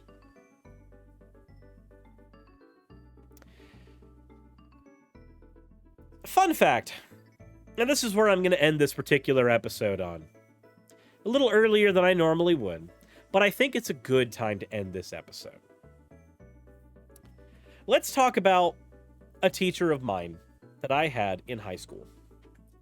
He was my science teacher in 9th grade, and I can't remember his name because I can't remember the names of most teachers that I had, except my history teacher, because, I had him on an episode on my channel, so I remembered his name for that. But I went to a private school first. I learned that the world was 6,000 years old. I learned young Earth creationism. I learned a lot of shit that turned out to be wrong. I had no way of knowing that I was being taught something that was wrong. I thought evolution was an evil lie that was planted by Satan to destroy the world, because that's what I was taught. And then I went to high school. Something weird happened. I went to a school that touted itself as non-denominational. What that meant to me was a Christian was a Christian was a Christian. Didn't matter what denomination they were just a slightly different Christian. Different flavors of people. My science teacher was a Catholic. My science teacher, in 9th grade, talked about evolution. And I tried to talk with him about the world being 6,000 years old and how evolution definitely couldn't have happened because that's what I was taught at Pensacola Christian Academy. To which he looked at me and said, well, I'm a Christian and I've never had any issues squaring that circle. I know what the science says and I don't think it's in conflict with what God says. Now, somebody might say that a teacher bringing up their religion in any way, shape, or form is terrible and should not be done in the classroom, and I want to agree with you. But my personal, albeit anecdotal experience was that was exactly what snapped me out of young Earth creationism. It was that exact moment. Seeing a person who, to me, was like me. They weren't some heathen trying to take me off the path of righteousness. This was a fellow Christian and a professional who was telling me, no, you can square science with your faith. And that's fine. When teachers are not allowed to share those personal parts of their lives in any way, shape, or form, and this includes things about their gender, their loves, when they're not able to share those things, you lose that human aspect of what makes a teacher, and you just get a forward face regurgitating words on paper. That can be done by any computer system, and maybe that kind of automation is what Republicans want. But in my experience, that human element snapped me out of cult-like thinking. Rel HV says, okay, science is just another religion. No, it's not. Shut the fuck up. You have 3 brain cells, and they're all working overtime. Jesus fucking Christ. It doesn't meet any of the criteria of a religion. But okay. Sure thing. But like I said, That's my experience. That human element was not only important, but it snapped me out of cult-like thinking. And I would hope that nobody else has to have that experience, because nobody wants to be stuck in that kind of thinking in the beginning. But sometimes it helps. I don't want to see a world where the human element of teaching is stripped away. I don't. That said, let me know what you guys think in the comment section below. Fuck Fox News. Insert end video tagline here.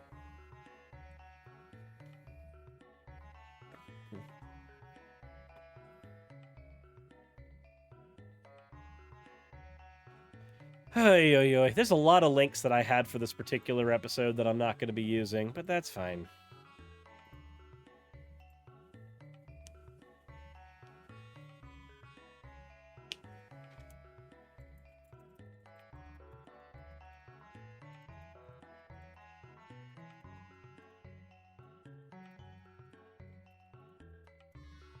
Gotta set up Sunset City stuff for tomorrow. My head is still killing me. I hate this feeling with all of my hate.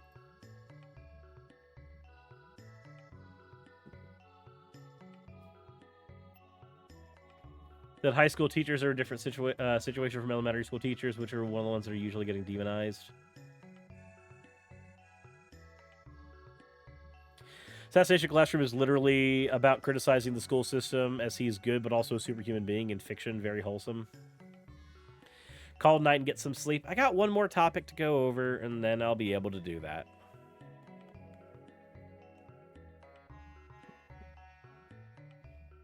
I just got to cover this last bit. And then I'll be good. Well, do I want to do that? Do I want to subject myself to that?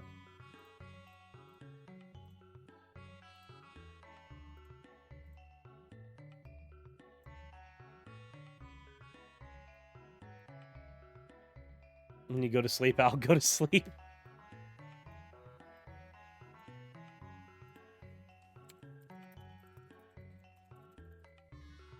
Let me see here. What was this one? So,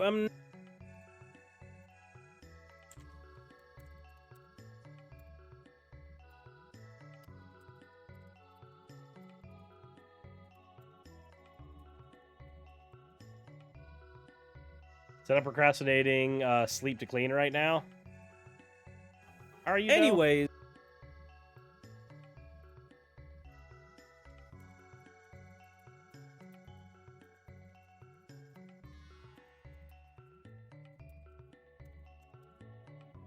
But as I want to say for the last topic, I must run to your classroom to get a 3D print to complete by tomorrow. Well, there you go. Loki, thank you for redeeming your points for an owl. Owl.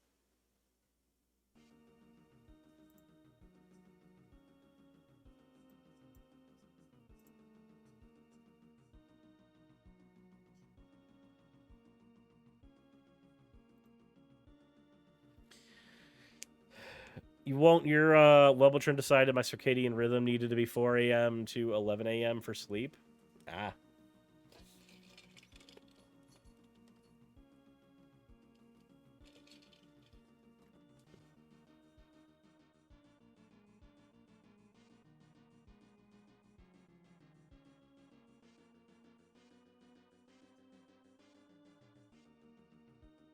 Let's see here.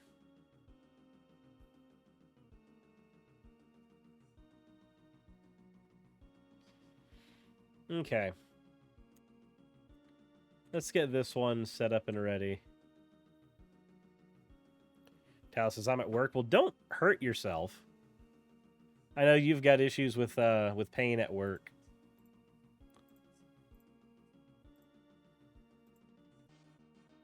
You have school and work tomorrow? Both? That sucks. God, you know that feeling when your ears are like pressurized inward?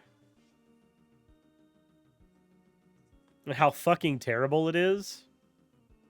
I'm dealing with that right now, and it absolutely sucks, because I can't tell what my volume is.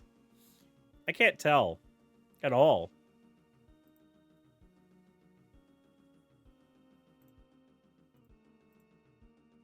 Meat? That one's supposed to go over there.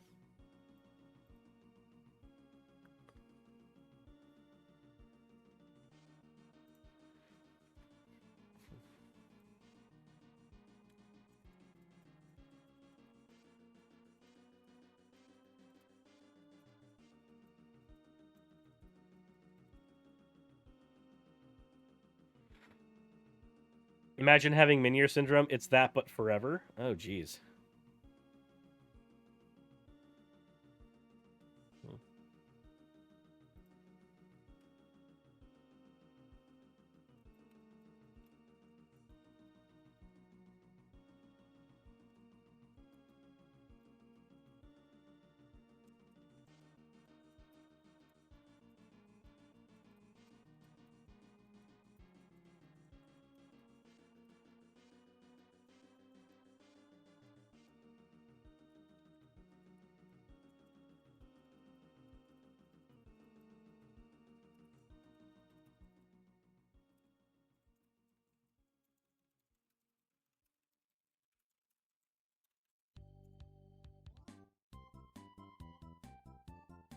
Let's see.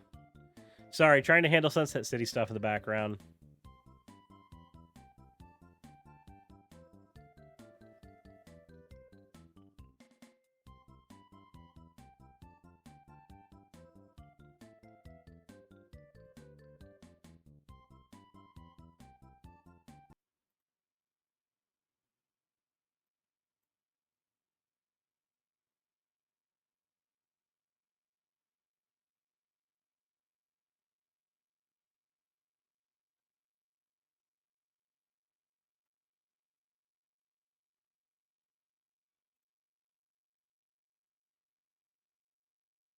Hold on.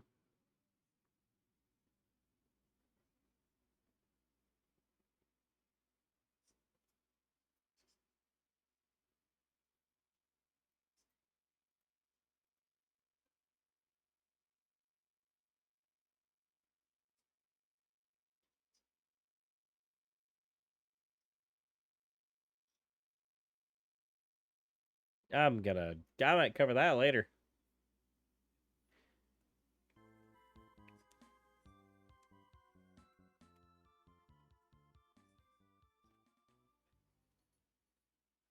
Been playing by tinnitus for as long as you can remember. I've never known a time without tinnitus. Which really kind of sucks, but...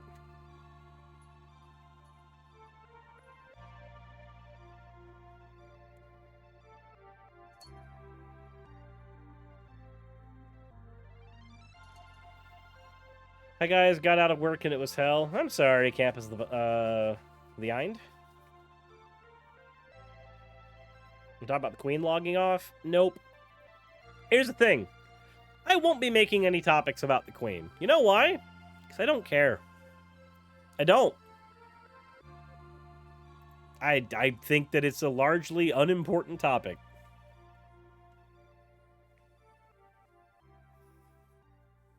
Besides, she's still stuck in Sword Art Online. She ain't going anywhere.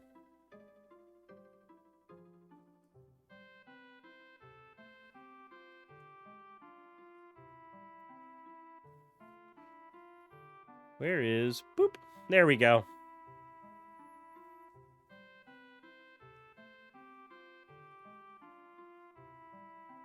So I was working 60 hours, being paid for 40. That's 20 unpaid hours. Yep. How it work. What's the program to play Paper Magic Online again? That is... Why do I want to say Scryfall? It's not that. Spell Table. Spell Table.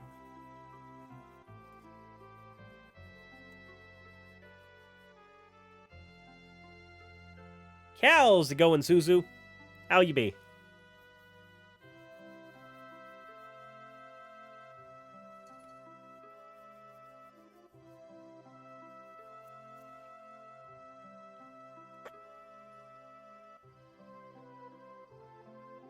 Okay. Let me go ahead and get ready for this last one.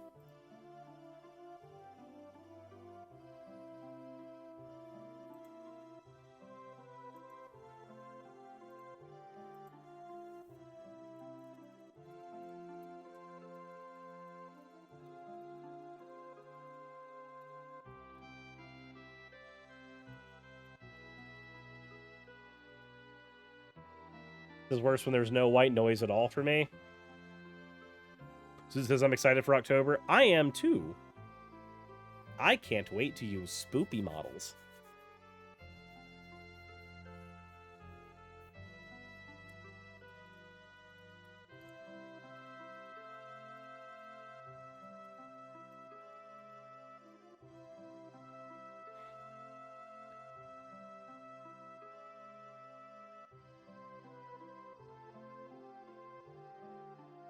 They need to borrow some of your artists.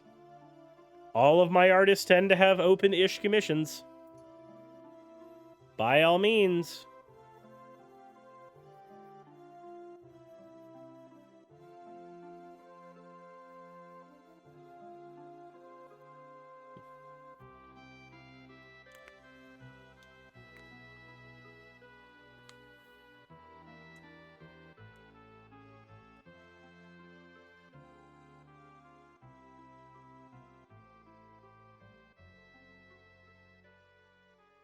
So with Halloween comes in, they're putting weed in your kids' candy.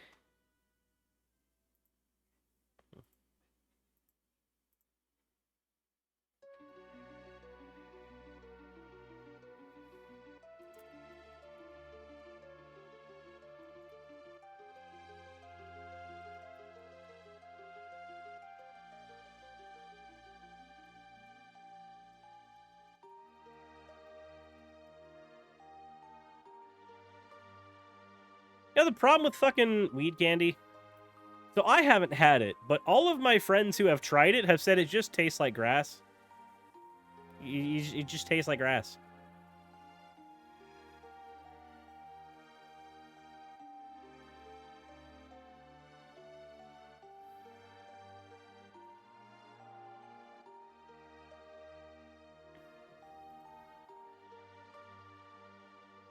So weed edibles are terrible. Yep, they just taste like grass.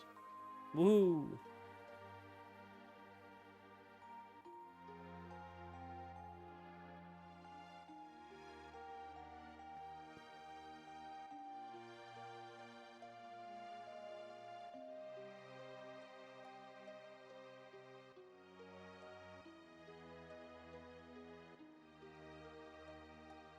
Okay.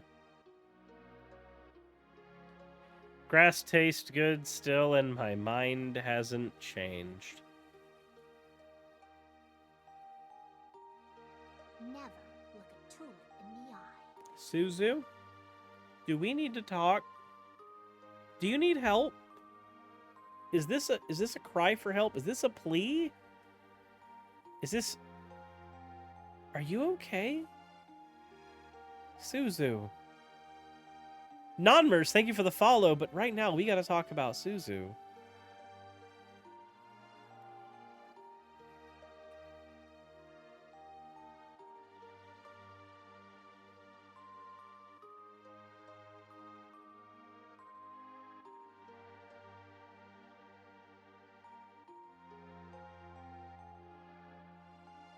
So your stomach needs help? I know it does. Suzu's went one step beyond touching the grass. She did.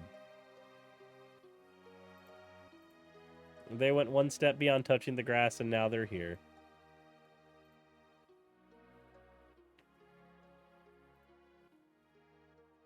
Cherry says, holy fuck, new model. Yeah. How's it going, Cherry? How you be? Where is my... Doop, doop, doop. All green vegetables have a really good grass taste. Suzu, you must be high. You have to be. There is no way. You know what? Nope. You corrupted it. No more booba. And I blame Suzu. Suzu took the booba away. Very good. How are you? Love the new outfit. Well, thank you. Suzu did a great job on it.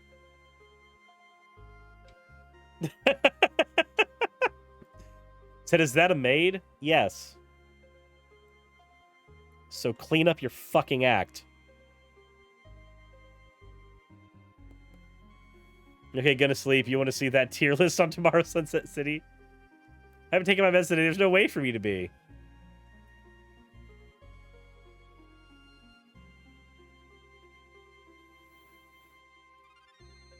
Gonna sleep now. I want to see that tier list in Sunset City.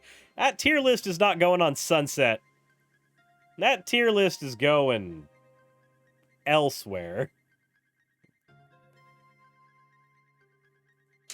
I haven't seen the whole video that dumb fuck made on Zan. I need to, though.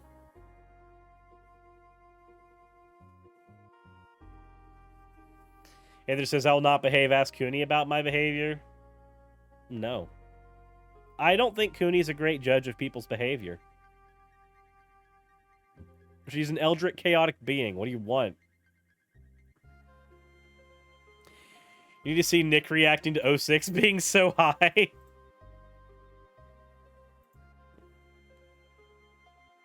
Jesus Christ, Bad Bunny got harassed because of this show's comments on Zan's vid. Can I say, if Bad Bunny got harassed, that is awful. But you know what? You know what? Here.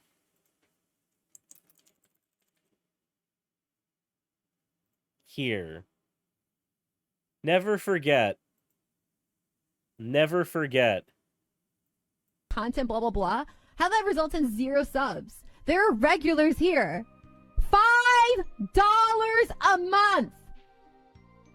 How do you have hours of time to watch me and not $5? I don't know. What are you doing with your life where you have hours of time to watch Twitch and not $5 to provide for the content that you're watching? Because it's like people just really really don't respect me as a content creator.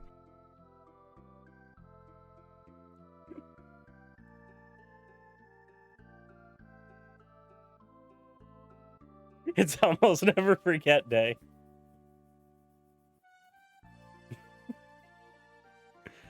Knockkeeper, thank you for gifting out $5. Thank you for the $5 a month.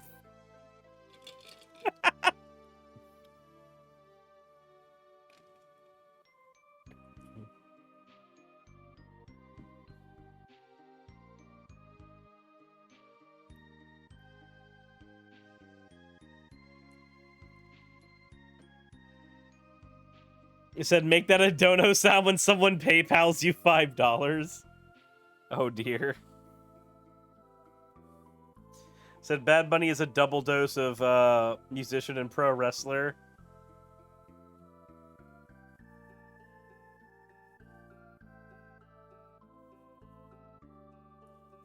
Okay. Okay. So the Queen died on Bernie Sanders' birthday. The universe keeps screwing him. How is that screwing him? That's like the best birthday present.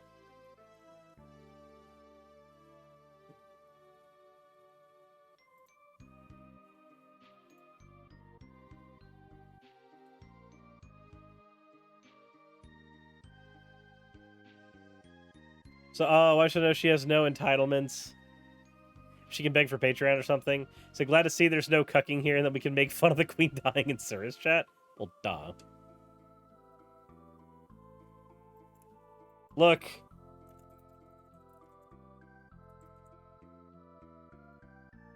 Look. Please don't do this. I know there's still good in you, Hal. You're so naive, Roxy. You see the good in everybody, even when it's not there. You're living a fantasy. There is no Easter Bunny, there is no Tooth Fairy, and there is no Queen of England. I mean, he's not wrong.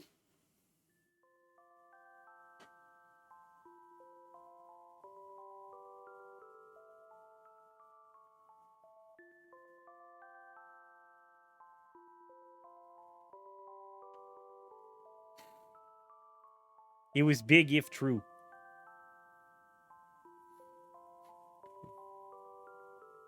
And a Takimura. God damn it. Anyways, topic time. Fuck all of you. So, we need to talk about lobbying, and a specific lobby. This one is called Moms for Liberty. And they've got an interesting record and some interesting things to say.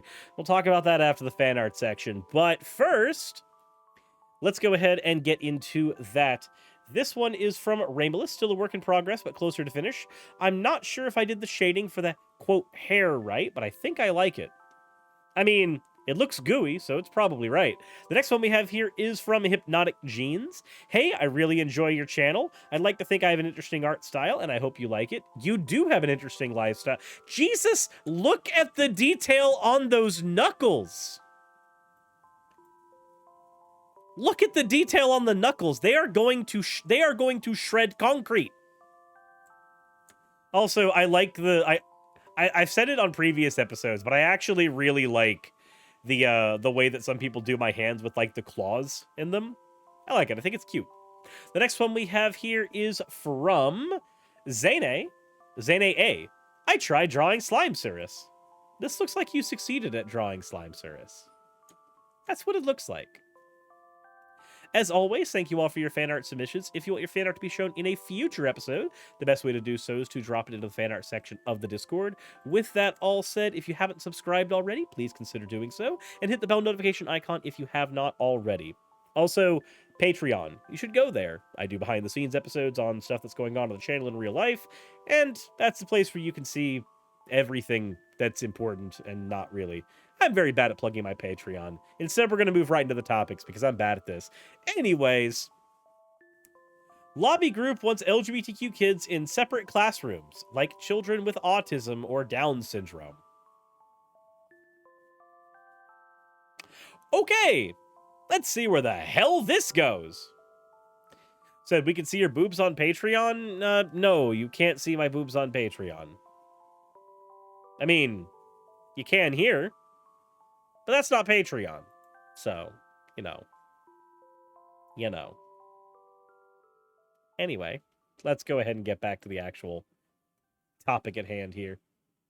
The anti-LGBTQ lobby group Moms for Liberty has called for LGBTQ plus kids to be placed in separate classrooms, like children with autism or Down syndrome. Moms for Liberty, started by two mothers who love to rage against transgender contagion, has been running for less than 2 years. Speaking of contagions, MC Poto, really? That's what you're doing on this episode? Really? We talk about important shit, and you come in here and you drop a goddamn fucking... Ooh? That's what you do? Really? Okay, Poto. Okay. I see you. 50,001 channel points. You dropped them. I said the words. Kindly heck off. Go. Shoo. We're going to continue reading, and we're going to forget you ever did that. Axolotls with cream. Thank you for redeeming your points for an owl. Owl.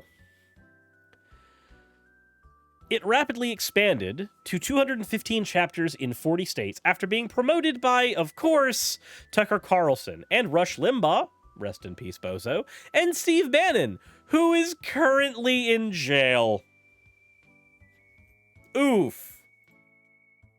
Earlier this month, an episode of MSNBC's Field Report with Paola Ramos featured Moms of Liberty Miami president Eulalia Jimenez, who believes COVID vaccines are poison and that there are children being smuggled through underground tunnels for the enjoyment of demons, as well as other members of her chapter. That is a statement. Those are words that I read. They were certainly there on the paper. I'm not sure how I feel about them existing, but they're there and they're real. Enough. That's a thing. In one group interview, member Crystal Alonso told Ramos that discussions with pupils about being LGBTQ+ should not be an open thing in classrooms, and said she believes queer kids should be confined to separate classrooms. She says, like, for example, kids with autism and Down syndrome. They have to have special individualized education plans and meetings with counselors. They have to be put in separate classrooms. I understand because it's a different type of education for children with those disabilities. But I think for children that identify differently, there should also be like a specialized something for them. Do you want to know how you dehumanize people? Do you want to know how you dehumanize people to kids? You put them in the corner away from everyone else and you say, no, no, no, no, no. You in this classroom, y'all are the normal kids. And the people in that classroom, they're the not normal kids. They're the weird ones. They're the ones that you don't have to be around. Doesn't change the fact also that apparently Moms for Liberty has been trying to ban any book in any county that talks about queer stuff at all. We've been doing videos on that lately with the different types of books that have been taken off of even digital platforms and libraries that kids have access to. But let's continue on. The comments are especially disturbing as Moms for Liberty is not just a group of angry LGBTQ parents, it's beginning to have political power. Moms for Liberty Florida chapters have worked with State Governor Ron DeSantis, of course they have, in pushing his reviled Don't Say Gay legislation, which bans the mention of LGBTQ+ identities in schools. The nationwide group is infamous for relentlessly fighting to remove books with LGBTQ themes from schools and libraries, and last year even offered a $500 bounty if its followers turned in teachers discussing divisive topics in New Hampshire.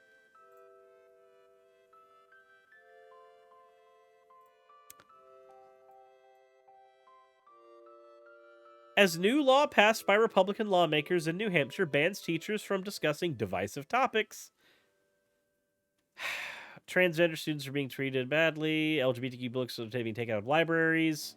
This is about the Don't Say Gay bill. Okay, here we go. Moms for Liberties is encouraging conservatives to use the forum in turn in their kids' teachers, and they're even offering a bounty.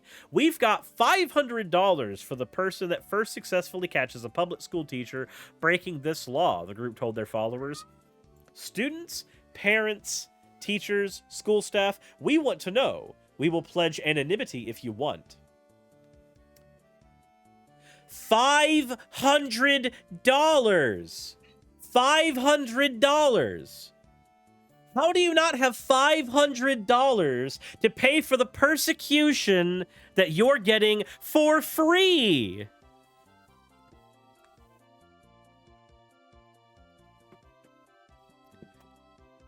That is fucked up. Do you know how many false positives you get with shit like that? Also, $500? That's a lot for a kid. That's a whole hell of a lot. That's going to instantly make a kid go, ah, I could turn in my teacher for being gay and mentioning it once in class. They broke the law after all, and I deserve some money. No, that's stupid, fucked up, and dumb. But let's continue.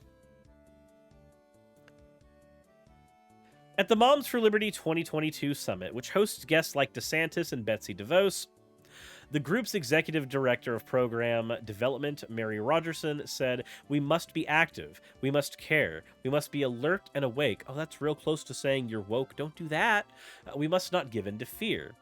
When the opposition protests and holds signs proclaiming that you cannot love liberty and ban books, remember, we are not banning books.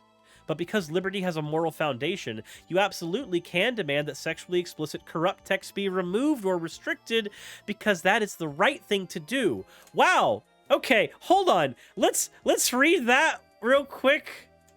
That one right there. We aren't banning books. We're just taking text we disagree with and removing or restricting it. We're not banning books. No. We're getting the books banned. It's very different. It's very different. 110%. Completely different. What are you talking about? Why would you think that we would be banning books? No, we're just making it to where you don't have access to them and you can't get them and they're not available. That's not banning books. That's banning books. Completely different. Completely different. So we're not burning these books, we're converting them into energy with fire. Jesus fucking Christ. Jesus fucking Christ. And of course, they've got information here on places like Twitter for you to use. Little brochures for you to utilize here. Act now! The Biden administration is seeking to change Title IX. What does this mean for your children?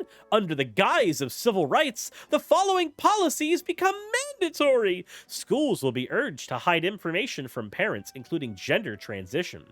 Biological males in girls' sports. Students and teachers will be punished for sexual harassment if they misgender or use a pronoun for a boy or girl other than what they prefer. Bathrooms and locker rooms and overnight field trip housing will no longer be based on biological sex. We must act now. Deadline is 3 days from now. Submit public comment asking that none of the proposed changes are implemented at this place here. Can we talk about each of these? So schools will be urged to hide information from parents, including gender transition. A parent will probably be able to fucking tell if their kid's actually transitioning, first of all. Secondly, if a kid is in the closet, that is a thing that the school should not out. And I'm dead fucking serious.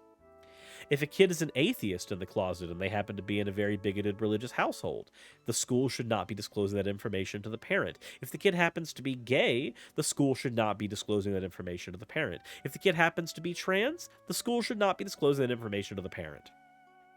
Because there is no way to know if you are going to be enabling a situation that will lead to abuse. Hate to say it, but the whole mantra of, well, parents know best for their kids. No, the fuck they don't. No, the fuck they don't. If parents always know best for their kids, then no parent has ever engaged in abuse of a child. But since that world doesn't exist, and since there's no way to tell from the outside in, how about we don't roll that dice with children's lives? Biological males in girls' sports? So here's the thing. If you want to go by the Olympics rules of if somebody's been taking HRT for about a year, then they are allowed to participate in that type of sport, fine. I'm okay with that. Use those rules, because that allows you to have the rules based off of the actual criteria that you are so desperately worried about when it comes to biology, because HRT significantly affects biology after about a year of use, to the point where you become in line more or less with the potential for the potential you would expect in someone who is cis of the gender you are trying to go towards. So, if they want to have that line, sure, why not? But I know that's not what Moms for Liberty wants. Because the idea is not to provide an avenue that is actually fair for everyone involved and allows trans women and trans men to actually be in the sports that they're supposed to be in. No. They just want trans kids banned from those sports entirely and forced to participate in the ones that they aren't supposed to be in. This creates a world, and we've seen this happen, where trans guys who have been on HRT for an amount of time, even if it's just like 6 months, end up having a significant advantage over the cis girls that they are being forced to fight against in wrestling matches. And then we end up having issues on the other end of that spectrum as well. Almost as if the Olympics, people who are experts in this field, you would imagine, had a fucking point with allowing trans people in sports, the sports that they identify in. The trans women in sports thing that plagued the atheist community for the longest time years ago, I'm glad to see that this, just like abortion, moved out of the devil's advocate hypothetical debates and became an actual human rights issue that everybody has to contend with all the fucking time. Isn't it great? Play devil's advocate long enough and eventually you see that shit actually manifest in reality. Fucking blows dick. And then, of course, these students and teachers will be punished for sexual harassment if they misgender or use a pronoun. So punish is a very, very loose term. Also, Monica, thank you so much for the raid. How was your stream? We've gotten a lot of raids today. Holy shit. But students and teachers being punished. What punishment is there for a student? What punishment is there for a teacher? That information isn't given, and I think that's deliberate. If the punishment for a teacher is just a warning, a reprimand, like, hey, don't misgender your kids, okay, and cool, who cares? Prevents harassment. Neat.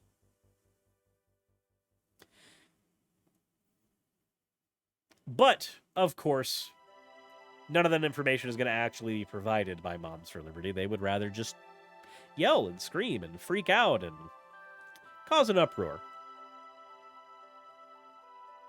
Better mind whatever it is, clear, malevolent, repeating, no misgendering. That's harassment, not accidental. Yep. Well, just like we've seen in the UK, like, you don't get in trouble for misgendering somebody, but you can get in trouble for repeatedly doing it to the point where it's considered harassment. That's the point where it steps across a line. We saw that with the mermaids incident.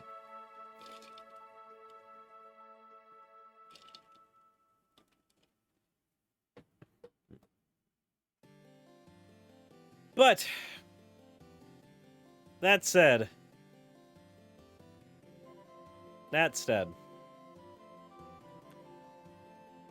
what do you guys think of all this?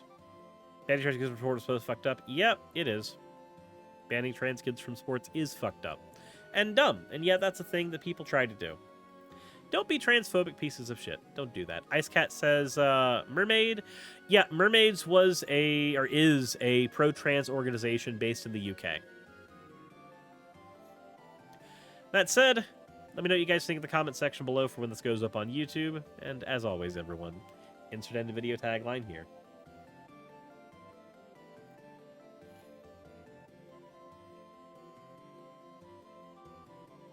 Another one that I had to cut short because I started to feel myself waning. Blech. Sorry, I didn't know. You're fine.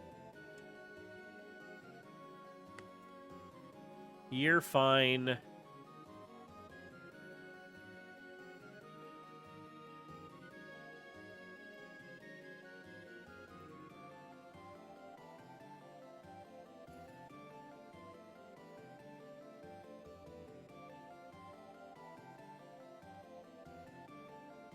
Let's see, 6 hours, which is still 3, which is still over minimum wage. Let's see here. How much?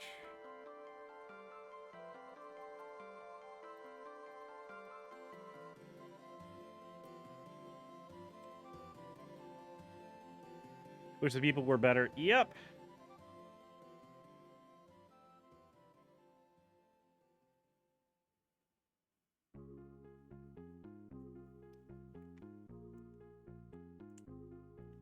As a kid that was separated into a special class, it sucks. I really hope this never happens. I would hope so, too.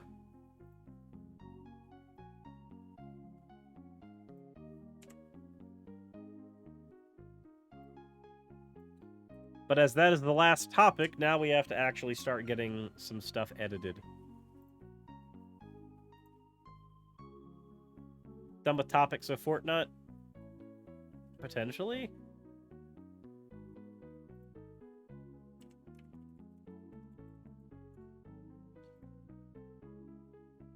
Potentially.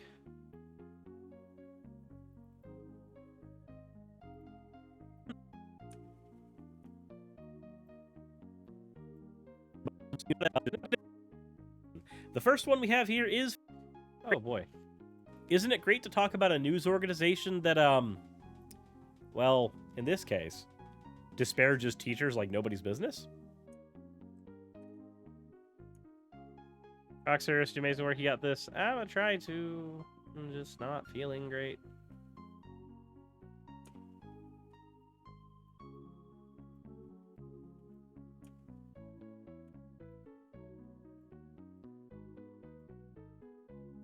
But first, let's get into the fan art section.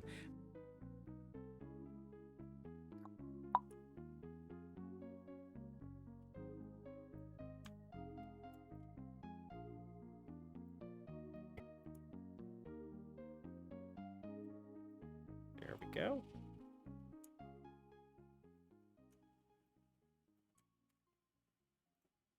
And export. This was Fox News on teachers.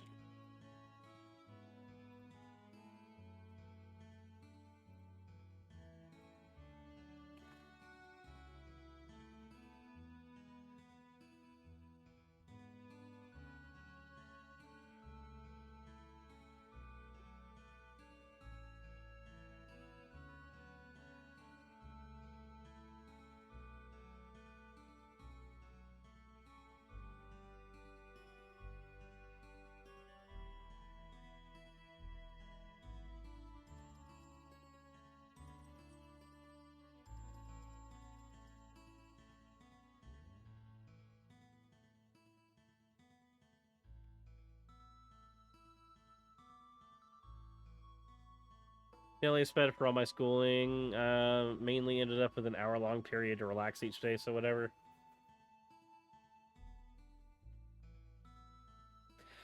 Like, I understand special ed being there in some cases, but fucking LGBTQ kids is not one of them.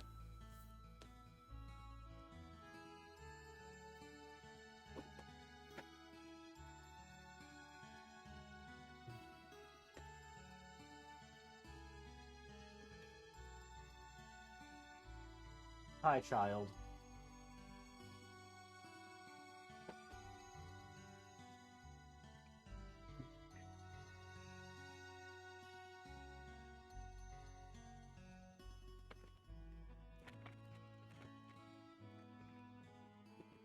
Okay. I'm gonna microwave this sandwich real quick.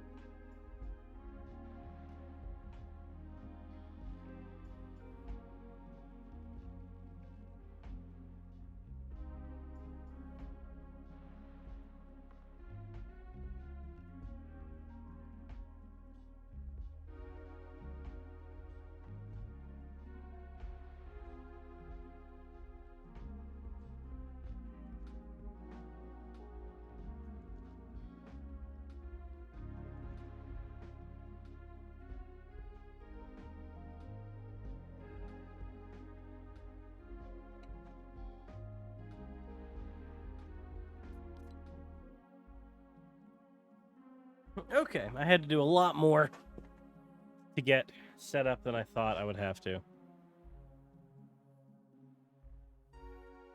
And in that time, that episode finished.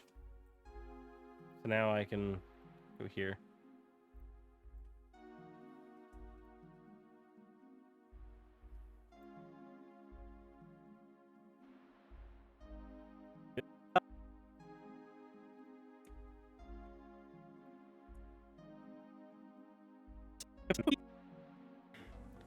Let's go ahead and say he's probably one of the bigger LARPers in the Republican Party for Michigan, or at least person who's trying to get there. So we're going to go ahead and talk about him in just a bit. But as always, go ahead and talk about him in just a bit. But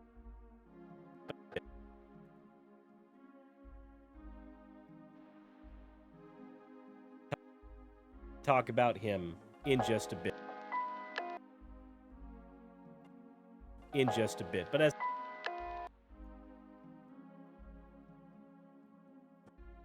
in just a bit. In just a bit. In just a bit.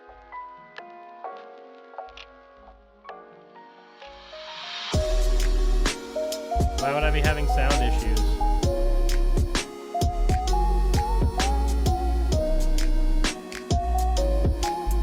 Running first. This one is from Kidderdoodle. Said, "Oh, guess I should." It's just me editing.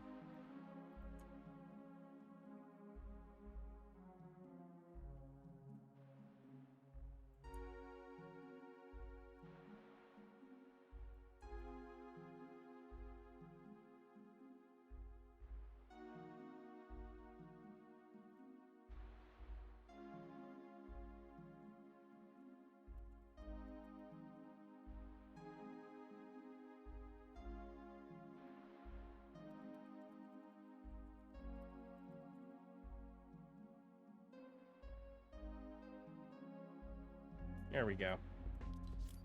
Hello, progressive leftist. Robalern, thank you for getting a tier 1 sub to Adisinor. Guess what, Ada? You no longer have to sit through ads. That has just been taken away from you. You no longer have to sit through ads anymore.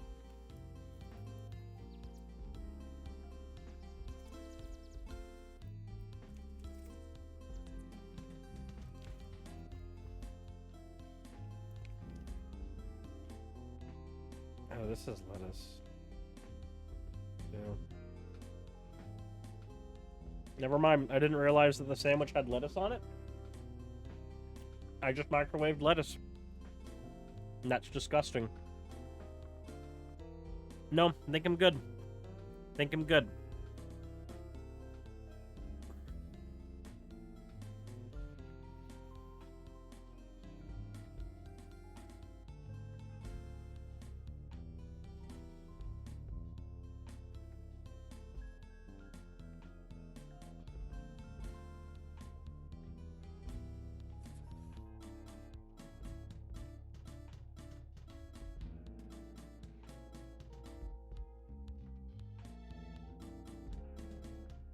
Nihil22, are you okay? You seem to be trying desperately to die on this hill that teachers don't work overtime or don't work a significant amount of overtime.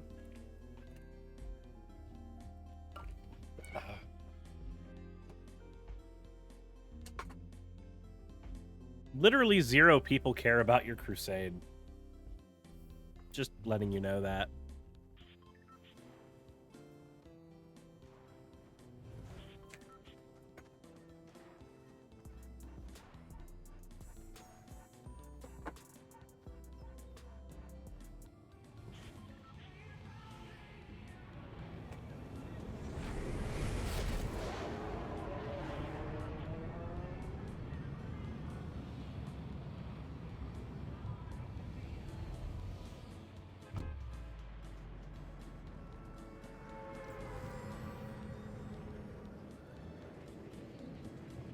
Wait, what game is this? Fortnite.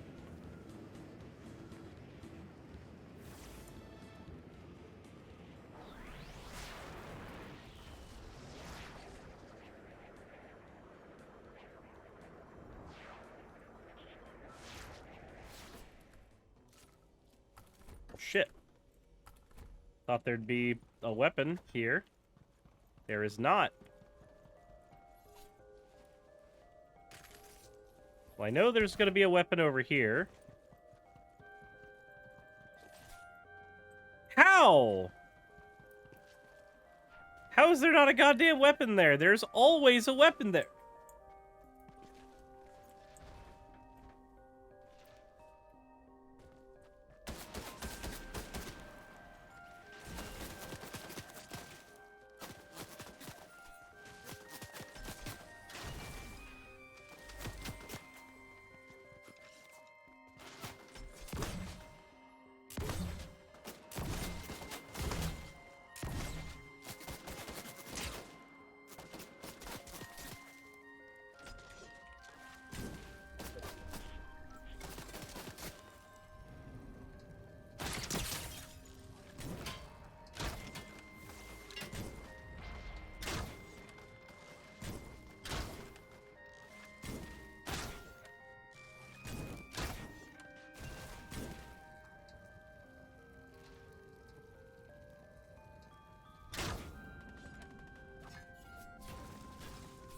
Whew.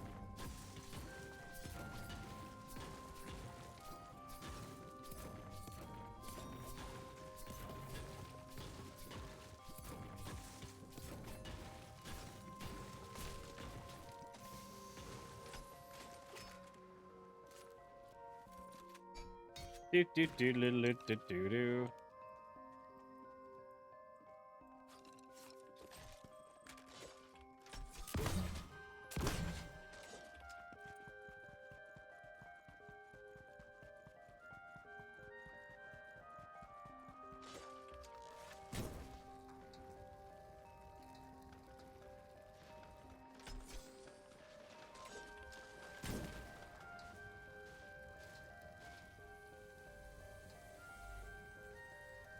Let's see here.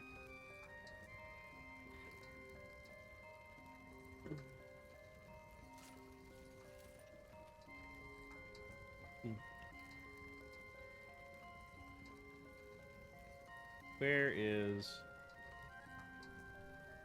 a person?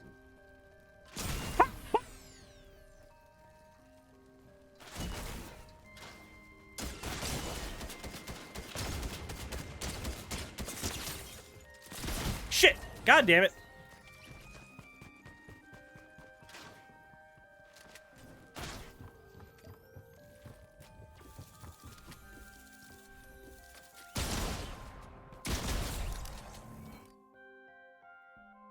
Anger.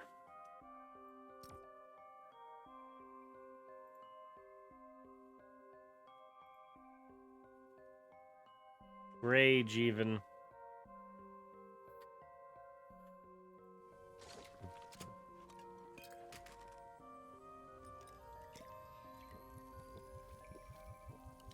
Rage and anger and getting mad.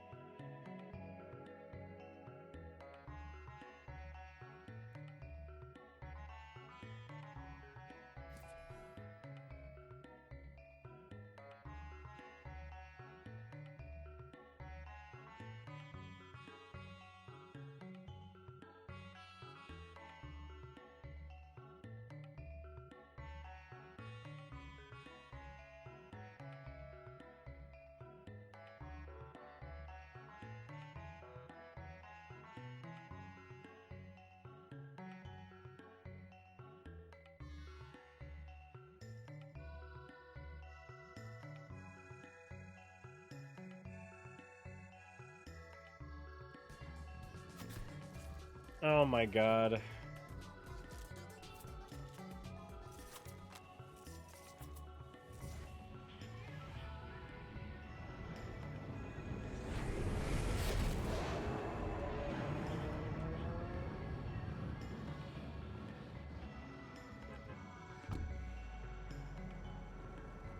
You taught algebra during the No Child Left Behind stuff. It was a very teach to the test thinking.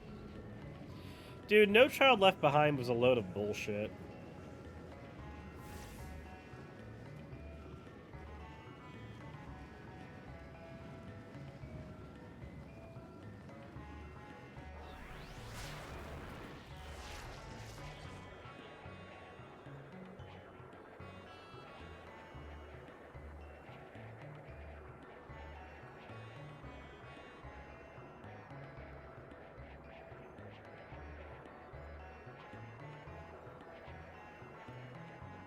You want to play Fun Up, but it's annoying having to use Discord to talk to your teammates? How is that annoying?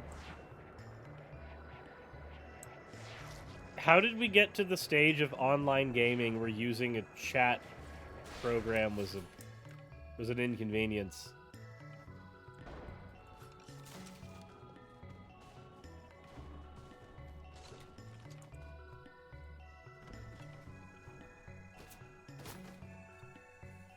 Like, I remember the age of fucking TeamSpeak and Ventrilo.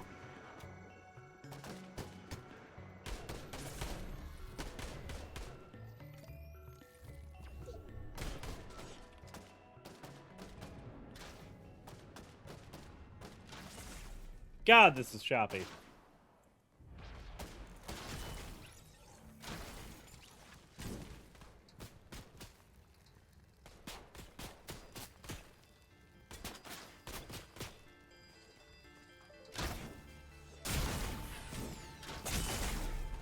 Nope, I'm just gonna die because I can't do shit. Because Discord has been robotic and weird for me. That sounds like a bandwidth issue.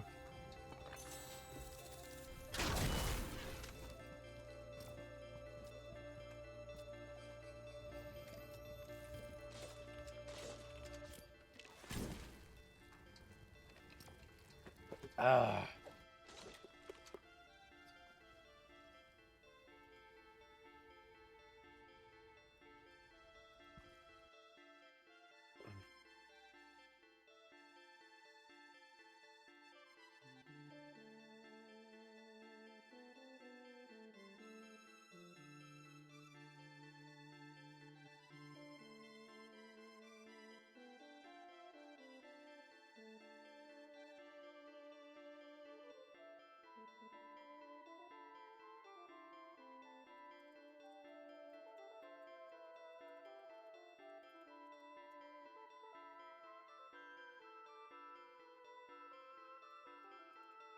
God, why is my computer fucking freezing up?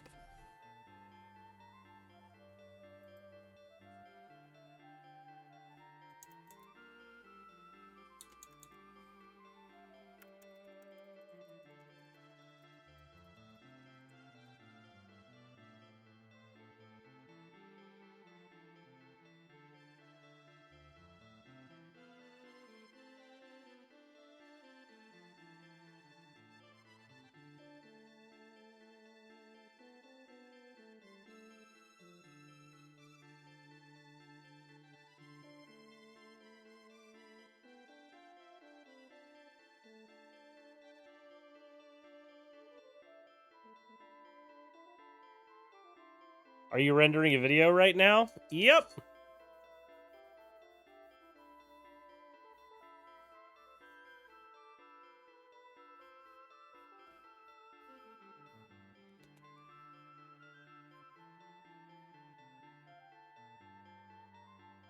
Sorry, my 3D model is lagging your PC.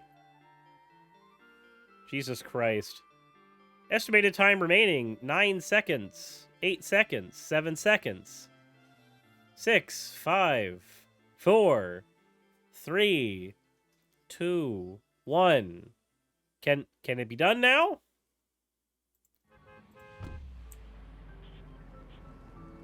Still kind of choppy, but that's a marked improvement.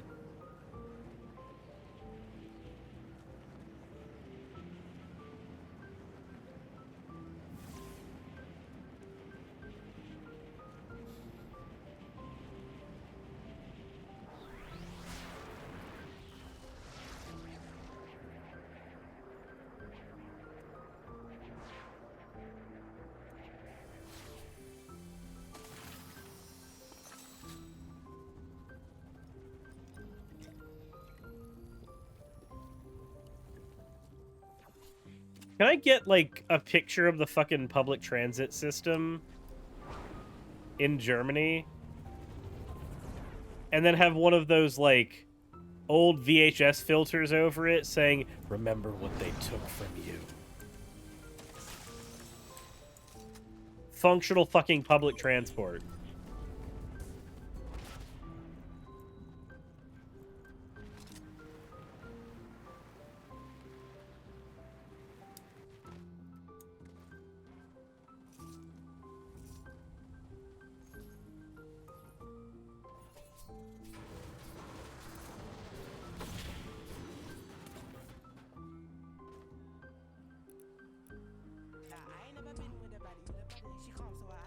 I'm just gonna dance like that while I get this next video. Oh, it's still encoding. Okay.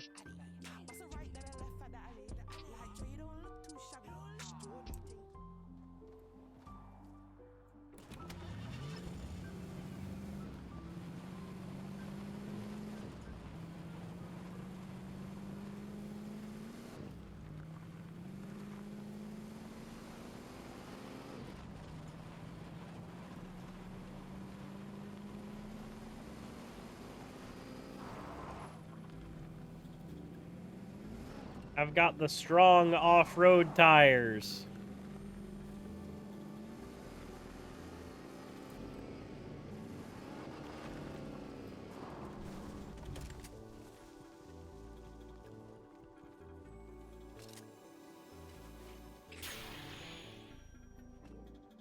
Hey, let's go.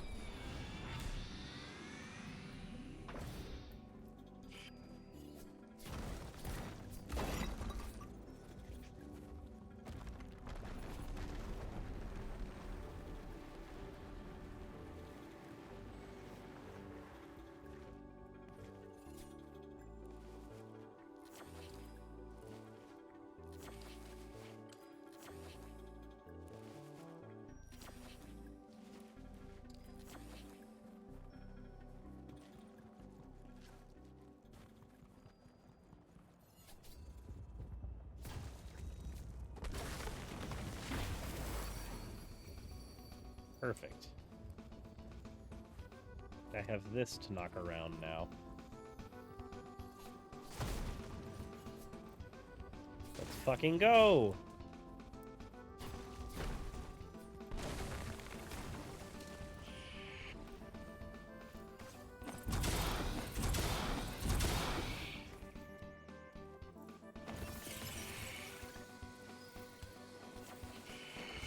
Let's just fix this.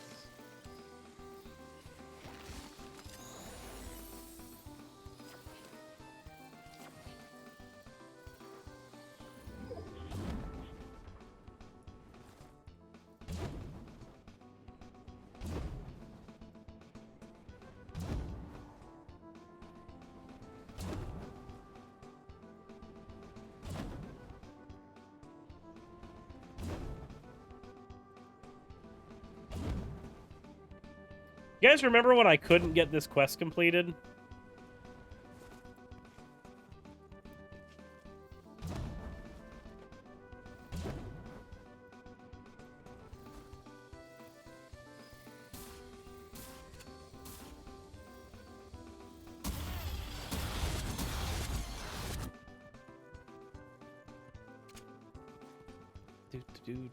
Do.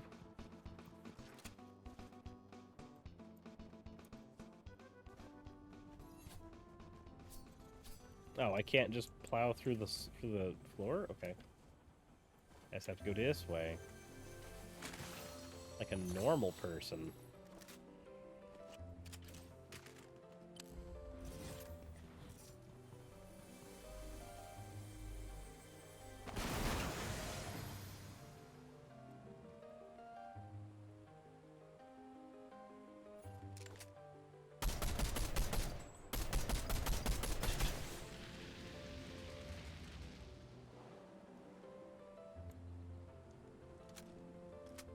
Mistakes were made.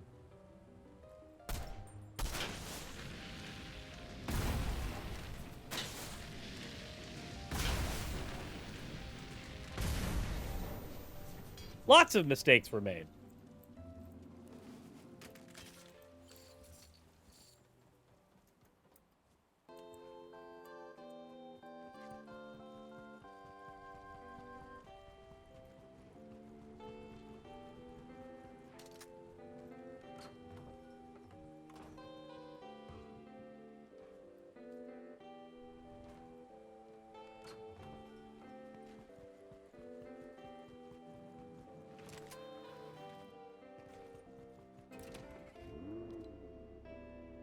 This is Sim City, Velis.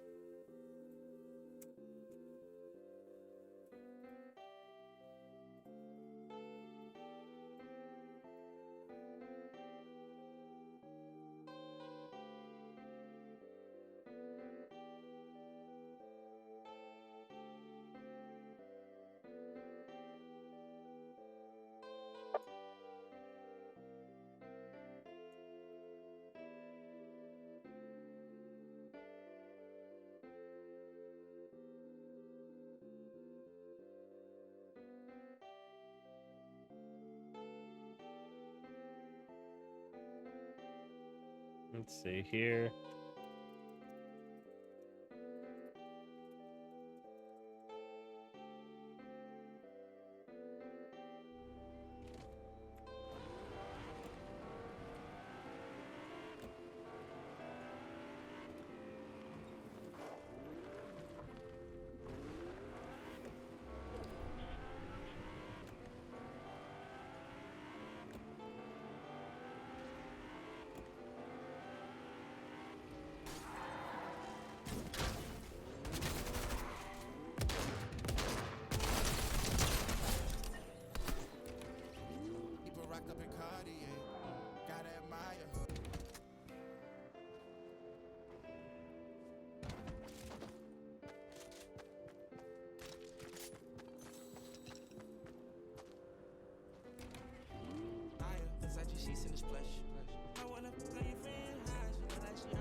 Let's fucking go!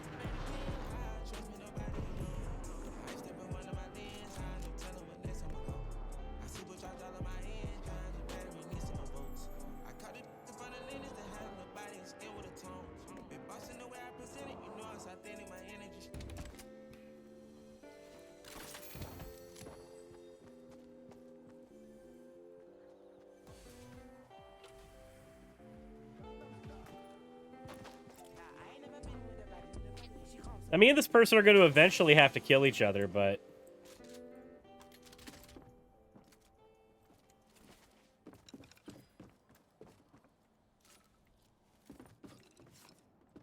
You know what, I'll take the help for now.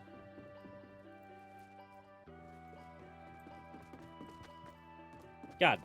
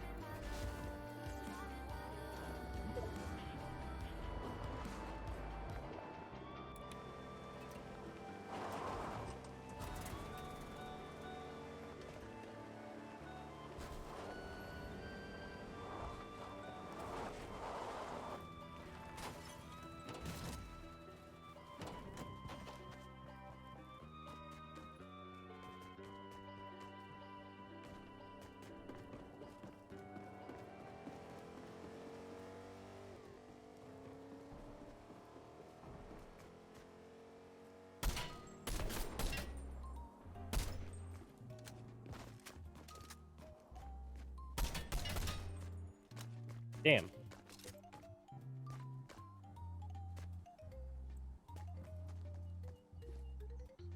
Oh no, the stream choppiness. The choppiness is back.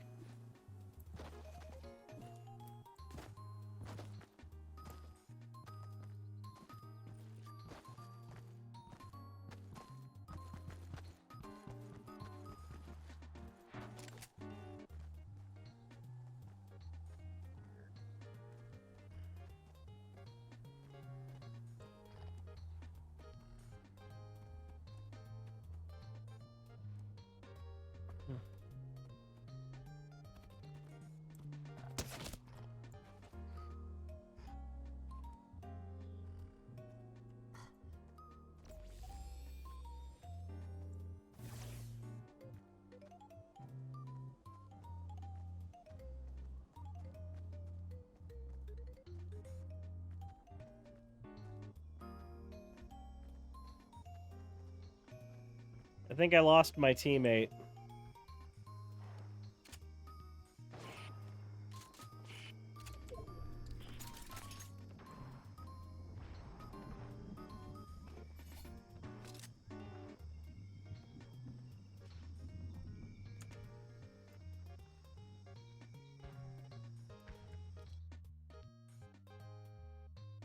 Six seconds. Okay. I know it's lying to me here.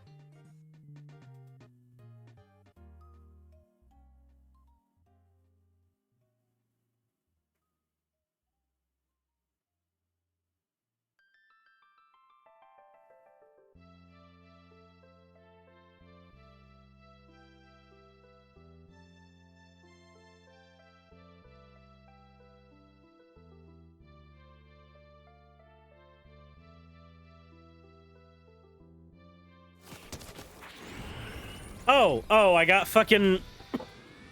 I got alivented. Okay.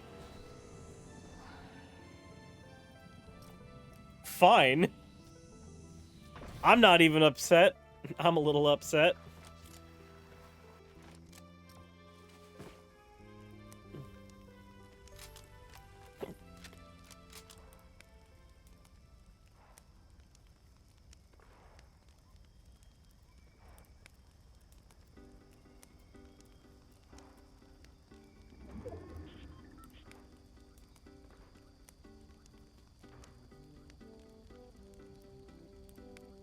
You know, one of my favorite childhood memories was...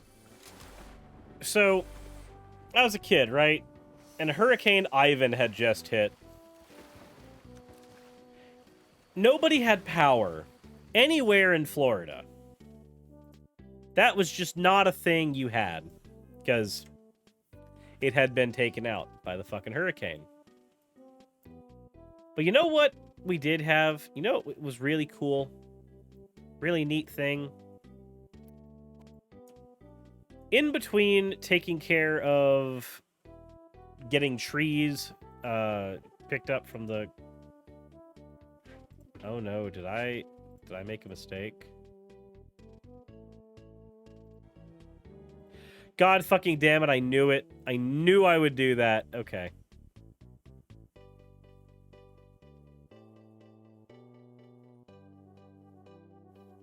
Okay. Really enjoy your channel. I'd like to think I have an interesting art style, and I hope you like it. You do. And they've got an interesting record, and some interesting things to say. But, so Hurricane Ivan had knocked out all power everywhere. And when we weren't taking care of all of the debris that had been, you know, dropped on the ground from my art section. But first...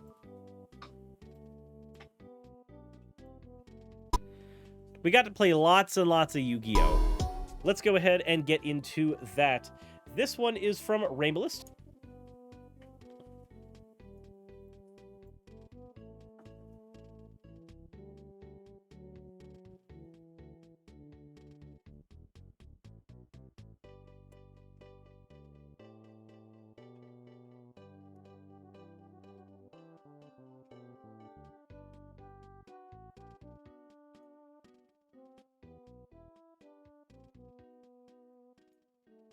Like, I remember I built an underpowered deck so that I could play with all the kids that were in my neighborhood without, like, trouncing them.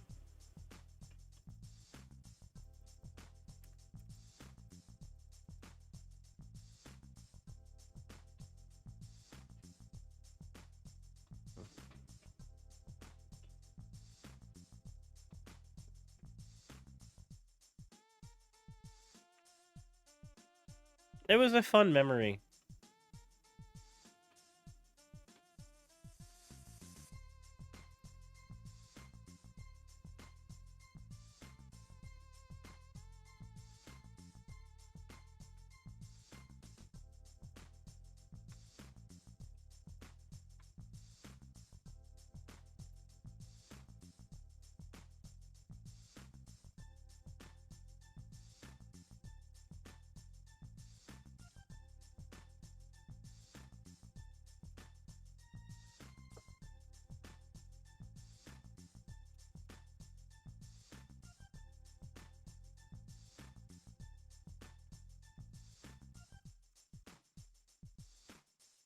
Hold on.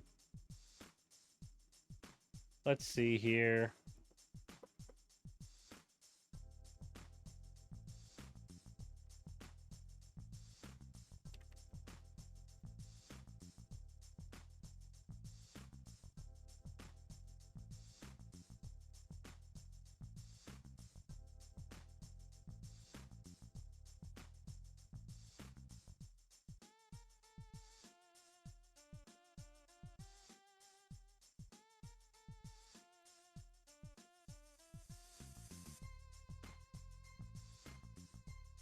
You put way too much detail into things you make to traumatize me. I mean... Fair?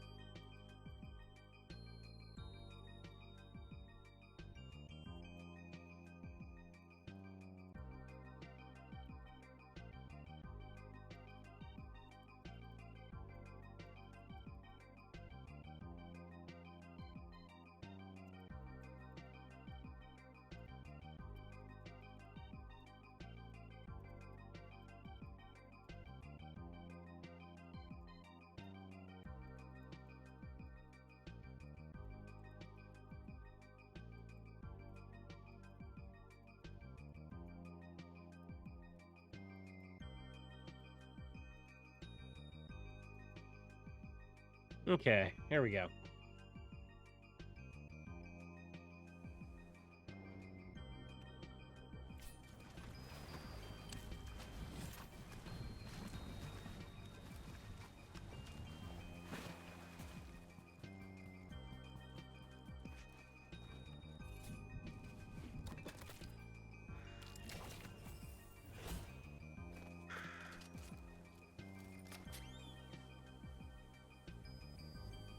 Shoot.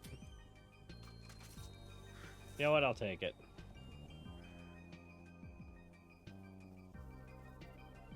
Oh, okay. Time to fucking go.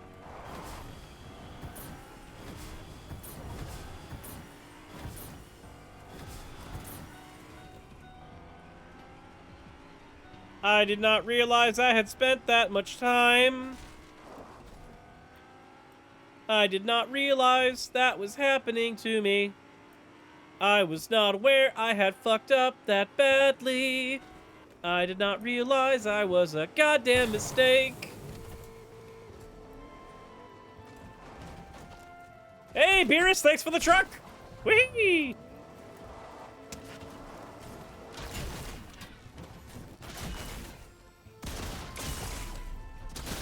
Shite! Is it ever too late to get into Fortnite? Nope! The game's literally designed for you to get into it at any point.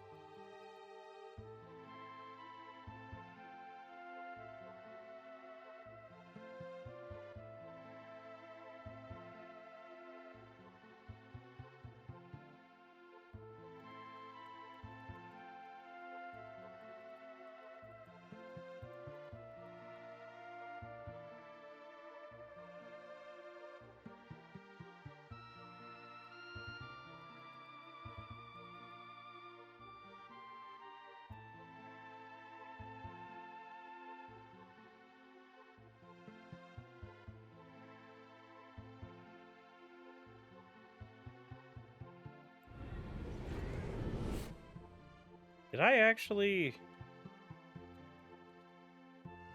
This finished? Oh, okay.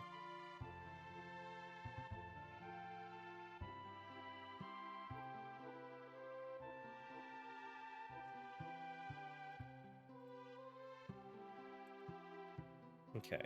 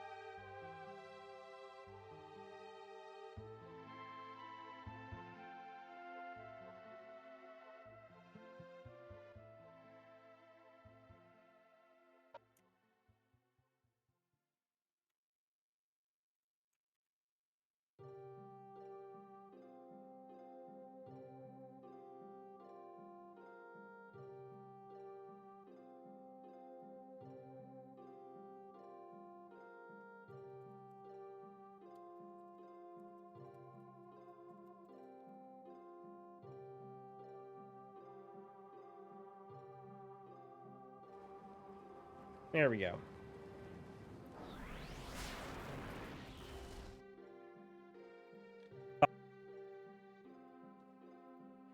I almost forgot to do it again.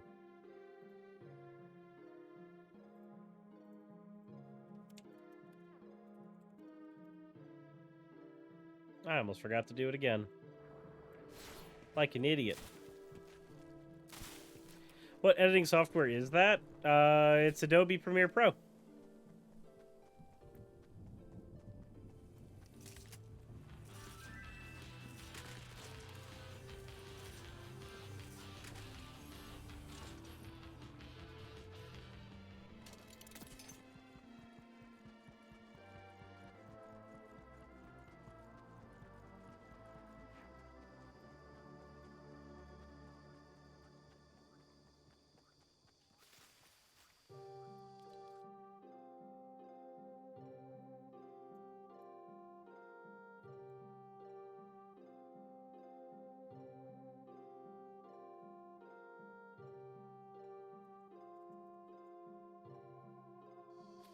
Okay.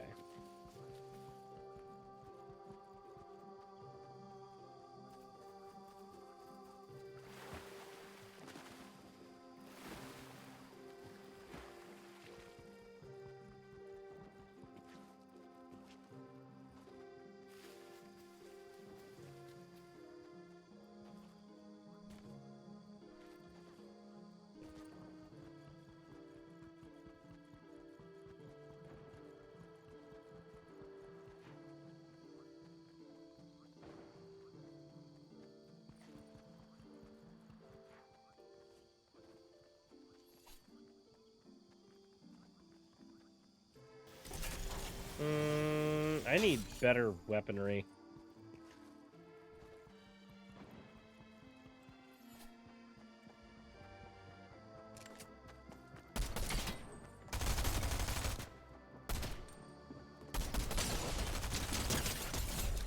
Center of gravity!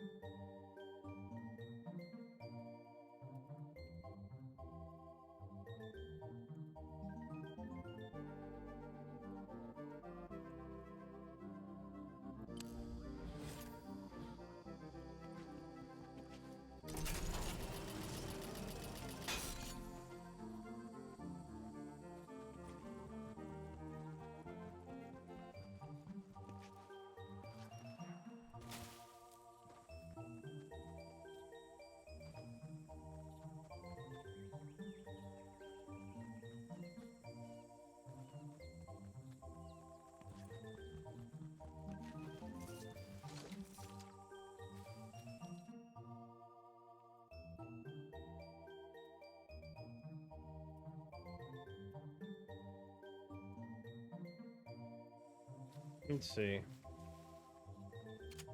I need shield. I need shield bad.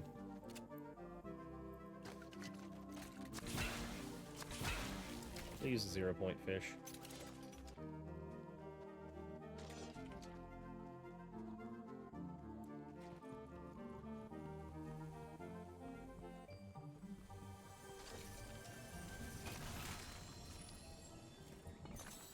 Okay, and...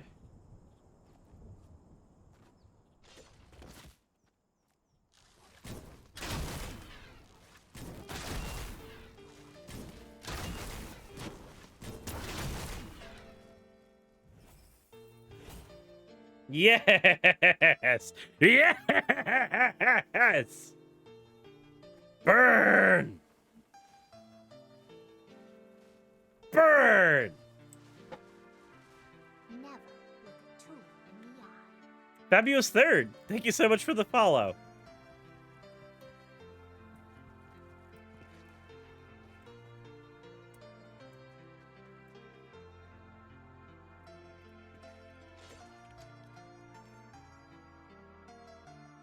Let's see here.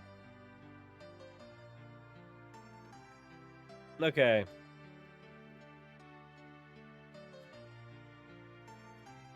So those all got up.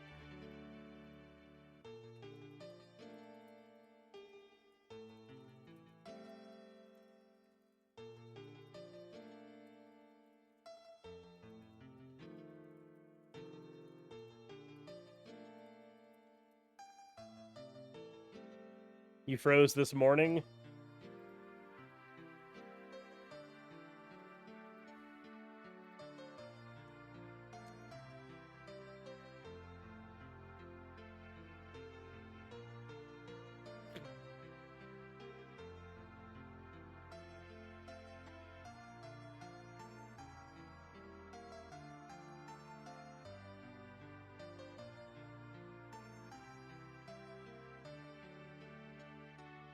There we go.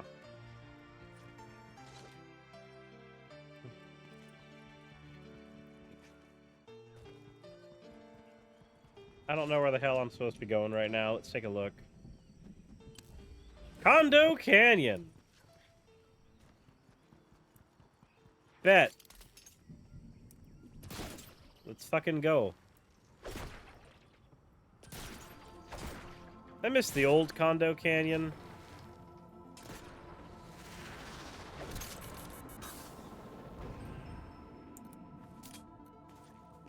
This arena doesn't do anything for me.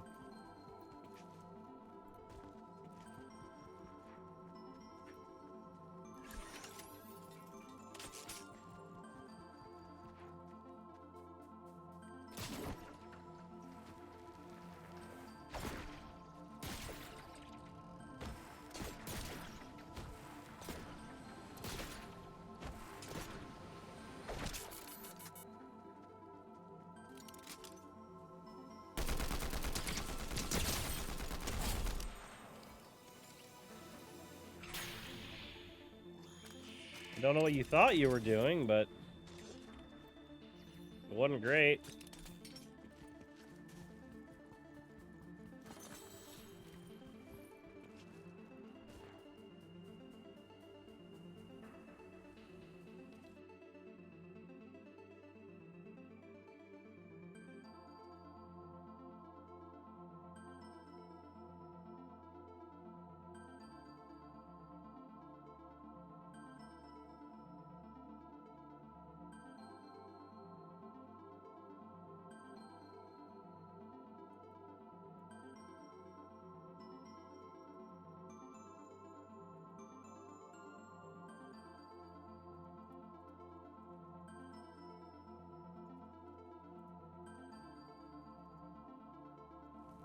Oh boy. Who the fuck? Whom's the fucker?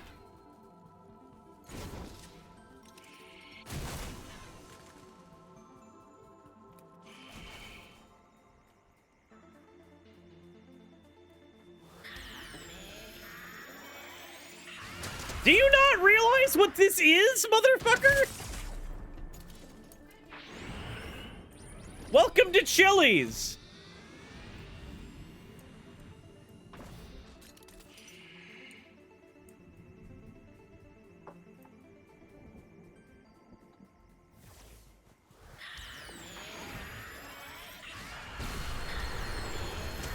Oh, God, oh, God, oh,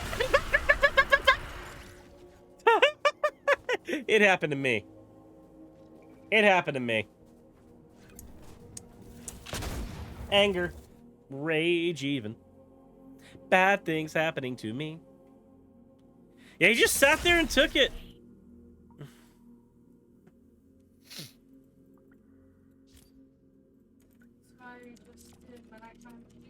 Okay.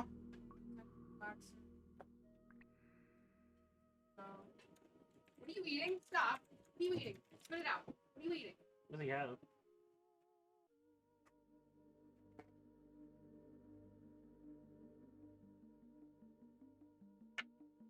A choke hazard is what he has.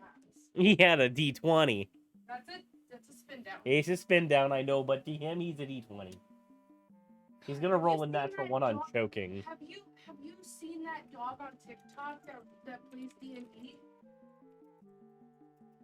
Their owners are running them through a D&D campaign, and they've taught them how to pick out dice in like these big dice, like plushies, and to toss it so it rolls. Oh. It's amazing, and they narrate it, and it's just like, I'm going big bad scary place. Oh, I put on the hat. Hat acquired. Oh no, I don't feel too good. Oh, I have been cursed. Get this stupid thing off me. It's adorable. That's adorable.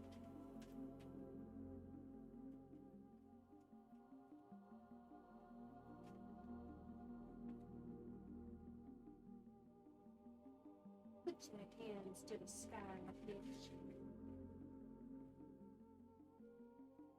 See, is that Growlithe?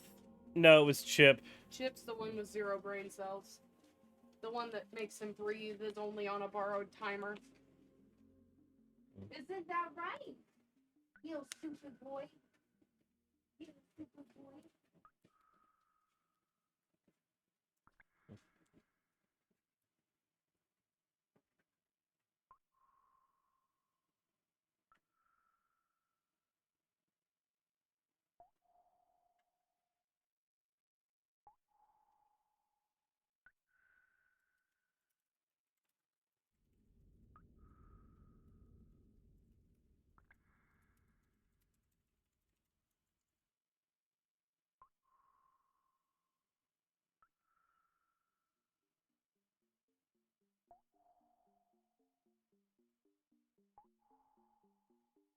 Hold on, I need rapid tags.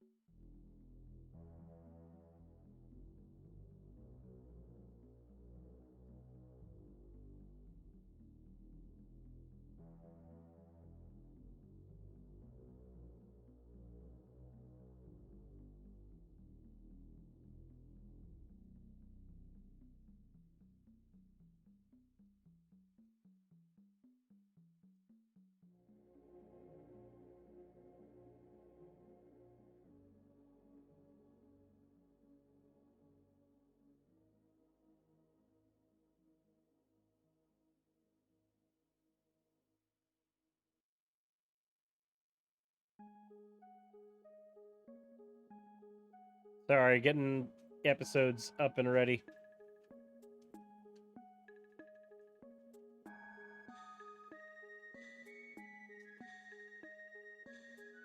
What does this feel like, me at a party?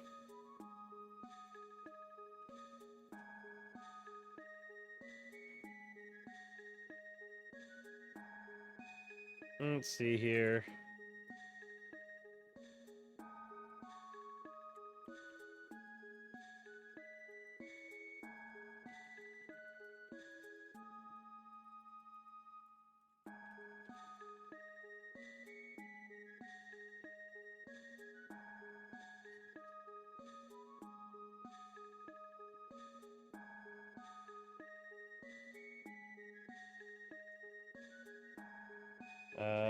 It goes in both of those. Why not?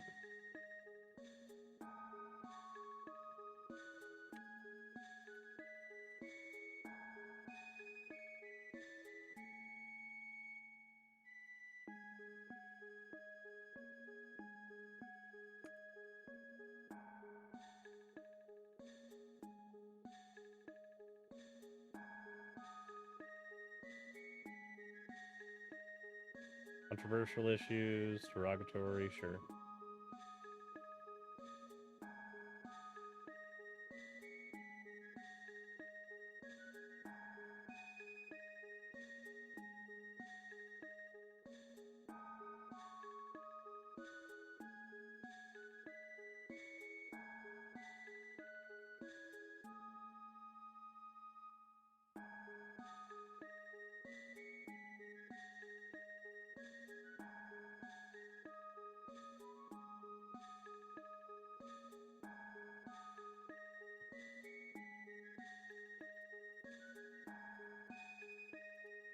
I hate doing tags.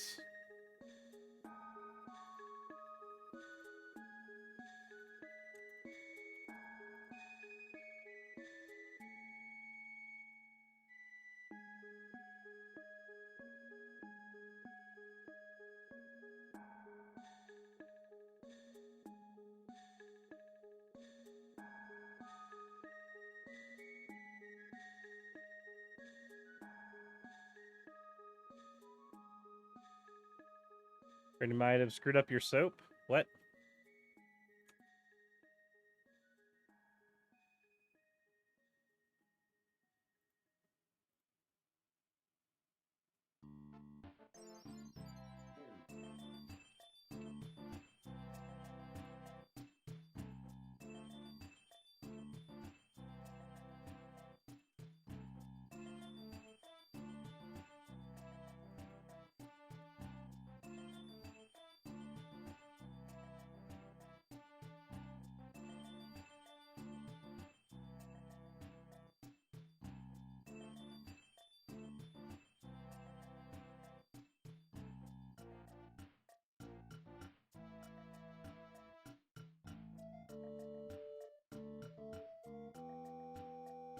Okay, private.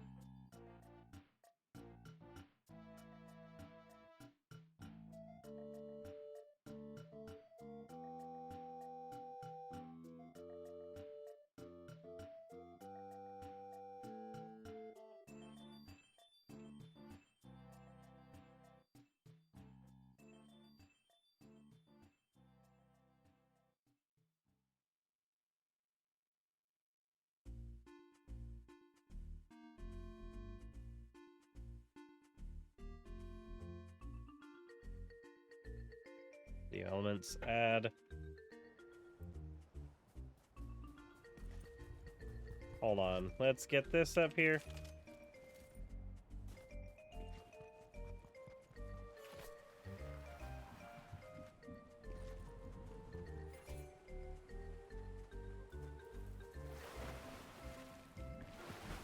There we go. Import from video.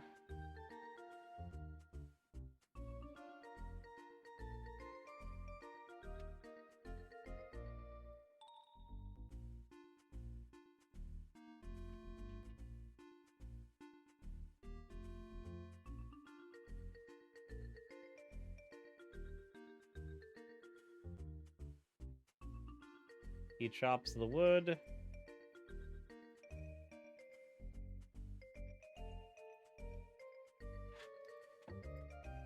Fucking editing process. Editing go burr.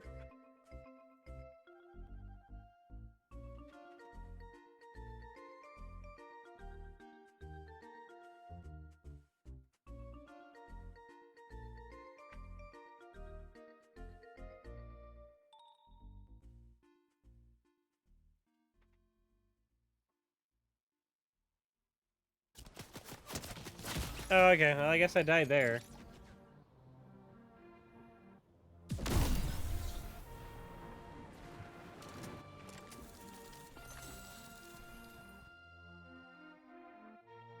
I forgot to put... There we go.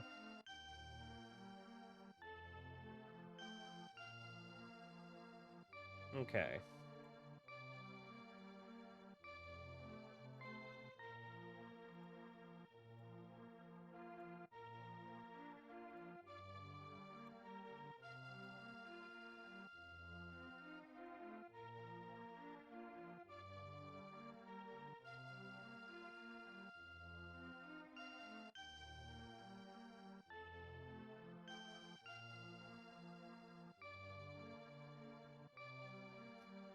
Upload thumbnail for this.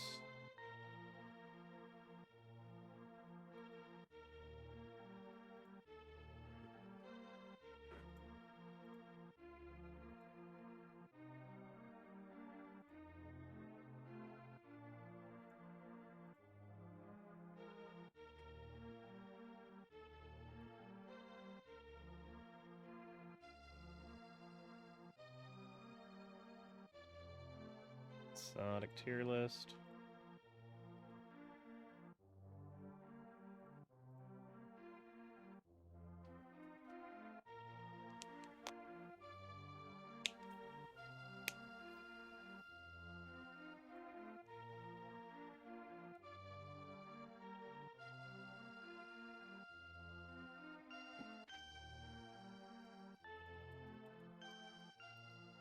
When is dead, everyone in my family celebrated.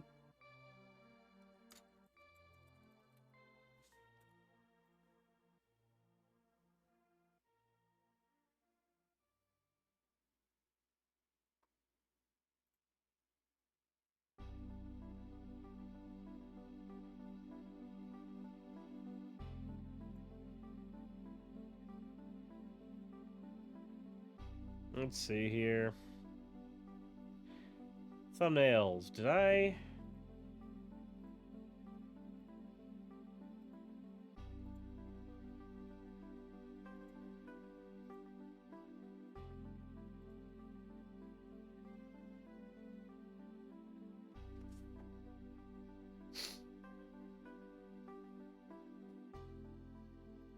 I guess I'll make the thumbnail for this one. New.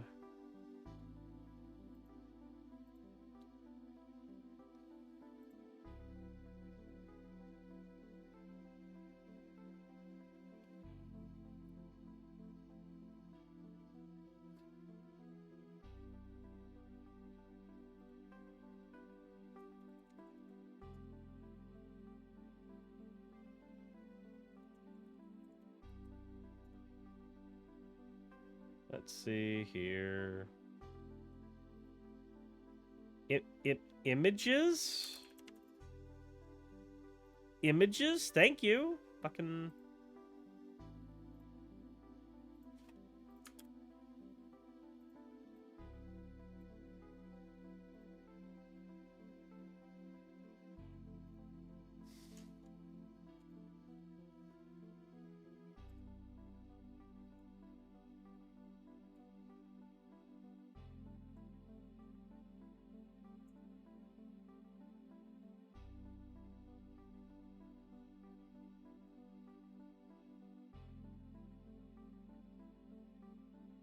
Where's my Angry? Where's my Angry?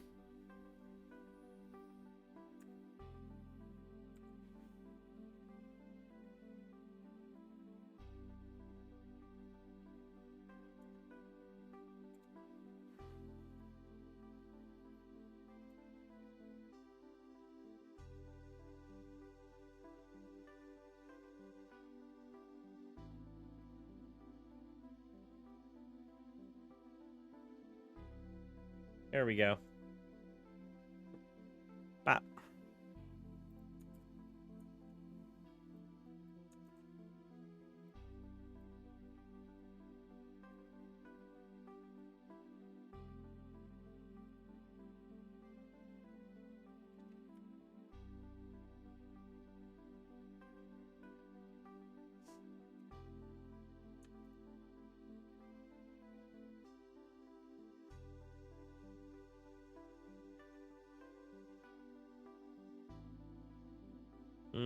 Where's my stroke?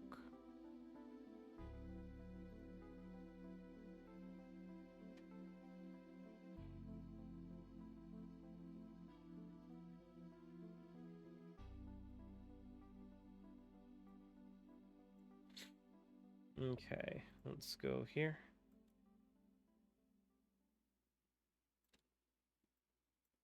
Ah!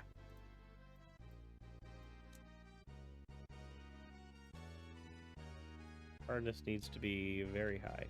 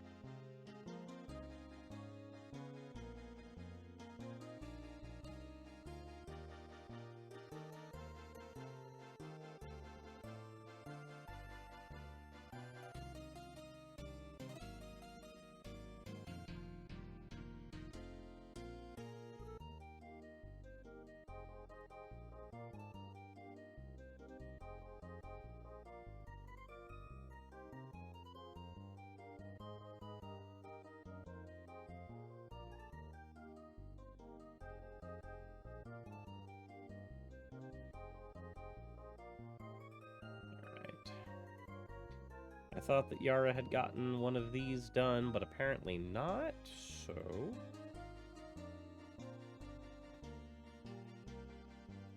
yeah, it's fine.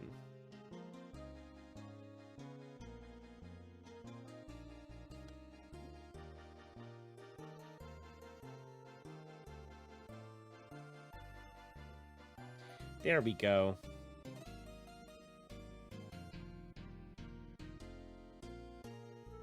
Okay. Now I guess I need to go to Microsoft Edge because that's the only way I can review videos manually, which is weird.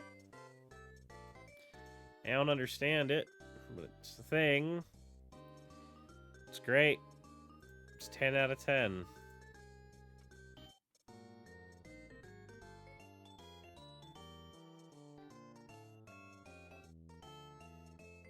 Fucking go here. Look at you! You are in need of review. Look at you! You are in need of review. Look at you! You are in need of review.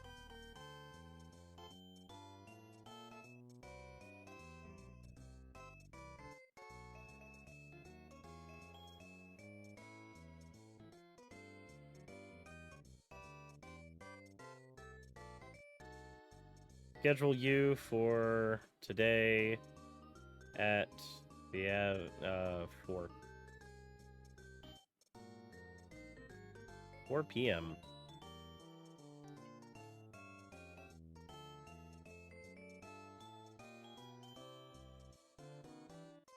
How that got monetized is beyond me. You will be the 7 a.m. video, which means you will be the 4 p.m. video? Yeah. That one. Which will make you the 7 a.m. video. Nope, nope, nope, nope, nope. Young child, you are going to give me space.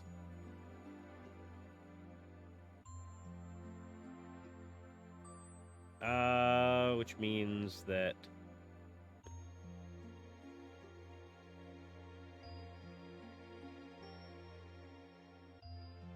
one of you will have to figure that one out. Ship Embercool, no. Terror. Terror's been up my ass lately.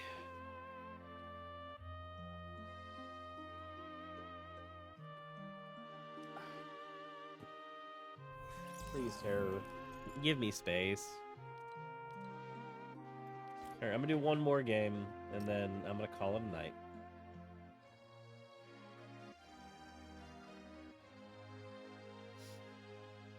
Because I gotta be up in 7 hours.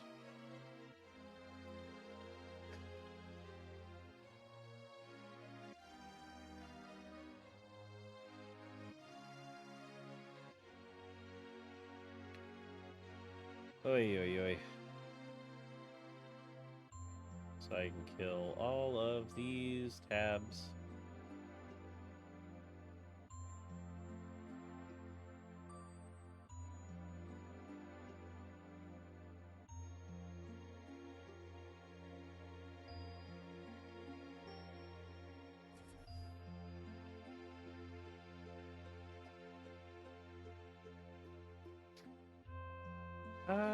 What was I doing? What am I doing?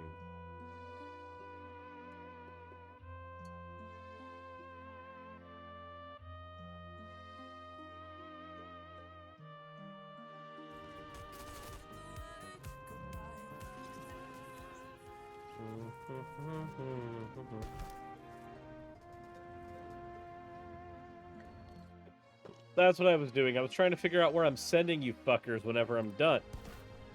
That's what I was doing. How could I forget?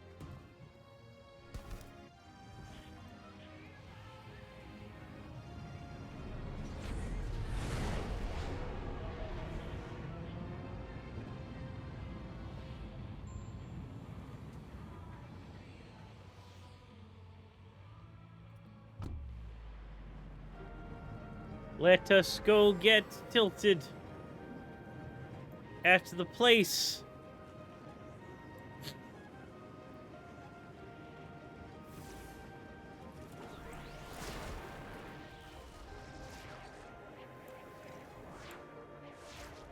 There's only one tower here anymore.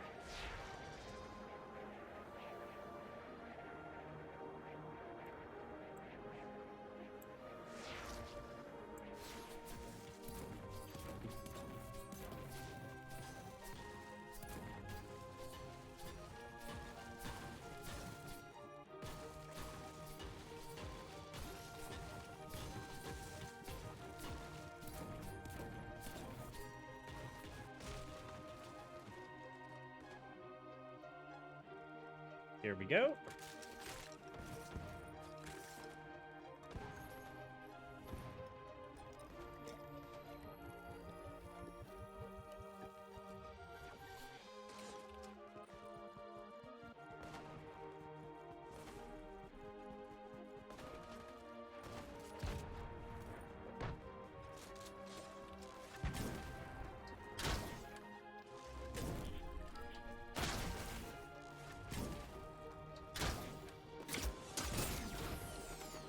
Whee! Nope.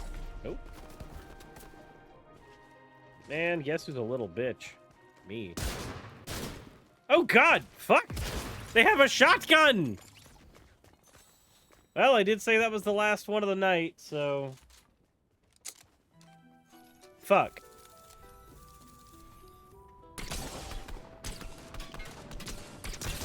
Heck.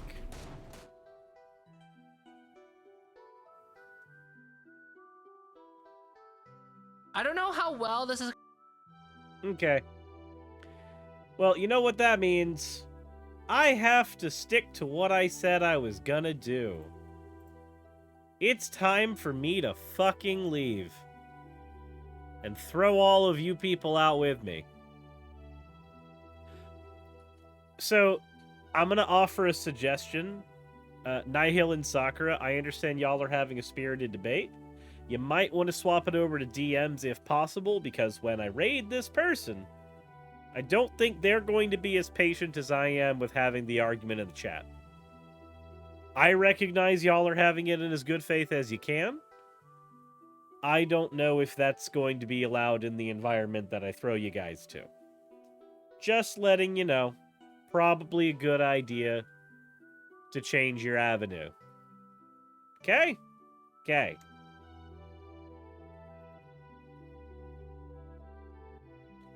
Because I am going to be throwing y'all to Baphomet.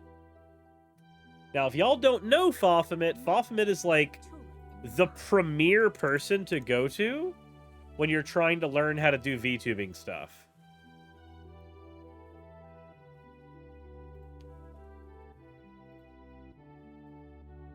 Now, primarily, Baphomet focuses on 3D VTubing, but still, she is a wealth of information and data where this particular craft is concerned. So please give her all of the utmost respect that you can. And I hope y'all have a fun time heading over there. I appreciate every one of y'all coming out here tonight. I know that these last couple of days have been very, very low energy, and I'm terribly sorry about that. But I am thankful for all of y'all who've been out here. I'll see y'all later. Kirby's.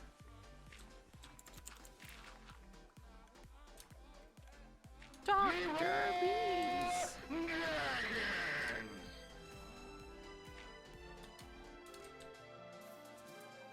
Hello! Hi! Hi, Neko! Hello, hello! Hi, everyone from Neko Stream. I'm Baphomet. I'm a virtual content creator here on Twitch. I'm best known for my YouTube channel, where I do VTuber or virtual production related things. So if you have any questions on how to become a VTuber or how to do a lot of cool stuff in VTubing, like full body tracking, motion capture suits, those are things that I do and I'm interested in. Like, I've made my own Unreal Engine application. I've made my own Unity application for VTubing. So you can type in !YouTube for that. The next video that's going to be coming out is just like a really basic one. What you need in order to become a VTuber, a custom VTuber. So just like the things around that. On Twitch, we switch between just a basic VTuber setup, which is what I'm using right now. And earlier this stream, we were actually using full motion capture, and we're doing some just chatting, which is what I like to do on stream. But when I'm not just chatting, usually I'll be doing software development, 3D modeling, or I say variety gaming, but let's be honest, it's usually just like Cyberpunk and Minecraft. But hello! Hi! Thank you so much. How was your stream? And Rovi, Mr. Krabs, the White Ogre, Babylon, and PJ Blazer, thank you for the follows. So let's give Neko a call just to see what they were up to. Hello? Oh, hi! What's going on? I see you're starting soon.